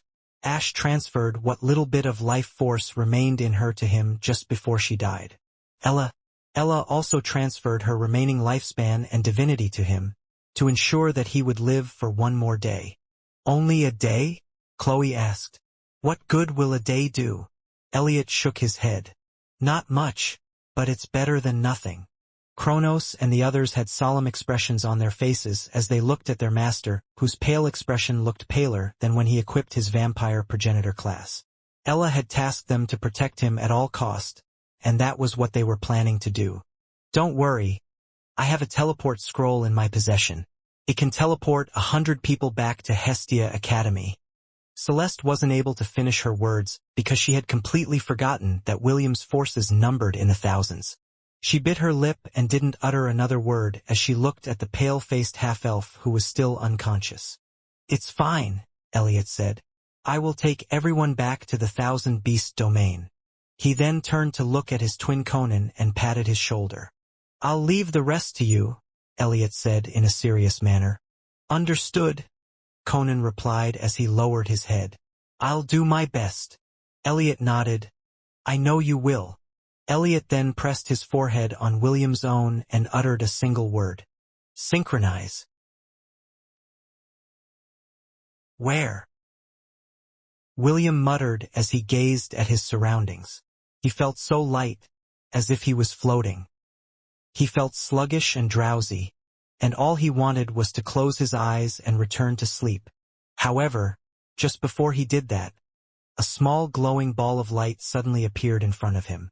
So this is where you are, Elliot said in a teasing tone. You look beat up, champ.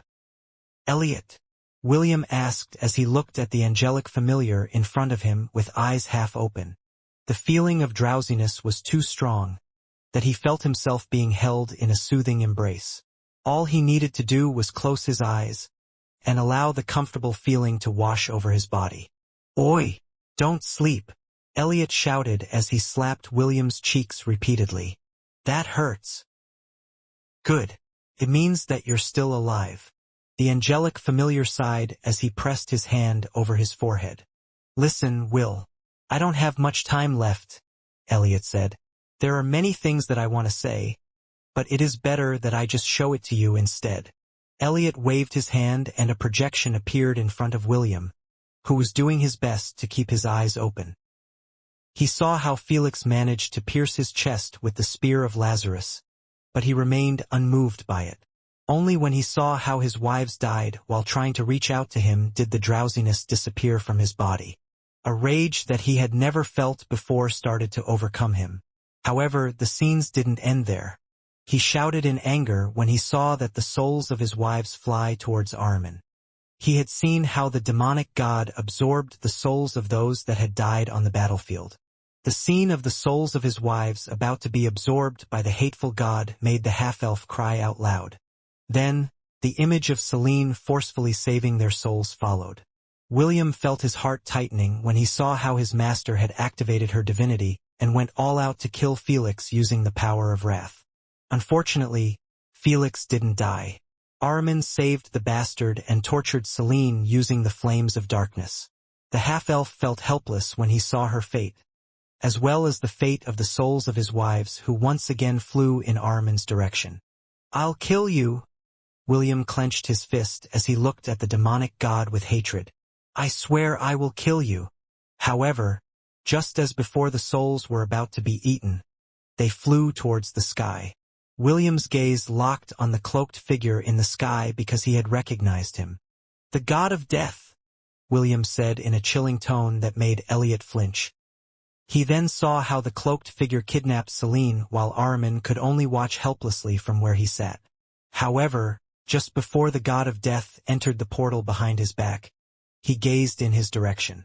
For a brief moment, their gazes met, and somehow, William could feel the god's arrogance as if taunting him for his weakness.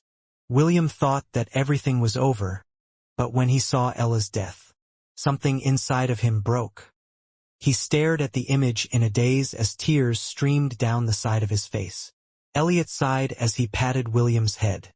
"Will, not everything is over yet," Elliot said. "The people who care for you are still in danger.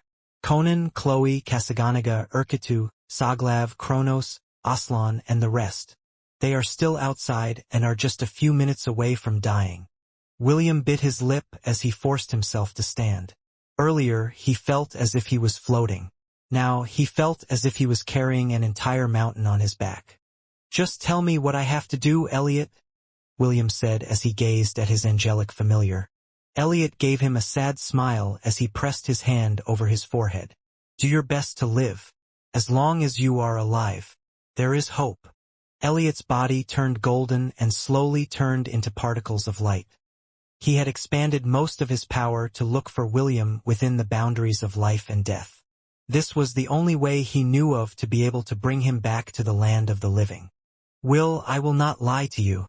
Dark and difficult times are up ahead," Elliot declared. "Perhaps, the only way for you to reunite with those important to you is to find hope."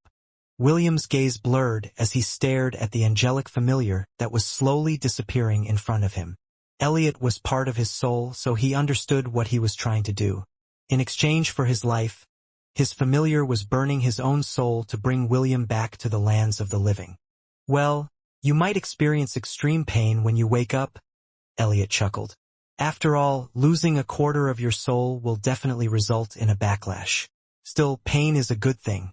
It reminds you that you are still alive." William gritted his teeth as he burned Elliot's smile on his very soul. He knew that his angelic familiar was trying to comfort him, even in his last moments, which made it harder for him to accept what was happening. "Remember, okay? Make sure to find hope," Elliot said. "Perhaps, she is the only one who can turn this entire situation around." "Hope? Hoping does nothing," William angrily shouted. "Where was hope when I needed it the most? It doesn't exist, Elliot. Hope doesn't exist." Elliot wagged his finger as if he was trying to tell William that he was wrong. He was like a wise old man that held the knowledge of the entire world in the palm of his hands. "I'm not talking about the word hope," Elliot replied. "I'm talking about the hope, the eighth and last member of the virtues. Find her, Will. Wait, knowing her, she will find you first. Well, I guess it will probably work out. Maybe." Elliot chuckled as he scratched his head. When only half of his body remained, Elliot once again looked at William with a serious expression on his face. "Goodbye, Will," Elliot said. "Make sure to take care of Chloe. She dumped me to be with you. Also, if you don't do anything, she might die today as well." William stared at his familiar that was slowly disappearing in front of him. "Elliot, is there really no other way?" Elliot smirked before his entire body turned into particles of light and flew towards the sky of the pitch-black world. Till the very end, a peaceful smile was on his face, as if he knew what was going to happen in the future. "Will, remember this. You are never alone." Suddenly, a small spark appeared in the heavens and banished the darkness. A clear blue sky appeared above William's head, which was reflected by the clear blue sea under his feet. The half-elf found himself in a familiar place, a place where he had many fond memories of his wives, when they were helping him recover the power and stability of his spiritual world. His sea of consciousness, that had died, was once again rejuvenated by Elliot's sacrifice. Ripples appeared in the clear waters under William's feet as his tears fell freely like raindrops. Part of his soul had died in order to bring him back to life. He knew that from this day onwards, he would never see his angelic familiar ever again. Hestia Academy.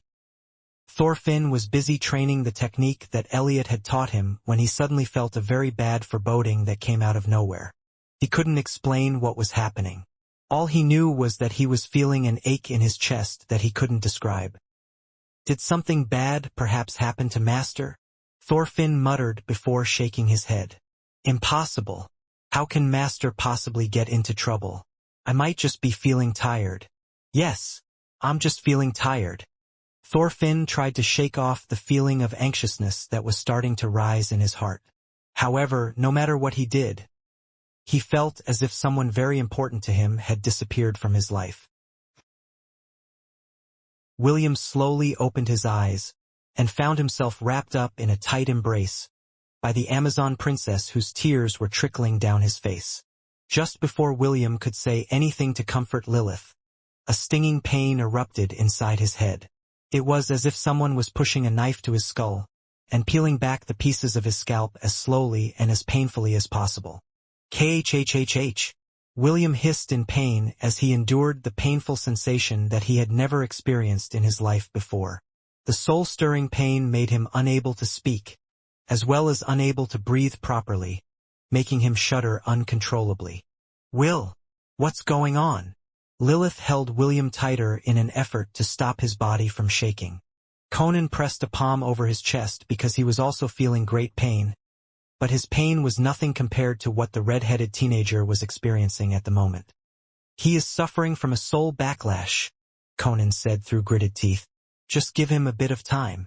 He will recover in a few minutes. Sun Wukong's fiery eyes gazed at William and saw the great damage to his soul. Immediately, he took out one of the peaches in his possession and crushed it in his hands. He had already grabbed William's jaw and held it in place, as he allowed the fruit juice to enter his mouth. A few seconds later, the half-elf's body stopped shaking, but he still had a pained expression on his face. Conan flew towards him and whispered something in his ear.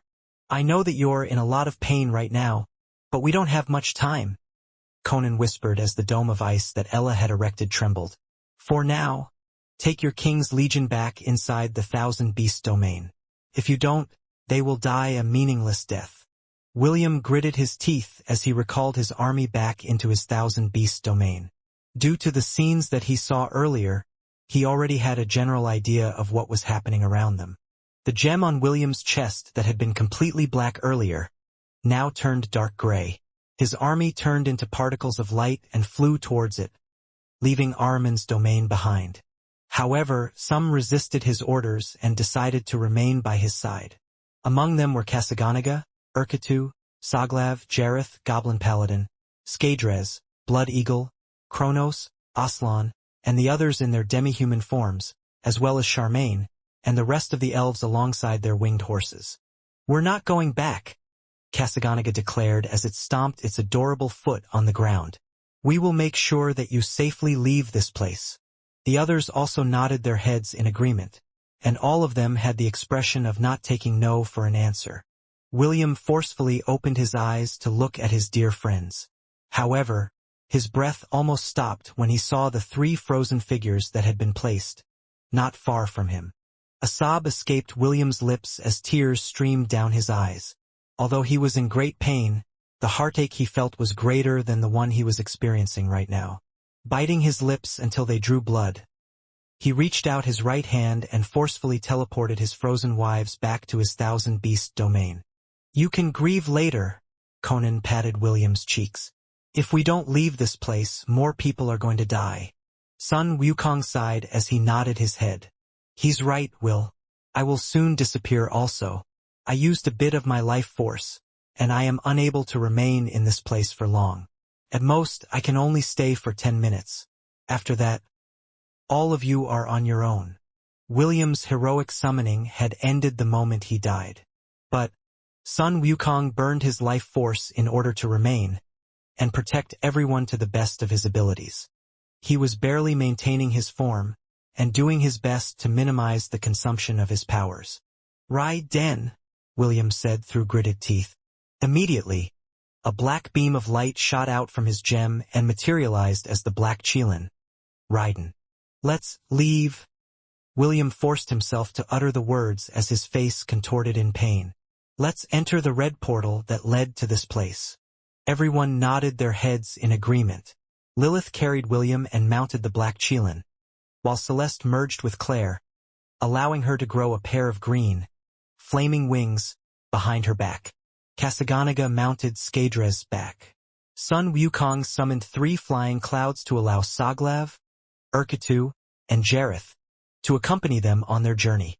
"Okay, listen to me," Sun Wukong said. "The moment the dome breaks, all of you will make a run for it. I will hold them back for as long as I can, but remember that I will probably be able to hold them for 5 minutes at best. We will leave this place together," Kasaganaga shouted, before looking at his 2 best friends, Urketu and Soglav. "The 2 of you better not die, okay? I'm going to murder both of you if you do." "I'm already dead," Urketu replied.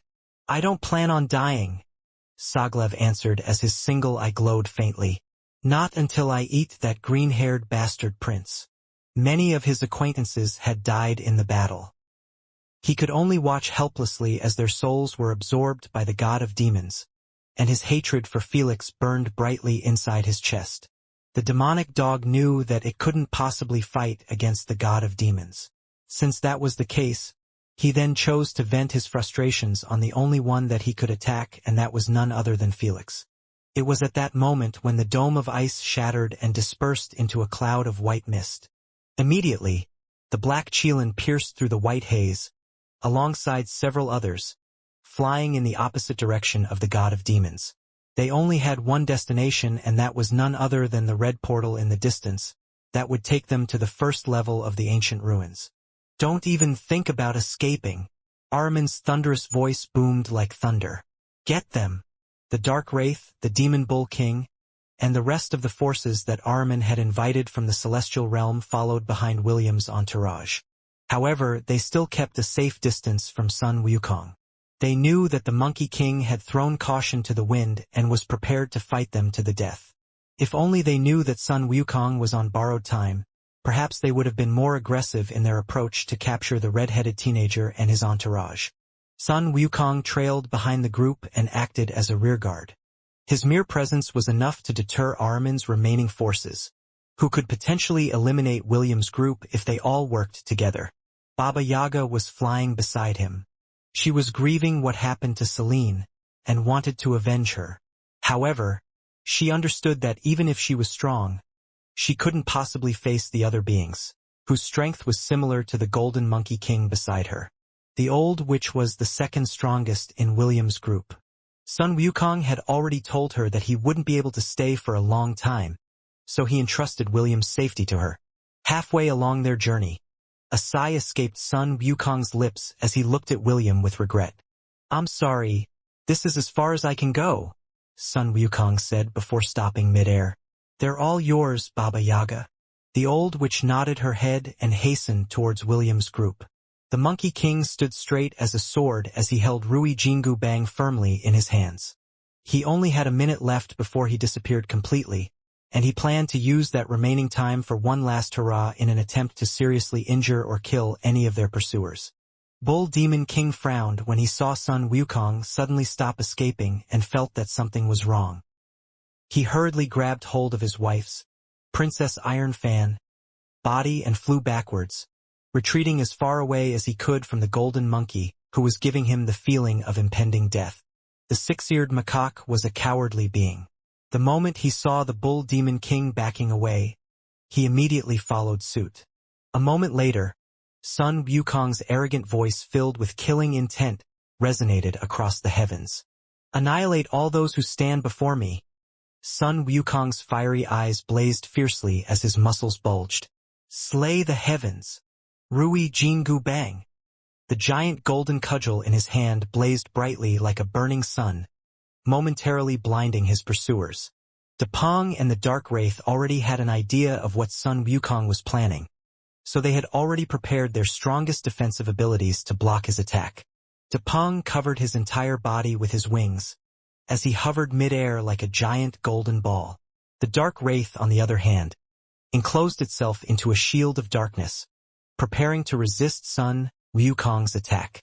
The sky was split apart as Sun Wukong unleashed his strongest attack, catching Depang and the dark wraith by surprise.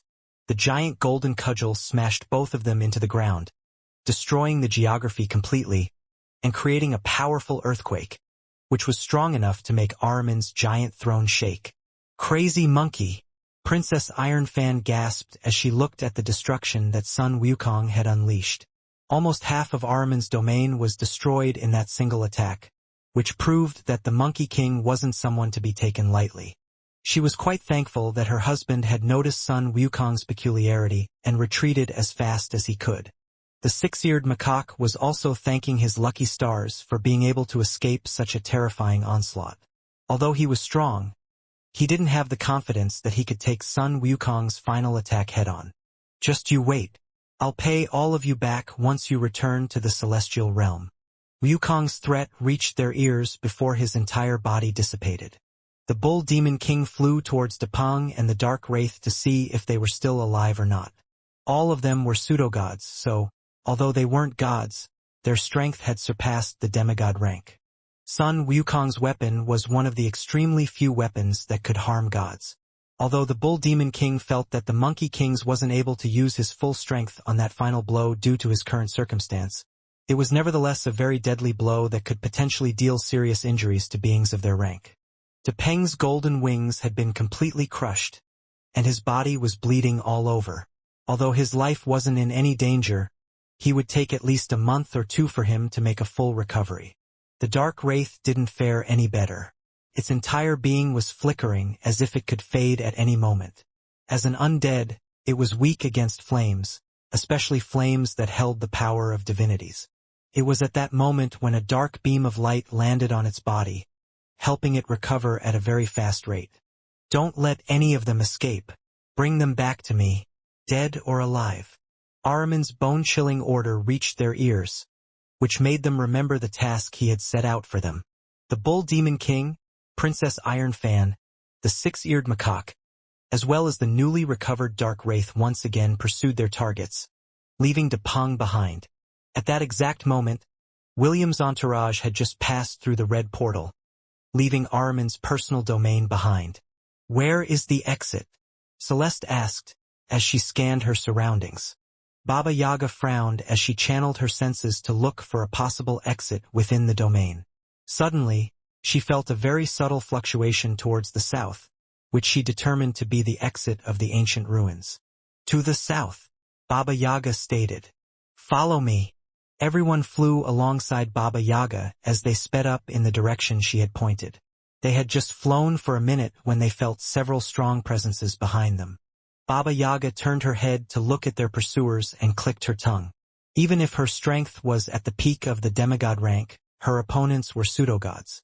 It was impossible for her to defeat one of them, let alone four. Just keep on flying, Conan shouted as he urged everyone. Don't worry, we will be able to make it. It was at this moment when Kasaganaga, Urketu, Saglav, and Jareth exchanged glances at each other. Keep going, Kasaganaga shouted. We'll buy you some time. Fools! Baba Yaga rebuked the rainbow-colored anteater who was riding on top of the blood eagle's back. You can't block them even for a second. It's fine, Granny. Saglav's voice, filled with determination, reached Baba Yaga's ears. We don't plan on dying. Without another word, Kasaganaga, alongside his friends, flew towards the approaching pseudo-gods, fearlessly. Are you sure that we won't die? Saglav's determined expression suddenly collapsed as soon as he saw the Bull Demon King, as well as his cohorts in the horizon. We won't die, right? Don't worry, Kasaganaga replied. Even if you die, William can bring you back as an undead as long as I bring you back with me. Saglav cursed out loud as he tried to maneuver his flying cloud to turn around and regroup with William's group. Fuck this, I'm out. However, before he could even get away, Urkuta's hand grabbed his body and held him firmly in his grip. "It's fine," Urkuta said as he gazed at his friend with his burning blue eyes that marked him as a revenant. "Just try dying once." "Fuck you," Saglav shouted. "Our friendship ends here." Jareth glanced at his comrades with a complicated look on his face. "I shouldn't have joined these three crazies on their suicide mission," Jareth thought as he held the artifact that Elliot had given him earlier in his hands. "Elliot, I hope you didn't fuck us up,"